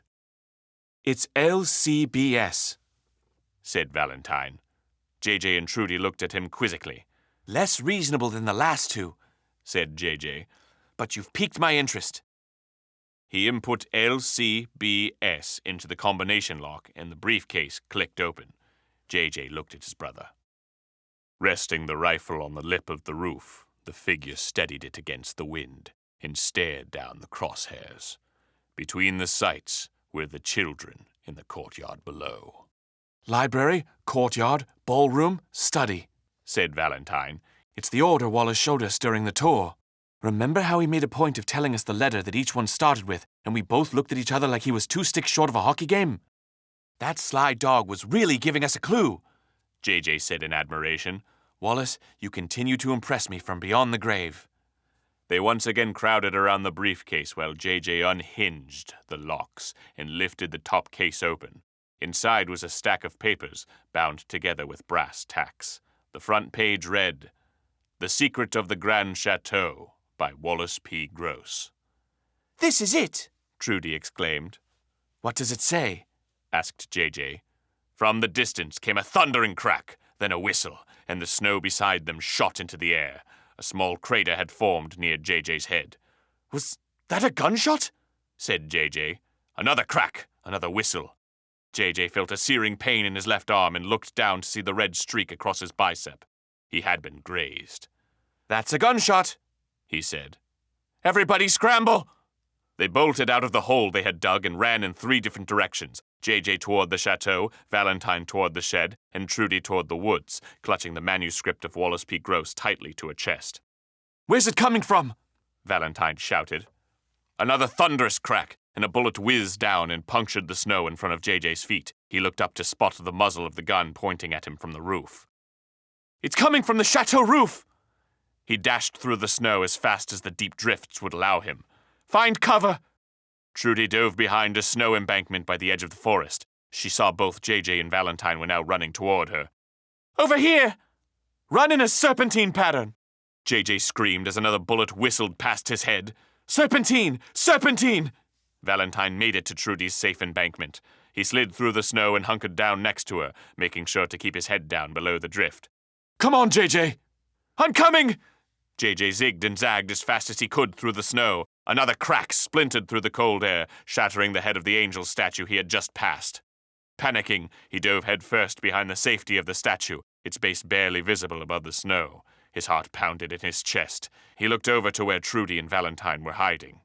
Well, we're in cover, he said. Now what? Come to us, shouted Valentine. I hear what you're saying, and I understand why you'd want me to come to you, but I've made the executive decision to stay here based on the bullets currently being shot at me. We've got to get away from the chateau, said Trudy. Why don't we make a break for the woods? In this weather without proper clothing, we'd freeze to death in under an hour, replied JJ. He's right, Valentine said to Trudy. We need to find another way out of here. Trudy, JJ called. Got any ideas? Trudy searched her mind, then her eyes lit up. JJ, remember how we saw that vent in the secret passageway before we fell through the wooden planks? There must be an entrance here in the courtyard. That sounds awesome. I'll let you know when I can start searching around after this person stops shooting at me. Check the base of the statue, Trudy shouted back. JJ seemed to get it. He dug at the base of the statue with his bare hands, sifting through layers of dirt and half-melted snow. He uncovered a grated vent where the statue met the ground. His hands were numb. I've got something here. It's like what we found in the ballroom, and there's nothing blocking it. We'll come to you. Valentine moved to get up, but Trudy put her hand on his shoulder. The shooter might have a bead on us. JJ, is there any way you can distract them? JJ took a deep breath. Let the record state that I'm willing to put my life on the line for my friends. He jumped out of his hiding place and waved at the assailant on the chateau roof. You're a terrible shot, Milk Breath! He immediately dove back behind the angel statue, narrowly avoiding a bullet that would have pierced his heart a moment sooner. Now! Shouted JJ. Trudy and Valentine got up from their embankment and raced towards the statue, sliding behind the base of the angel just before another shot rang out. Couldn't stand to be away from me, huh? Asked JJ. Not now, Valentine snapped. Where's this exit? JJ pointed to the metal vent by his feet. It was just wide enough for them to slide into one by one. Valentine wrapped his fingers around the metal grate and pulled. It won't budge, and all these screws look tight. Is there a rock or something we can hit it with? Back by where we were just hiding, there might have been a few, Trudy said. If we can't get into here, it'll be suicide to make a break for the chateau. Wait, said JJ. I know what we can use to open it. He reached into his satchel and produced the motorcycle kickstand. I knew this would come in handy eventually. Dr. Cecil H.H. Mills, author of this book, checking in again. I promise I'll be shorter this go-around. I received a note from my agent in an earlier draft of this book stating that this motorcycle kickstand revelation was a little too deus ex machina. For those unaware, this means the children were saved by a seemingly random and non-foreshadowed act of God, and by extension is a suggestion that I am a bad author. I only disagree with people when they're wrong, so I'd like to take this paragraph to remind you that I guaranteed the motorcycle and its kickstand will not be mentioned again in this or any other book in Chapter 10. This is what we intelligent authors refer to as a classic misdirect. You thought it didn't have any relevance to the story because I was speaking about it outside of the story. This was intentional. I lied to you. Here it is again. I am a good author. Still, if you'd like to complain, I've included my P.O. Box info in the back matter of this book and will happily forward any hate mail you send over to my literary agent. I'm sure he'd love to hear from you. All right, back to the story. Valentine was shocked. I thought we sold that for gas. I stole it back. JJ jammed the kickstand between the metal grates and found a spot to use as leverage, pulling with as much might as his numb fingers would allow. Another shot rang out and clipped one of the angel's wings. Rock and dust showered onto them. we need to hurry, Trudy urged. Val, give me a hand with this. I can feel it budging. Valentine rushed to his brother's aid, grabbing an open portion of the kickstand and adding his strength to his brother's. Another crack of thunder, and a showering of dust burned their eyes. Are they trying to bring the statue down on us? Coughed JJ in a panic. I don't want to stick around long enough to find out, replied Trudy. Valentine and JJ gave another mighty pull. The screws that held in the vent began separating from the stone into which they were drilled. The more it gave way, the more leverage they could get. Shots kept ringing out, striking the angel statue in the leg. Before long, the statue was standing like a religious flamingo liable to crush whatever was under it. With one final pull, the grate popped out and the brothers bent it further backwards, creating a hole large enough to fit into. Trudy, you first, JJ urged. She twisted her body to slide in, and with the help of the brothers, dropped down safely into the secret passageway. JJ shoved Valentine down next. Another shot chipped away at the only remaining leg of the statue. Valentine slid through the grate and was caught on the other end by Trudy. "Come on, JJ!" Valentine called.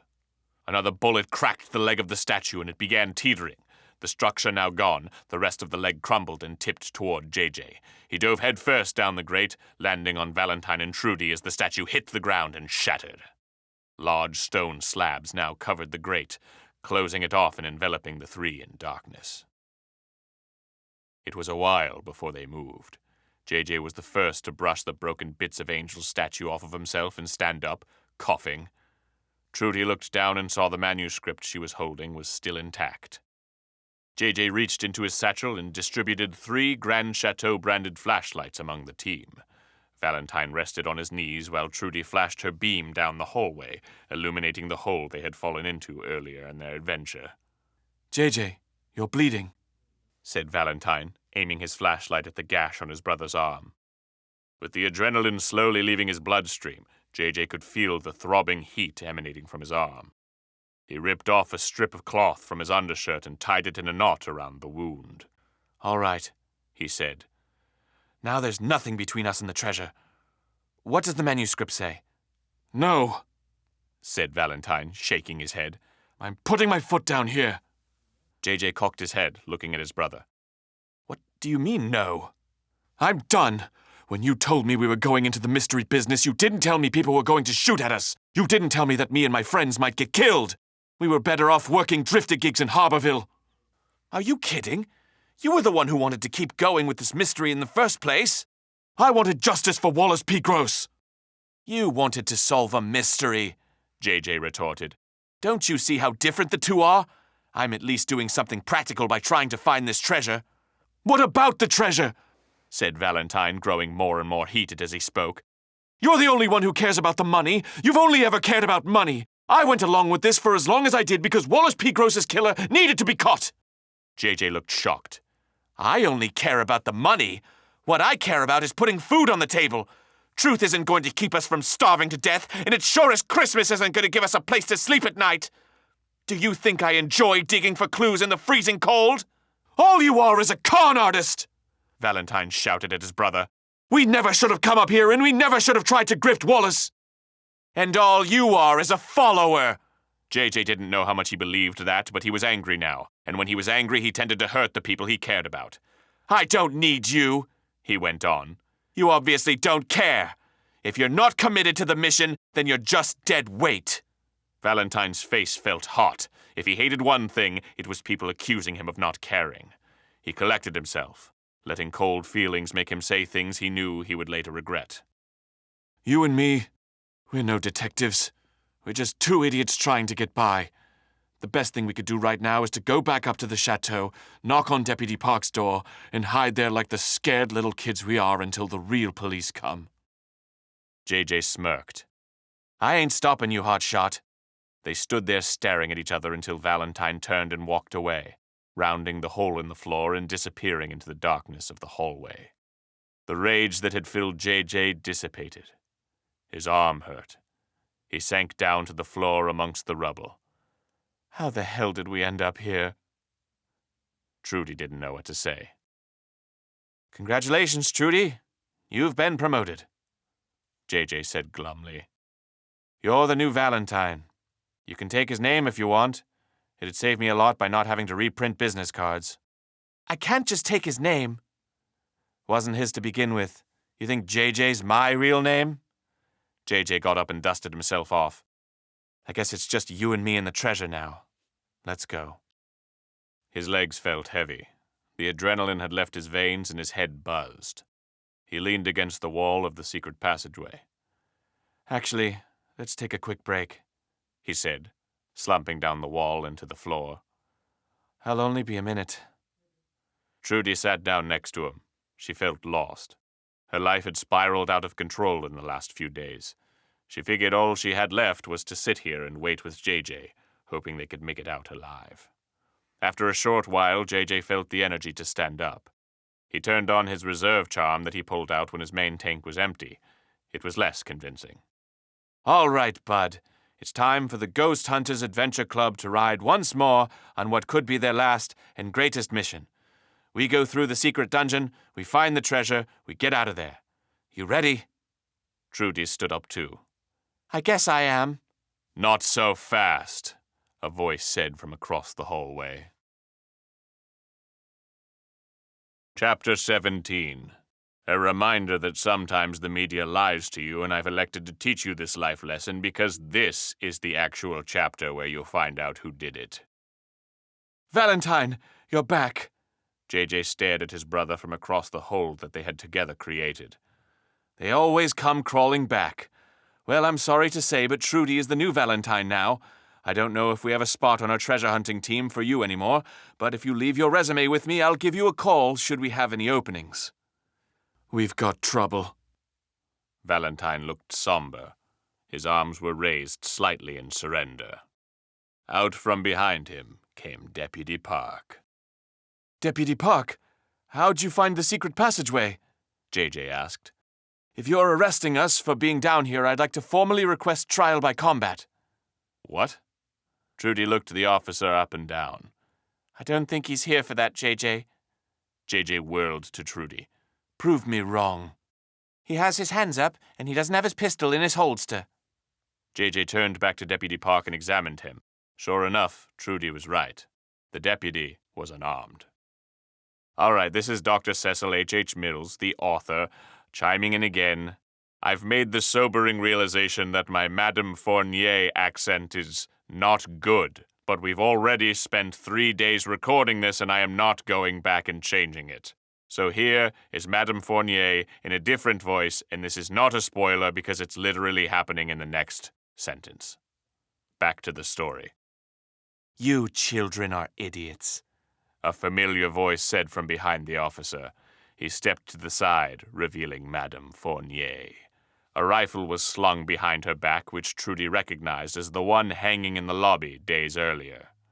In her right hand was Deputy Park's service revolver, now trained on them. Madame Fournier, shouted JJ. What are you doing down here? Valentine sighed. She's the murderer. She's the... A blank expression formed on JJ's face as his brain disintegrated into a variety of oddly shaped puzzle pieces. Murderer? Who, me? Madame Fournier snickered. I'm just a little old hotel manager. I don't know what you're talking about. JJ managed to reassemble the puzzle pieces in a socially acceptable amount of time. You're the one who was watching Wallace, and you're the one who must have shot him when he was about to tell us everything, and the one who caught me down here and marched me back to you, added Valentine. I'd do it all again in a heartbeat if I had to, said Madame Fournier. For years I've been searching for this treasure before Wallace caught wind of it and tried to take it, and now I have it all to myself. The Christmas you do, said JJ. You know, for as dumb as you all are, I'm impressed. You figured out how I killed Wallace, how I had the groundskeeper shatter the window to throw off the police. You just attributed it to the wrong suspects. I'll even give you points for finding and saving JJ. It's too bad it's come to this. Your attention to detail would make you all exceptional employees in the hotel hospitality business. Deputy Park, said Trudy, what are you doing here? I went up to the roof to investigate the gunshots. He thought they were fireworks, Madame Fournier explained. I thought they were fireworks. But the lady got the drop on me and led me down here. I'm sorry I didn't trust you about the secret passageway earlier. So now what? Asked JJ. I assume you want the manuscript so you can go off and get the treasure for yourself. Oh, I want the manuscript all right, but you're all coming with me. People have a knack for dying when they try to get through whatever John Henry Grant built down there, so I'm going to see if you four can solve it for me. Aw, man, said JJ.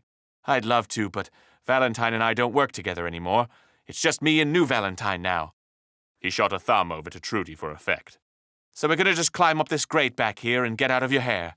Sorry, old Valentine. Nice try, young man, said Madame Fournier.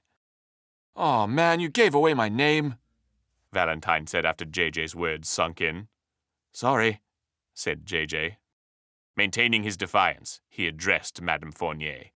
What if we don't come with you?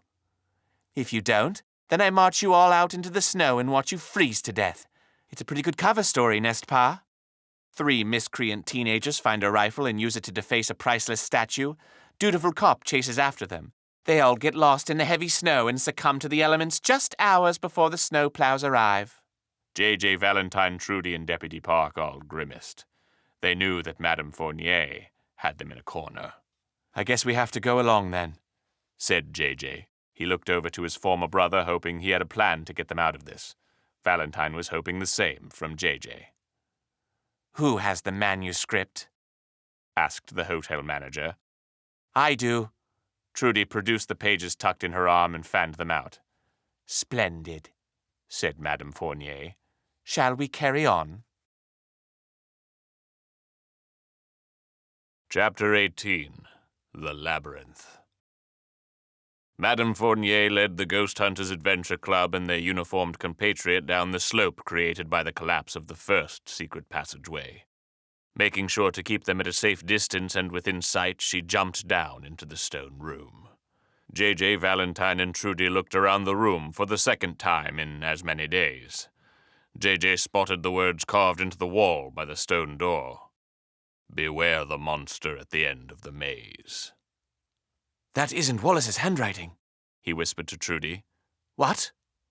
I've seen his handwriting in his letter to Marcella. That's not his. Maybe it was written by John Henry Grant, or another earlier explorer.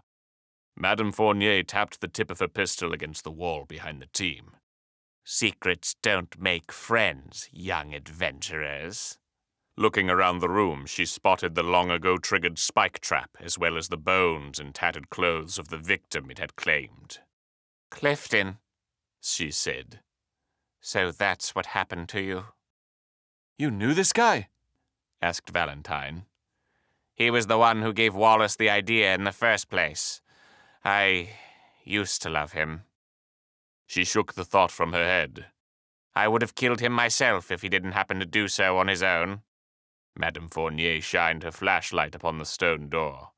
So how do we get past this? Weren't you already past this door before? Asked Valentine. Trudy heard digging and we barely escaped. That was the groundskeeper. He was strong enough to open the door by brute force. None of you are 200 centimeters tall, so I assume we must take the smart route. Question, said J.J. 6'7", interjected Trudy. Madame Fournier turned to Trudy, who was reading as fast as she could through Wallace's manuscript. What does our dearly deceased author say, my darling? Trudy didn't bother to look up from her reading. I don't know yet. So much of this is research into John Henry Grant and his life, what led him to gain his wealth and inevitably renounce it. If only I had more time to... Trudy, Madame Fournier interrupted, tapping the wall behind her with the tip of a pistol again. Time is one thing we do not have. Trudy fanned through the manuscript pages until she found a diagram of the room they were in. To open the door, we have to input the right combination to affect the counterweight attached to it. JJ, go to that panel of holes on the left wall by the door. JJ followed Trudy's orders and shined his flashlight on the leftmost wall. He approached it, rubbing his palm across it to wipe away the dust and thick cobwebs. When this was complete, the wall showed several rows of holes, each about the size of a finger. There should be 4 rows and 10 columns on the panel, said Trudy. JJ confirmed her notes. So what do we do with this? I'm going to need you to stick your fingers in the holes of the corresponding numbers for the year of John Henry Grant's birth, 1876.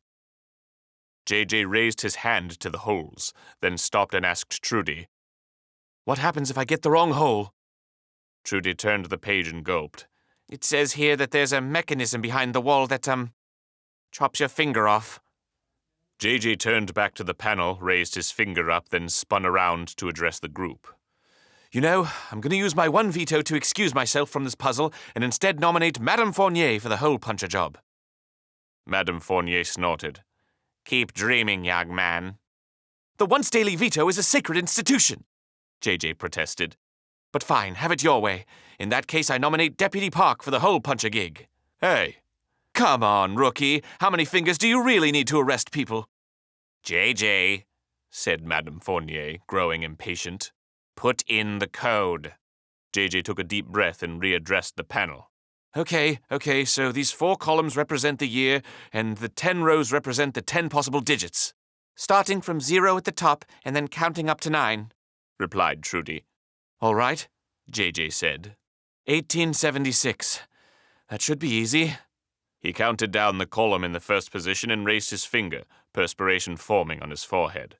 Slowly, his finger traveled toward the hole, inching closer as JJ worked up the nerve to commit. Are you sure 1876 isn't some sort of cryptic clue we have to decipher? JJ asked. Wallace is known for that sort of stuff, you know. Oh, my stars, Madame Fournier growled. Put your finger in the hole or I'll shoot it off for you. Fine, I'll do it. JJ took a deep breath and raised his finger toward the hole corresponding to 1. Closing his eyes and bracing for pain, he pushed his finger into the hole. His fingertip felt a button and he heard an audible click. Pulling his finger out, he was happy to see it remained in one piece. All right, that's 1. He moved his finger to the 8th position on the second column. Holding his breath, closing his eyes and bracing for pain, he inserted his finger. Another click. JJ let out another sigh of relief. Halfway there. He raised his finger, positioned it at the 7 hole, held his breath, shut his eyes, braced for pain, and inserted his finger. Another click. Another sigh of relief. All right, everybody. Last one, said JJ, mostly to himself. He thought of all the good times he and his 10 digits had had over the years, the things he was able to steal, the obscene gestures he could make, all of that. He would truly miss them if he were to lose one in a freak mystery-solving accident. Having properly reminisced about his fingers, he went for it, placing his index finger into the hole corresponding to 6. JJ let out an ear-shattering howl, yanked his finger back, and hunched over in pain. Valentine rushed to his former brother's aid. Madame Fournier and Deputy Park stood in place, in shocked silence. Trudy read and reread the manuscript to find what she had gotten wrong. JJ, what happened? Asked Valentine. JJ's shrieks of pain turned into laughter. He held up his hand, all 5 fingers still in place. Come on, guys, I'm just trying to lighten the mood, he said to the rest of the group. It's bad enough we're stuck down here with a homicidal hotel manager. Try and live a little. Deputy Park groaned. Valentine punched JJ on the shoulder. It wasn't a playful punch. Not cool. Something began creaking in the room. They turned to see the stone door slowly raising upward. Let's go, said Madame Fournier, ushering them into the next room. Valentine punched JJ on the shoulder once more before walking to the next room under the watchful eye of Madame Fournier, her pistol and the intimidating rifle slung across her back. The group filed into the next room. Madame Fournier stood in the doorway and had her 4 captive party members stand in front of her to prevent their escape. All right, Trudy, said the hotelier. What's next? Trudy flipped through more pages of the manuscript as she walked toward the center of the room. This is a pressure plate puzzle.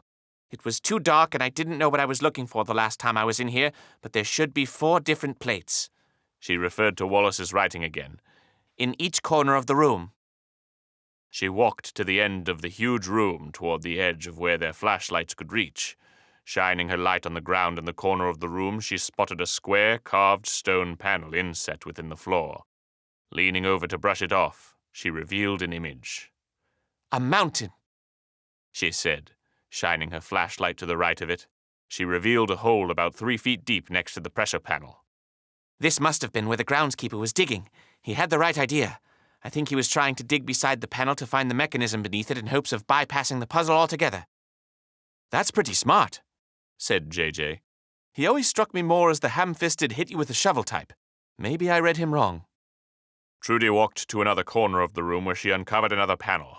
This one's supposed to represent a gold coin, meaning this one she said, walking to the next corner of the room and brushing off the dusty pressure plate on the floor. Should be a skull. Walking down to the last corner, she revealed the final pressure plate. A stone with the image of the chateau carved into it. Okay, now we just need to hit them in the order in which John Henry Grande lived these moments in his life. JJ, go to the mountain. Valentine, go to the chateau. Deputy Park, go to the skull. I'll take the gold coin. Each person did as they were told and walked to their corresponding pressure plate. Madame Fournier remained standing by the door, barring anyone from escape. Everyone get on your hands and knees in front of your pressure plate, Trudy instructed. Don't press it yet. On 3, JJ, you're going to hit the mountain. Then Valentine, you're going to hit the chateau. Then, Deputy Park, you're going to hit the skull that represents his death. Then I'm going to hit the gold coin, which the manuscript says represents the treasure he left us. That all makes sense, everybody? Makes sense, said Valentine, although it didn't 100% make sense to him. If this was a pressure plate puzzle, it could conceivably be solved by one person walking from one plate to the next. So why was she having everyone get down on their hands and knees to press theirs? Still, he trusted Trudy wouldn't lead them astray, so he kept his mouth shut. Trudy got on her hands and knees in front of her pressure plate. All right, everybody, on 3. 1, 2... Wait! Madame Fournier screeched. Everyone meet by the door. Trudy cursed under her breath. She got up reluctantly and walked to meet the rest of the group where the hotelier had ordered them to.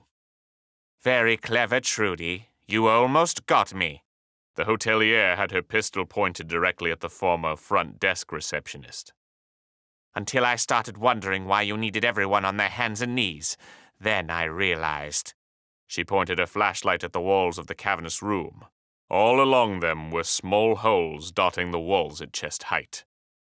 You were going to enter the combination wrong, which would have fired what I assume are arrows into me. Poison-tipped arrows, Trudy expounded. Mon ami. Everyone knows John Henry Grande amassed his fortune as a mountaineer before he built the chateau, so naturally the solution to the puzzle would be mountain, coin, chateau, skull. Trudy looked away, dejected. Follow me. Madame Fournier beckoned them with her gun as she walked to the first pressure point. No crouching down, please. She stepped on the first plate and it depressed into the ground with a clicking noise.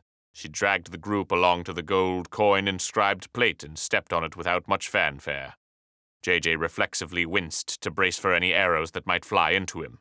Luckily, Fournier's choice seemed to be the correct one. She went to the plate inscribed with the chateau, stepped on it, and it clicked without incident. And now, finally, on to the last one. She stepped on the pressure plate with the skull inscribed on it. As soon as she depressed it all the way down, all 4 pressure plates began clicking, raising up to their original positions. As they rose, the team heard a rumbling at the end of the room. A door appeared, first as cracks in the wall, and then as the stone gave way and swung upward, a gaping hole that revealed steps leading downward. To the next room, suggested Madame Fournier. Everyone turned to make their way down the steps. One moment, Trudy. Trudy turned to face Madame Fournier, who held the pistol under her chin. No more tricks, darling. Do you understand? Trudy clenched her teeth. She hated being beat. I understand. Marvelous, said Madame Fournier. Now let's go catch up with the group. We don't want to get lost, do we? Trudy and the hotel manager rejoined J.J. Valentine and Deputy Park as they traversed down a spiraling staircase, which led out into a naturally formed open chasm. The stone walls jutting out stood in stark contrast to the carved-out room they had just exited. What's that sound? Asked J.J. I guess it's an underground river. Melting snow must run off into it, said Trudy. Wow, it's remarkable that this place has held up to the elements for all these years. Then the ground gave way. J.J., Valentine, Deputy Park, and Trudy tumbled downward in a shower of dust and rubble. Bouncing off the side of the chasm, J.J. grabbed onto a tree root protruding out of the cracks in the rock. He saw Valentine had managed to do the same just above him. Trudy and Deputy Park were lucky. She managed to grab onto the edge of the floor as it crumbled under her, leaving her only a short pull back to safety. She gave Deputy Park a hand up, both of them rolling over the edge and to safety. See, this is why I brought you all along, said Madame Fournier from the remains of the platform. She had stayed upright and untumbled by remaining at the back of the group. Better you all than me, am I correct? Please stop talking, JJ shouted from down the chasm. We don't like you. Trudy leaned back over the edge, seeing him and Valentine hanging on for dear life. Guys, you okay? Valentine gripped whatever roots and soil he could, his dirt-encrusted fingers embedded deep within the soft soil surrounding the rock. He summoned the courage to look up at Trudy. Never better, he said. The sound of rushing water was much louder now. JJ looked down to see white peaks rushing past him, just barely visible in the darkness. Old Val, we got a problem, he said. Death drop below. Valentine summoned more courage to look below him into a craggy and sharp and wet void of darkness. He gulped.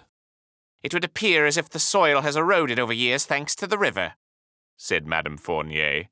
I'd hurry out of there if I were you. There's no telling where an underground river would spit you out, but it's a guarantee that wherever you ended up, you'd be dead. JJ looked up to Valentine. You gotta climb, dude. Valentine's handhold on the bundle of roots he had been clinging to was slipping. He gripped tighter and tried to feel around with his legs for a foothold. I'm kind of stuck here, but good suggestion. JJ sighed. Fine, then I'm coming up. He grabbed hold of Valentine's leg and pulled himself upward. Just hang in there, kitten. Valentine didn't know how to process this. What are you doing? Just hang in there. If you let go, we both die. Valentine didn't have many choices here. He readjusted his grip, feeling tree roots snap as the weight of JJ climbing up to his torso added to the load. JJ made it up above Valentine with great discomfort only to Valentine. He found a rock outcropping he could use as a hold and placed his foot onto his former younger brother's shoulder. Valentine's muscles were cramping. The shoe digging into his shoulder did not help. He knew he didn't have long. Looking to his left, JJ saw under the floor of the hallway just in time to spot a rusted circular saw break away from the ground and fall into the river below with a faint splash. A menacing, swinging axe with a rotten wooden handle followed shortly after it. Trudy, what are shop-killing objects doing down here? Flipping through the pages of the manuscript, Trudy spotted the page of the current puzzle. It was supposed to be a challenge of skill and agility, she called down. We were supposed to be running through a gauntlet. JJ strained to keep himself attached to the chasm wall. What's the connection to John Henry Grand's life here? Was his heart broken once by a woodshop teacher? Just climb back up.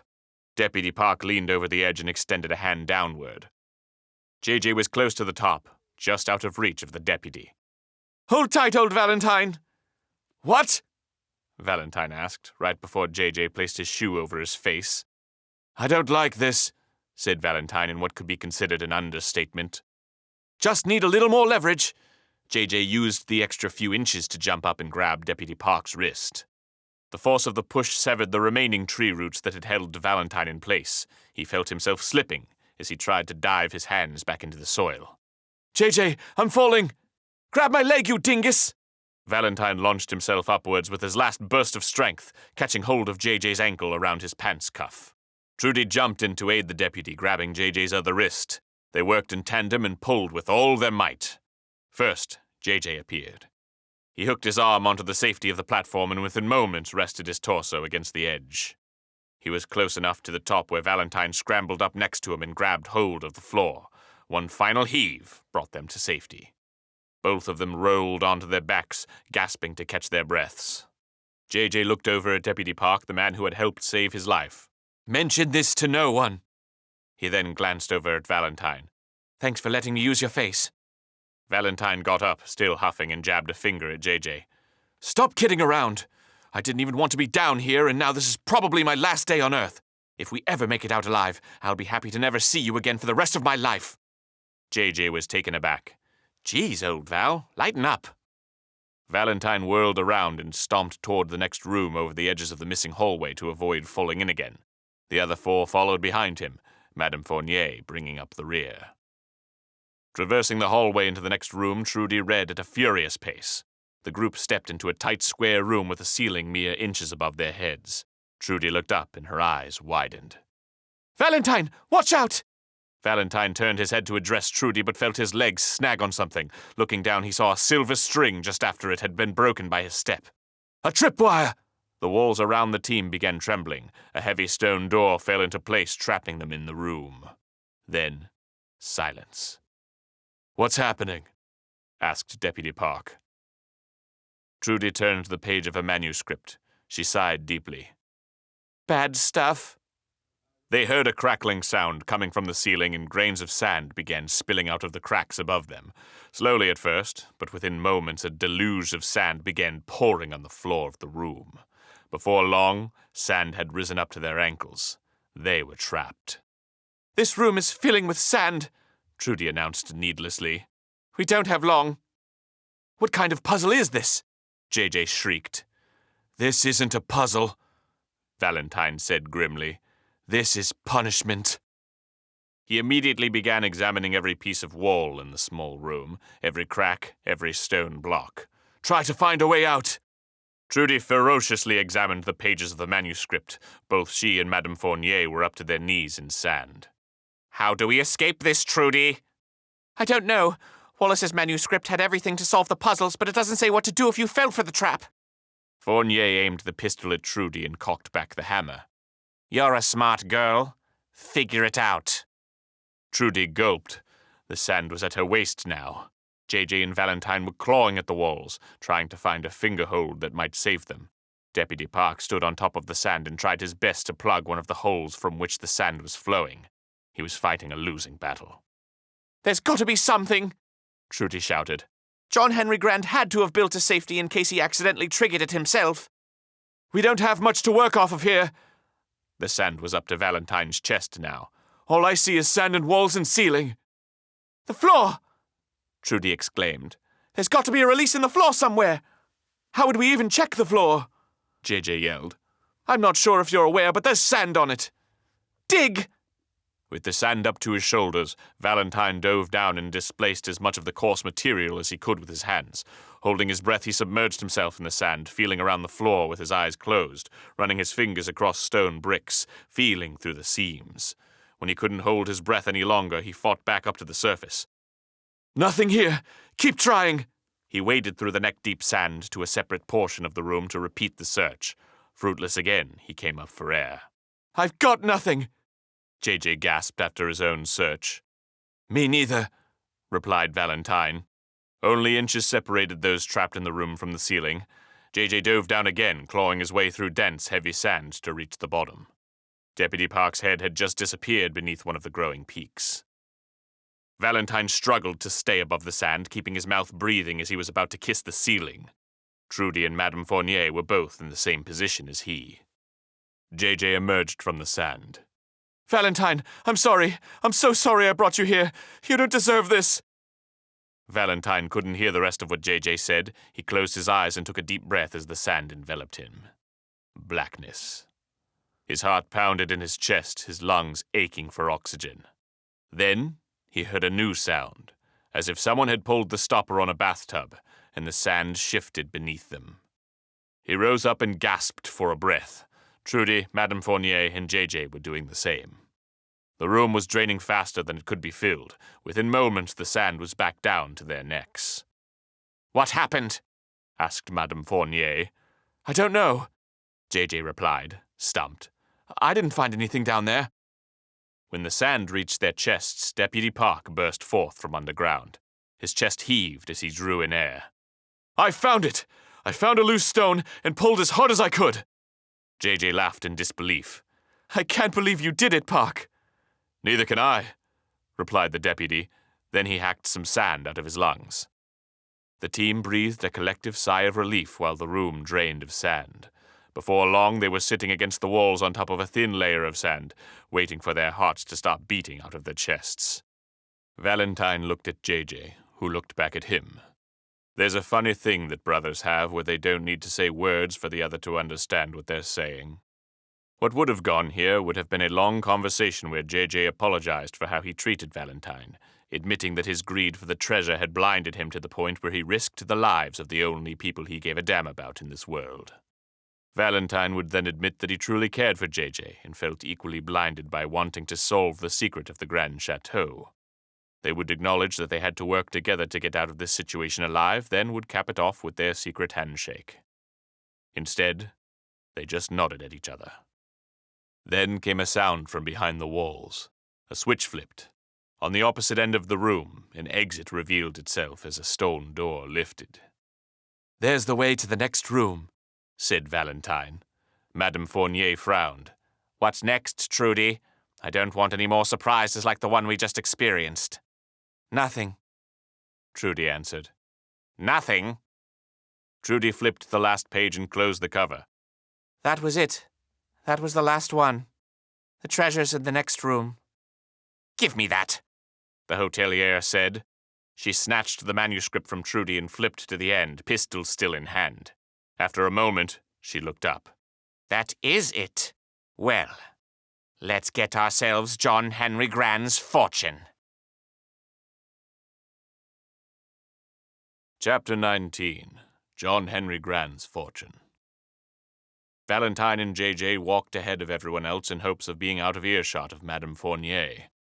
As the long hallway carved out of the natural rock turned a corner, they found their chance. "Once she gets the treasure, she won't have any use for us," said J.J. "I know," said Valentine. "If we have any hope of getting out of this, we gotta get working on some plans quick. If it comes to it, I'm gonna rush Madame Fournier.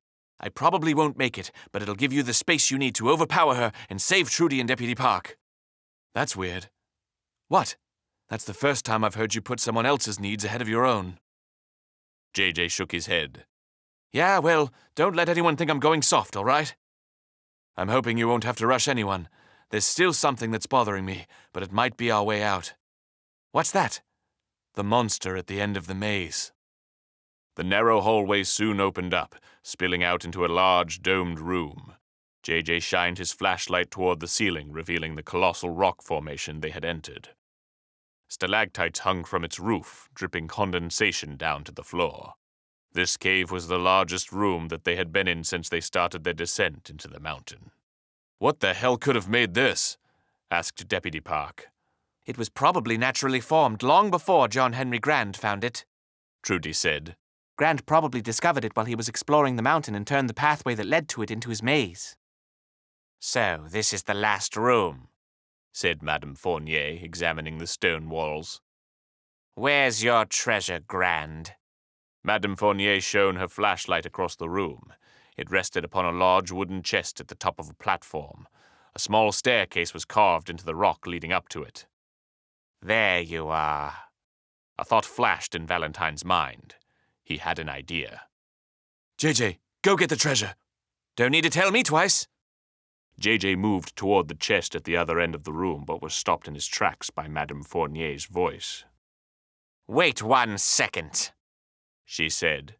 "Fine," said Valentine. "Then I'll go myself." He began walking with confidence toward the raised platform. Madame Fournier hurried with her pistol drawn to position herself between the group and the treasure. Pointing the gun at Valentine, she barked, "Fall back in line, soldier." Valentine raised his arms and clenched his teeth, maintaining eye contact with the hotelier while he backed up to the rest of the group. "You know something I don't know, don't you?" said Madame Fournier. "What makes you want to get that treasure so badly?" "What makes you want to get that treasure so badly?" parroted J.J. in an annoying French accent. That's a joke that would have landed harder if I had committed to the French accent. I am not sorry. Valentine shot a glance at his brother. "Don't do this now, JJ. Why? Do you think I'm going to give away the secret?" To Madame Fournier, who did not possess the same sort of brother telepathy previously mentioned, this exchange fell in line with what she had previously experienced with the brothers. Useless bickering. "Trudy," she snapped. "What's going on?" Whether she simply deduced it from the brothers' language or some of that brotherly telepathic energy had rubbed off on her over the past couple days, Trudy turned impassive as well. "I don't know what you're talking about, Madame Fournier." "Back up, all of you," said Madame Fournier, waving her pistol from person to person. "If anyone gets close to me, that's the end for them. Do you understand?" Deputy Park gulped. He saw no way out of this. He had spent the last several days from home at the Grande Chateau and missed his wife dearly. He shivered at the thought of never seeing her face again. Madame Fournier inched backwards until her foot found the first step up to the platform. She didn't dare take her eyes off of her 4 captives at this moment. Step by step up the cold stone, she worked her way ever closer to the treasure of John Henry Grand. Reaching the top of the steps, she searched again with her foot for the base of the chest. She found the lock with her free hand. It was open. All right, let's see what sort of treasure John Henry Grande has in store for us. She broke eye contact for a brief moment to unhinge the latch of the chest and peer at the contents inside. Her eyes darted back to Valentine. It's empty. A thin smile formed across Valentine's lips. What kind of game are you playing? Madame Fournier looked back down to the chest and threw the top open, revealing its empty contents. She couldn't hear it herself, but within the treasure chest a tumbler clicked into place. Valentine stared directly at the hotel manager, the one who had killed Wallace P. Gross, had tried to kill him and his friends, and who had forced them all through this maze at the risk of their own lives. Given the chance, he knew she would kill them all and feel no remorse over it. "Beware the monster at the end of the maze," he said. Madame Fournier furrowed her brow in confusion. What? A loud, muffled boom sounded just beyond the walls, followed by another boom, followed by yet another boom, and the ground trembled beneath them. All at once, cracks formed throughout the cave, evolving into an increasingly dangerous fissure that bifurcated the room between Madame Fournier and her captives. J.J., Valentine, Trudy, and Deputy Park felt the ground crumbling beneath them. "Back up, everybody!" J.J. screamed before the floor he was standing on all but disintegrated. Valentine, Trudy, and Deputy Park jumped back in step. Crumbling rocks began dislodging themselves from the ceiling of the cave. "The whole room's coming down! Get back to the hallway!" Valentine bellowed mid-dash. Madame Fournier immediately jumped into action, dashing as fast as she could towards safety. With each step, the foothold she found would almost instantaneously disappear. She dropped the pistol in a leap towards steady ground and watched it plummet into the dark chasm below. Out by the entrance of the cavern, the four dove for safety. The narrow hallway appeared as if it would hold. Madame Fournier leapt from falling rock to falling rock, dodging stalactites haphazardly falling around her. There was a version of J.J. who would have enjoyed this, one who would have taken delight in the suffering of the person who had tried to kill him and his friends. But this J.J. was no longer that J.J. This J.J. wanted Madame Fournier to receive the justice she deserved. "You're not getting away that easily!" he shouted as he sprang into the cavern. "JJ, wait!" Valentine stared in shock. "It's too dangerous!" J.J. either didn't hear him or pretended not to. He ran at a full sprint towards Madame Fournier, uncaring of what heavy thing could be falling on top of him at any moment. Madame Fournier was fighting a losing battle. She leapt from rock to rock, but couldn't gain ground against the cave's crumbling. The soft, cloudy light of daybreak washed in through the half-lost ceiling. She made one last desperate dive toward the stable ground before her. Her fingertips fell just inches short. J.J. saw this and dove headfirst toward the newly created cavern. He slid on the ground, hooking one of his arms into whatever crumbled rock would brace him. With the other hand, he reached as far as his arms would allow, grasping at whatever he could save. He felt a snag. The room finally settled as the last pieces of the cave sloughed off into the ground hundreds of feet below. Valentine saw his brother dangling from the ledge, unmoving. He dashed over to him. "JJ, what's wrong? Just help me with this, will you?" Valentine grabbed JJ's shoulders and pulled backwards with all his might. It was then he saw what they were pulling up from the chasm, with his hand firmly gripped around the shoulder strap of the ornate rifle that was once meant to murder them. J.J. held on to Madame Fournier. With another strong pull, they dragged her up to safety. She lay on the floor, coughing from the dust and exertion. J.J. and Valentine fell to the ground themselves, out of breath and exhausted. Trudy and Deputy Park ran over. "You saved my life," Madame Fournier stammered as she got up off her knees. J.J. and Valentine were in the process of getting up themselves. "Don't," J.J. huffed. "Don't mention it." "I'll make sure you regret it." Madame Fournier whipped the butt of her rifle into J.J.'s stomach. He doubled over in pain. In one quick moment, she had the rifle against her shoulder and ready for action. "Now, which of you dies first?" She didn't even have time to hear a response. Seeing the move against J.J., Deputy Park rushed to Madame Fournier's side and, with the strength and precision of a well-trained officer of the law, he karate-chopped her in the throat. Madame Fournier dropped her rifle and fell to her knees, reaching for her throat as she wheezed in air. I was really itching to use that move, said Deputy Park. JJ, still doubled over in pain, gave a weak thumbs up to the deputy. I owe you one, officer. He rolled onto his back, wincing. And I want you to know how rarely I owe officers of the law one. This is a real honor for you. For the first time in days, sunlight peeked above the horizon and through the clouds in the open air of the chasm beneath them. The cave they were once in had existed at the very edge of a cliff on Grand Mountain. Whatever explosives John Henry Grant had placed years ago had shorn off the roof of the place. In the distance, visible just above the rocks behind them, was the Grande Chateau. Chapter 20. Snowplow Cometh. Driving up the road of Grand Mountain, now bathed in sunlight that was doing its slow work to melt the ice, was the ever-faithful snowplow. With its plow to the ground and salt granules being ejected from its hind quarters, it paved a welcome path all the way up to the Grande Chateau. Finally being released from their admittedly comfortable and amenable prison, patrons of the chateau cheered at the sight of the machine.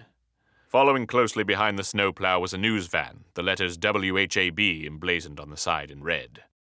It took the news crew mere minutes to set up lights just outside the entrance of the chateau, moving like clockwork as they fired up their Fresnel lenses and placed diffusion flags on C-stands to soften it. When that was finished, a woman in a purple blazer stepped in front of the camera. She gave herself a countdown before she spoke. Murder and mystery on Grand Mountain, she started. I'm here on site at the Grande Chateau, where a freak snowstorm trapped the residents of the resort over the long weekend. But more interesting than being held hostage by the weather, the weekend began with a murder. Noted mystery author Wallace P. Gross died under mysterious circumstances just as the snowstorm hit. And we're told that the real killer wouldn't have been found were it not for the efforts of 3 young adventurers. The camera pulled back and revealed J.J., Valentine, and Trudy. They hadn't had time to clean themselves up and remained as dirty and disheveled as they were down in the caves. J.J. checked the bandage on his arm to make sure it hadn't started bleeding again. Tell me, in your own words, said the reporter, what happened this weekend at the Grande Chateau? J.J. stepped forward and leaned into the microphone. Thank you for taking the time to speak with us, Carly. I've been a long-time fan of your venerable news channel and the nuanced, intelligent reporting contained within. Just answer the question, please. Right, well, myself, that's J.J. Watts, W-A-T-T-S, and the rest of the Ghost Hunters Adventure Club, Harborville's foremost authority on private investigation and paranormal phenomena. That'd be my brother Valentine Watts and our new cohort, Trudy De La Rosa. All we need is a soundbite, kid. All right. We were initially called up here by Wallace P. Gross himself, and while through no circumstance of our own did he meet his grisly fate, we worked together to unravel the mystery and identify the real culprit. With the help of... He sighed. Harborville's finest, we were able to track down this culprit through a maze of subterranean passageways and eventually apprehend her. Now, just who was the killer here, and why did she want Wallace P. Gross dead? Ma'am, the why is a complicated answer, but if you want to ask the culprit herself, she's right over there. J.J. pointed to a waiting police car with its door open. Being led out by Deputy Park in handcuffs were Madame Fournier and the groundskeeper. Hey, Fournier! J.J. taunted. How do the cuffs fit? Madame Fournier scowled at J.J. You haven't seen the last of me, Ghost Hunters Adventure Club. I'll get you if it's the last thing I do. Yeah, well, bite me, said J.J. The camera swung back to J.J. I don't even think she's really French. Anyway, as I was saying, we're the Ghost Hunters Adventure Club, and we'll take on any job, big or small. From haunted bar mitzvahs to haunted global conspiracies, we've got you covered. That's G-H-O-S-T. The reporter stepped into frame and addressed the camera. Thank you for speaking with us today. I'm Carly Contreras with WHAB. The cameraman lowered his camera. Carly lit a cigarette and turned to J.J. Mindfulness meditation will do wonders for you, kid. With that, the news crew packed up, leaving J.J., Trudy, and Valentine alone. They walked back into the lobby of the chateau. That could have gone worse, said Valentine. You didn't swear this time. Yeah, I hope we can at least get some exposure out of it. Ghost Hunters Adventure Club Incorporated operated at a net loss this weekend. There'll be other mysteries to solve, said Trudy. You two seem to have a knack for getting yourselves into trouble. I'll take that for the compliment that I choose to see it as, said J.J. Are you sure you don't want to join up with us? I can't guarantee it'll be lucrative, but I can guarantee a life less ordinary. I'm sure, she said. With Fournier gone, this chateau is in complete disarray. They'll need someone to whip it back into shape. The Ghost Hunters Adventure Club, came a familiar voice. They looked up to see Thad Newberry and Marcella P. Gross descending the grand staircase at the other end of the room. Ah, the two lovebirds, said J.J. About all the trouble we gave you back there. It's water under the bridge, I suppose, said Marcella. I think we all got the closure that we needed out of this weekend, whether we wanted to get it or not. So what really happened down there? Asked Thad. Well, started Valentine, Wallace was smart enough to point us in the direction of the treasure and had faith in us to figure out that the treasure didn't exist. John Henry Grant was driven mad by his wealth and saw it as the source of all his unhappiness. I guess he built the cave to punish anyone who might have chased greed the way he did. Yup, said J.J., turning red. I definitely knew that. The fact of the matter, said Valentine, is that Wallace P. Gross gave us all the clues we needed to solve this, even though he knew he was going to die. He was a remarkable man. He will be missed, said Marcella. Some human emotion tried to appear on her face, but she managed to suppress it. Well, we're on our way out. You kids take care, okay? We will, ma'am, replied Trudy. Thad raised his eyebrows above his sunglasses. Say, would you kids maybe be interested in novelizing the events of this weekend? Could make some big waves in the young adult world. Thanks, Mr. Newberry, said J.J., but our good friend Dr. Cecil H.H. Mills takes care of that stuff for us, that handsome rogue. I see, said Thad. Well, don't hesitate to call if you need anything. And Valentine, please let me know once you've finished the first draft of Boob Quest. I'm very eager to give that a read. You got it, Mr. Newberry. Thad and Marcella walked out toward the lobby exit, hand in hand. J.J. watched them go. I one day aspire to be either that venomous or that stupid. Those two have very admirable qualities about them. J.J., came a voice from across the lobby. The team turned to see Deputy Park standing by the grand staircase, beckoning J.J. over.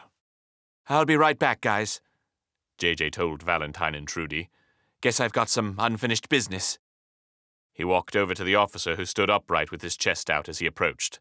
Standing before each other, they shared a stern, unwavering gaze. Deputy, said J.J. J.J., said the deputy. Park extended his hand, giving J.J. a firm handshake. Good work on this case. You showed some real tenacity back there. J.J. nodded curtly. Likewise, I'll fairly admit. Just never do any of that again, for your sake as well as mine. A smirk crossed J.J.'s face. You know I can't promise that. Deputy Park smiled. I know you can't. He punched J.J. on the shoulder, walking away toward the exit of the Grande Chateau. Keep your nose clean, kid. Valentine and Trudy caught up with J.J. What was that about? Asked Trudy. Oh, nothing. Deputy Park was just super impressed by my world-class detective skills and was telling me they'd organize a parade in my honor. It'll be a low-key affair, he says. Only 2 or 3 floats. Valentine and J.J. walked Trudy back to her place at the front desk. She rounded the corner and sat at her chair, addressing them as they had first seen her several days ago. I guess this is it, said Valentine. Guess so, replied Trudy. J.J. leaned over the counter. And you're sure there's no way to convince you to roll with us? I could probably swing some equity options for you if it sweetens the deal. I'm sure.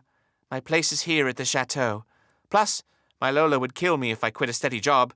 She'd probably ship me off to a convent in Cebu. All right, said J.J.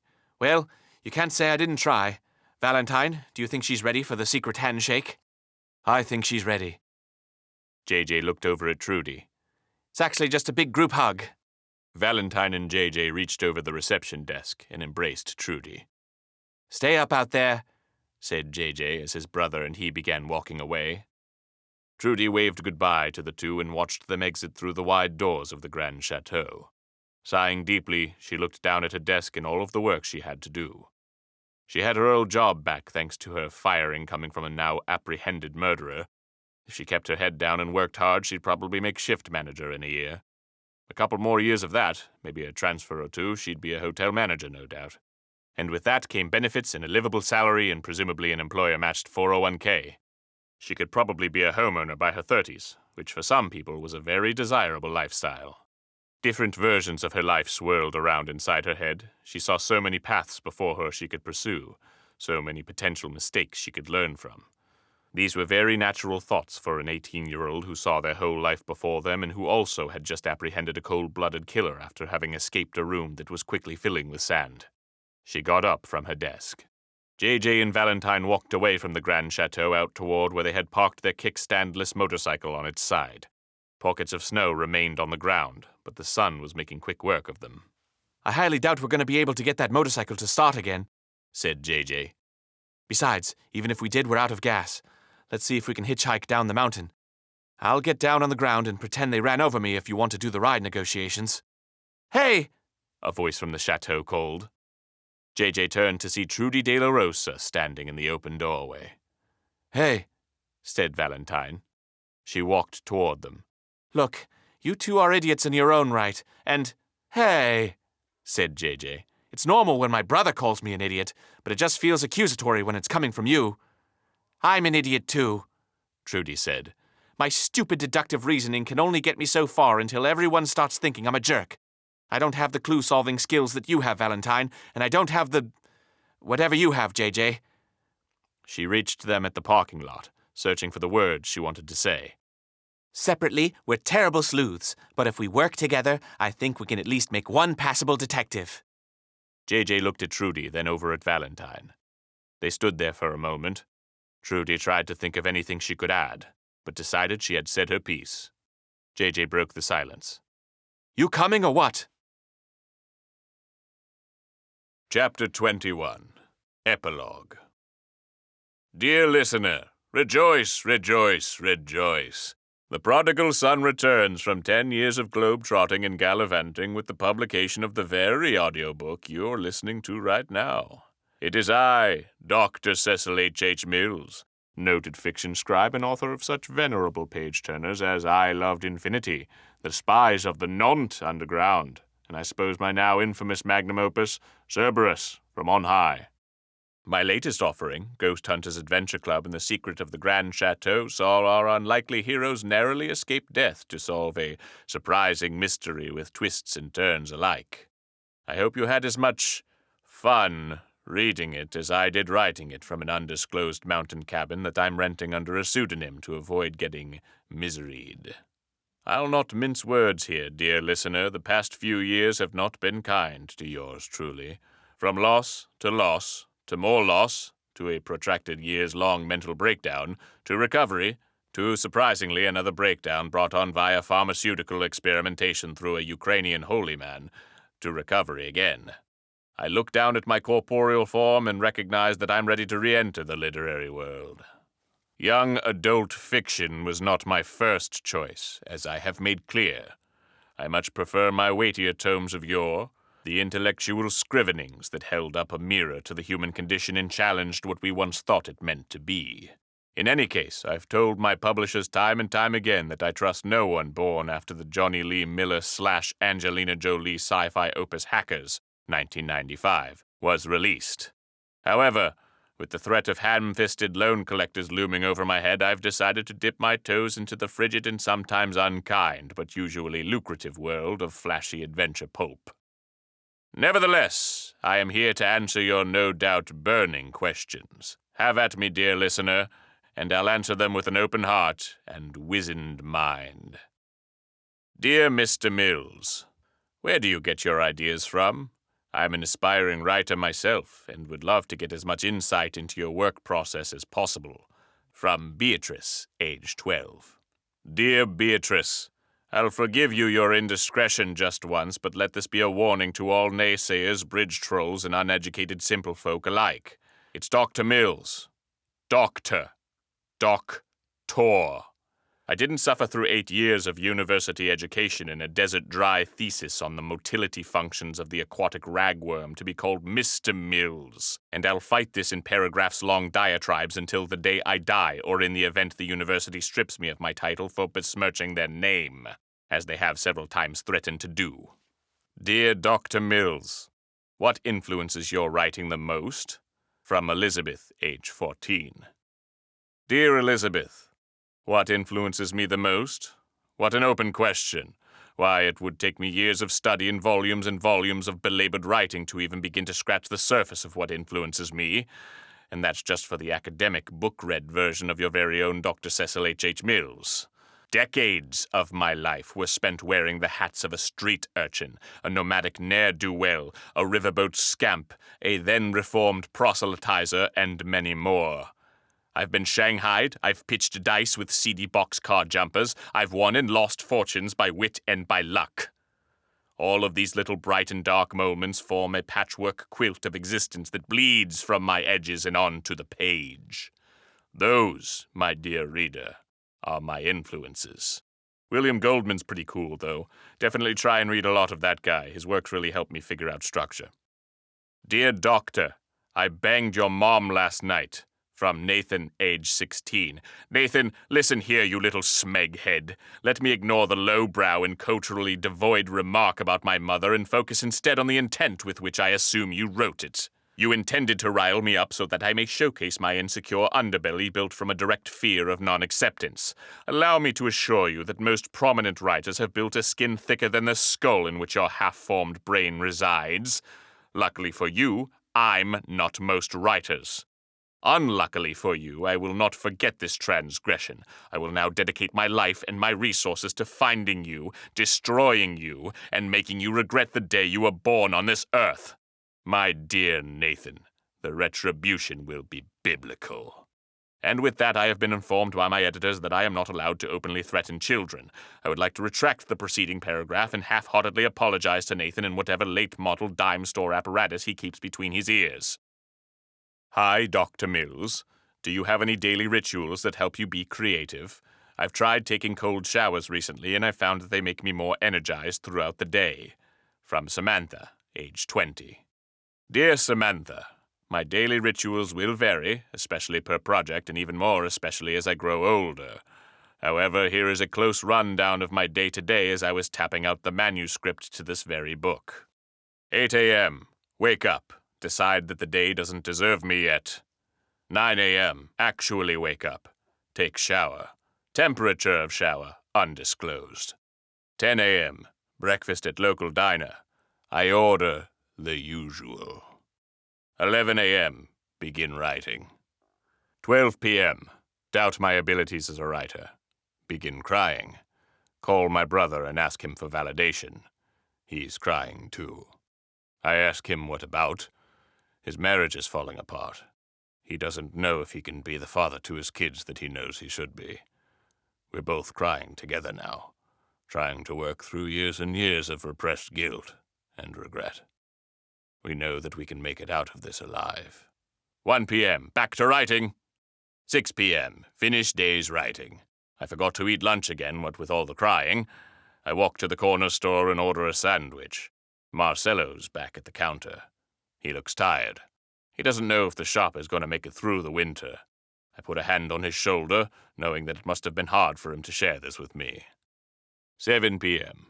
I organize my notes for the next day, promising myself that I won't succumb to the darkness. Not today. Not ever. 8 p.m. Piano practice. 11 p.m. Bedtime. The ghosts of my past will haunt me, yes, but we're old friends now. I greet them warmly. Dear Dr. Mills, my father worked at Bradford and Bradford. The colossal failure of Cerberus from on high and the shuttering of Bradford and Bradford went on to ruin his career in book publishing and forced myself and my family to drastically change our metropolitan lifestyle in utter disgrace, moving to rural America to farm cash crops for well-to-do, heritage-branded brunch restaurants. In the years since, we've managed to scrape by, sure, but I know my father dwells upon his failures at every waking moment of his life, and that every day when I'm harvesting kale and Brussels sprouts for 20-something hipsters to eat while discussing their mundane problems, I'm damning your name. There are real people who suffer because of your antics, real lives ruined by your unscrupulous business dealings. I hope you choke. Justin, age 17. Dear Justin, Against my lawyer's wishes, I've decided to answer this letter. I knew Gary well. He was an honest man, more honest than either of those Bradford rats. While I continue to suffer from my own personal demons with the failed publication of Cerberus from on high and the subsequent warehouse fire that destroyed every known copy of the book, I will say that I am no more your father's master than you are. His fate is his alone, and he must embark on his own journey to take back what life has cruelly wrested from his hands. Still, though, I understand that my response may not sate your taste buds, which no doubt thirst for blood. So I'll offer you this. Upon your 18th birthday, you may request my personal address from your father. It's the same one he's always had on file. I will permit you to challenge me to life-or-death combat with one weapon of your choosing, unrestricted. May I warn you, however, that while my bones have brittled in these later years, my mind remains sharp and plastic. I will not be an easy foe. I eagerly await your calling. Hi, Doctor. What do you think about relationshipping or shipping of your characters? In fandom communities, fans will usually imagine which characters might end up in romantic relationships with one another. Arguments can sometimes be heated, especially among the more hardcore supporters, so I'm curious if you have any preferred ships for your characters, or if you plan on interjecting romance into your Ghost Hunters Adventure Club novels. Annie, age 15. Annie, let me tell you this right now and have it be clear as possible so that one day you'll look back on this response to your letter and know more than you did back then. It doesn't matter. Moreover, nothing matters. And one day when everything turns to ash, whether around you or within you, as it has to me, as it will for everyone one day in their lives, you'll wonder why you didn't spend more time being kinder to those around you. You'll think about all of those petty arguments you had and all of those cheap cigarettes you used to smoke and about your unending, insatiable hunger to be liked and what you did to get that validation. You'll no doubt see that your heart held cruelty in its darkest and most vile form, metastasizing outward from your heart. Is it too late, you'll ask yourself? Is it too late to wake up in the morning and change and be better and do better and let kindness and love be the grounding principles of your life? Maybe. I'm not the one to decide that. Hi, Doctor. What does the HH in your name stand for? I've always been curious and can't seem to find the answer anywhere. James, age 14. James, it stands for, how about you mind your own business? Oh, there is one last page in this book, and it reads, please send all questions, comments, concerns, and gifts of high monetary value on the secondary market to P.O. Box 1271, Glendale, California, 91209. Care of Dr. Cecil H.H. Mills. The end.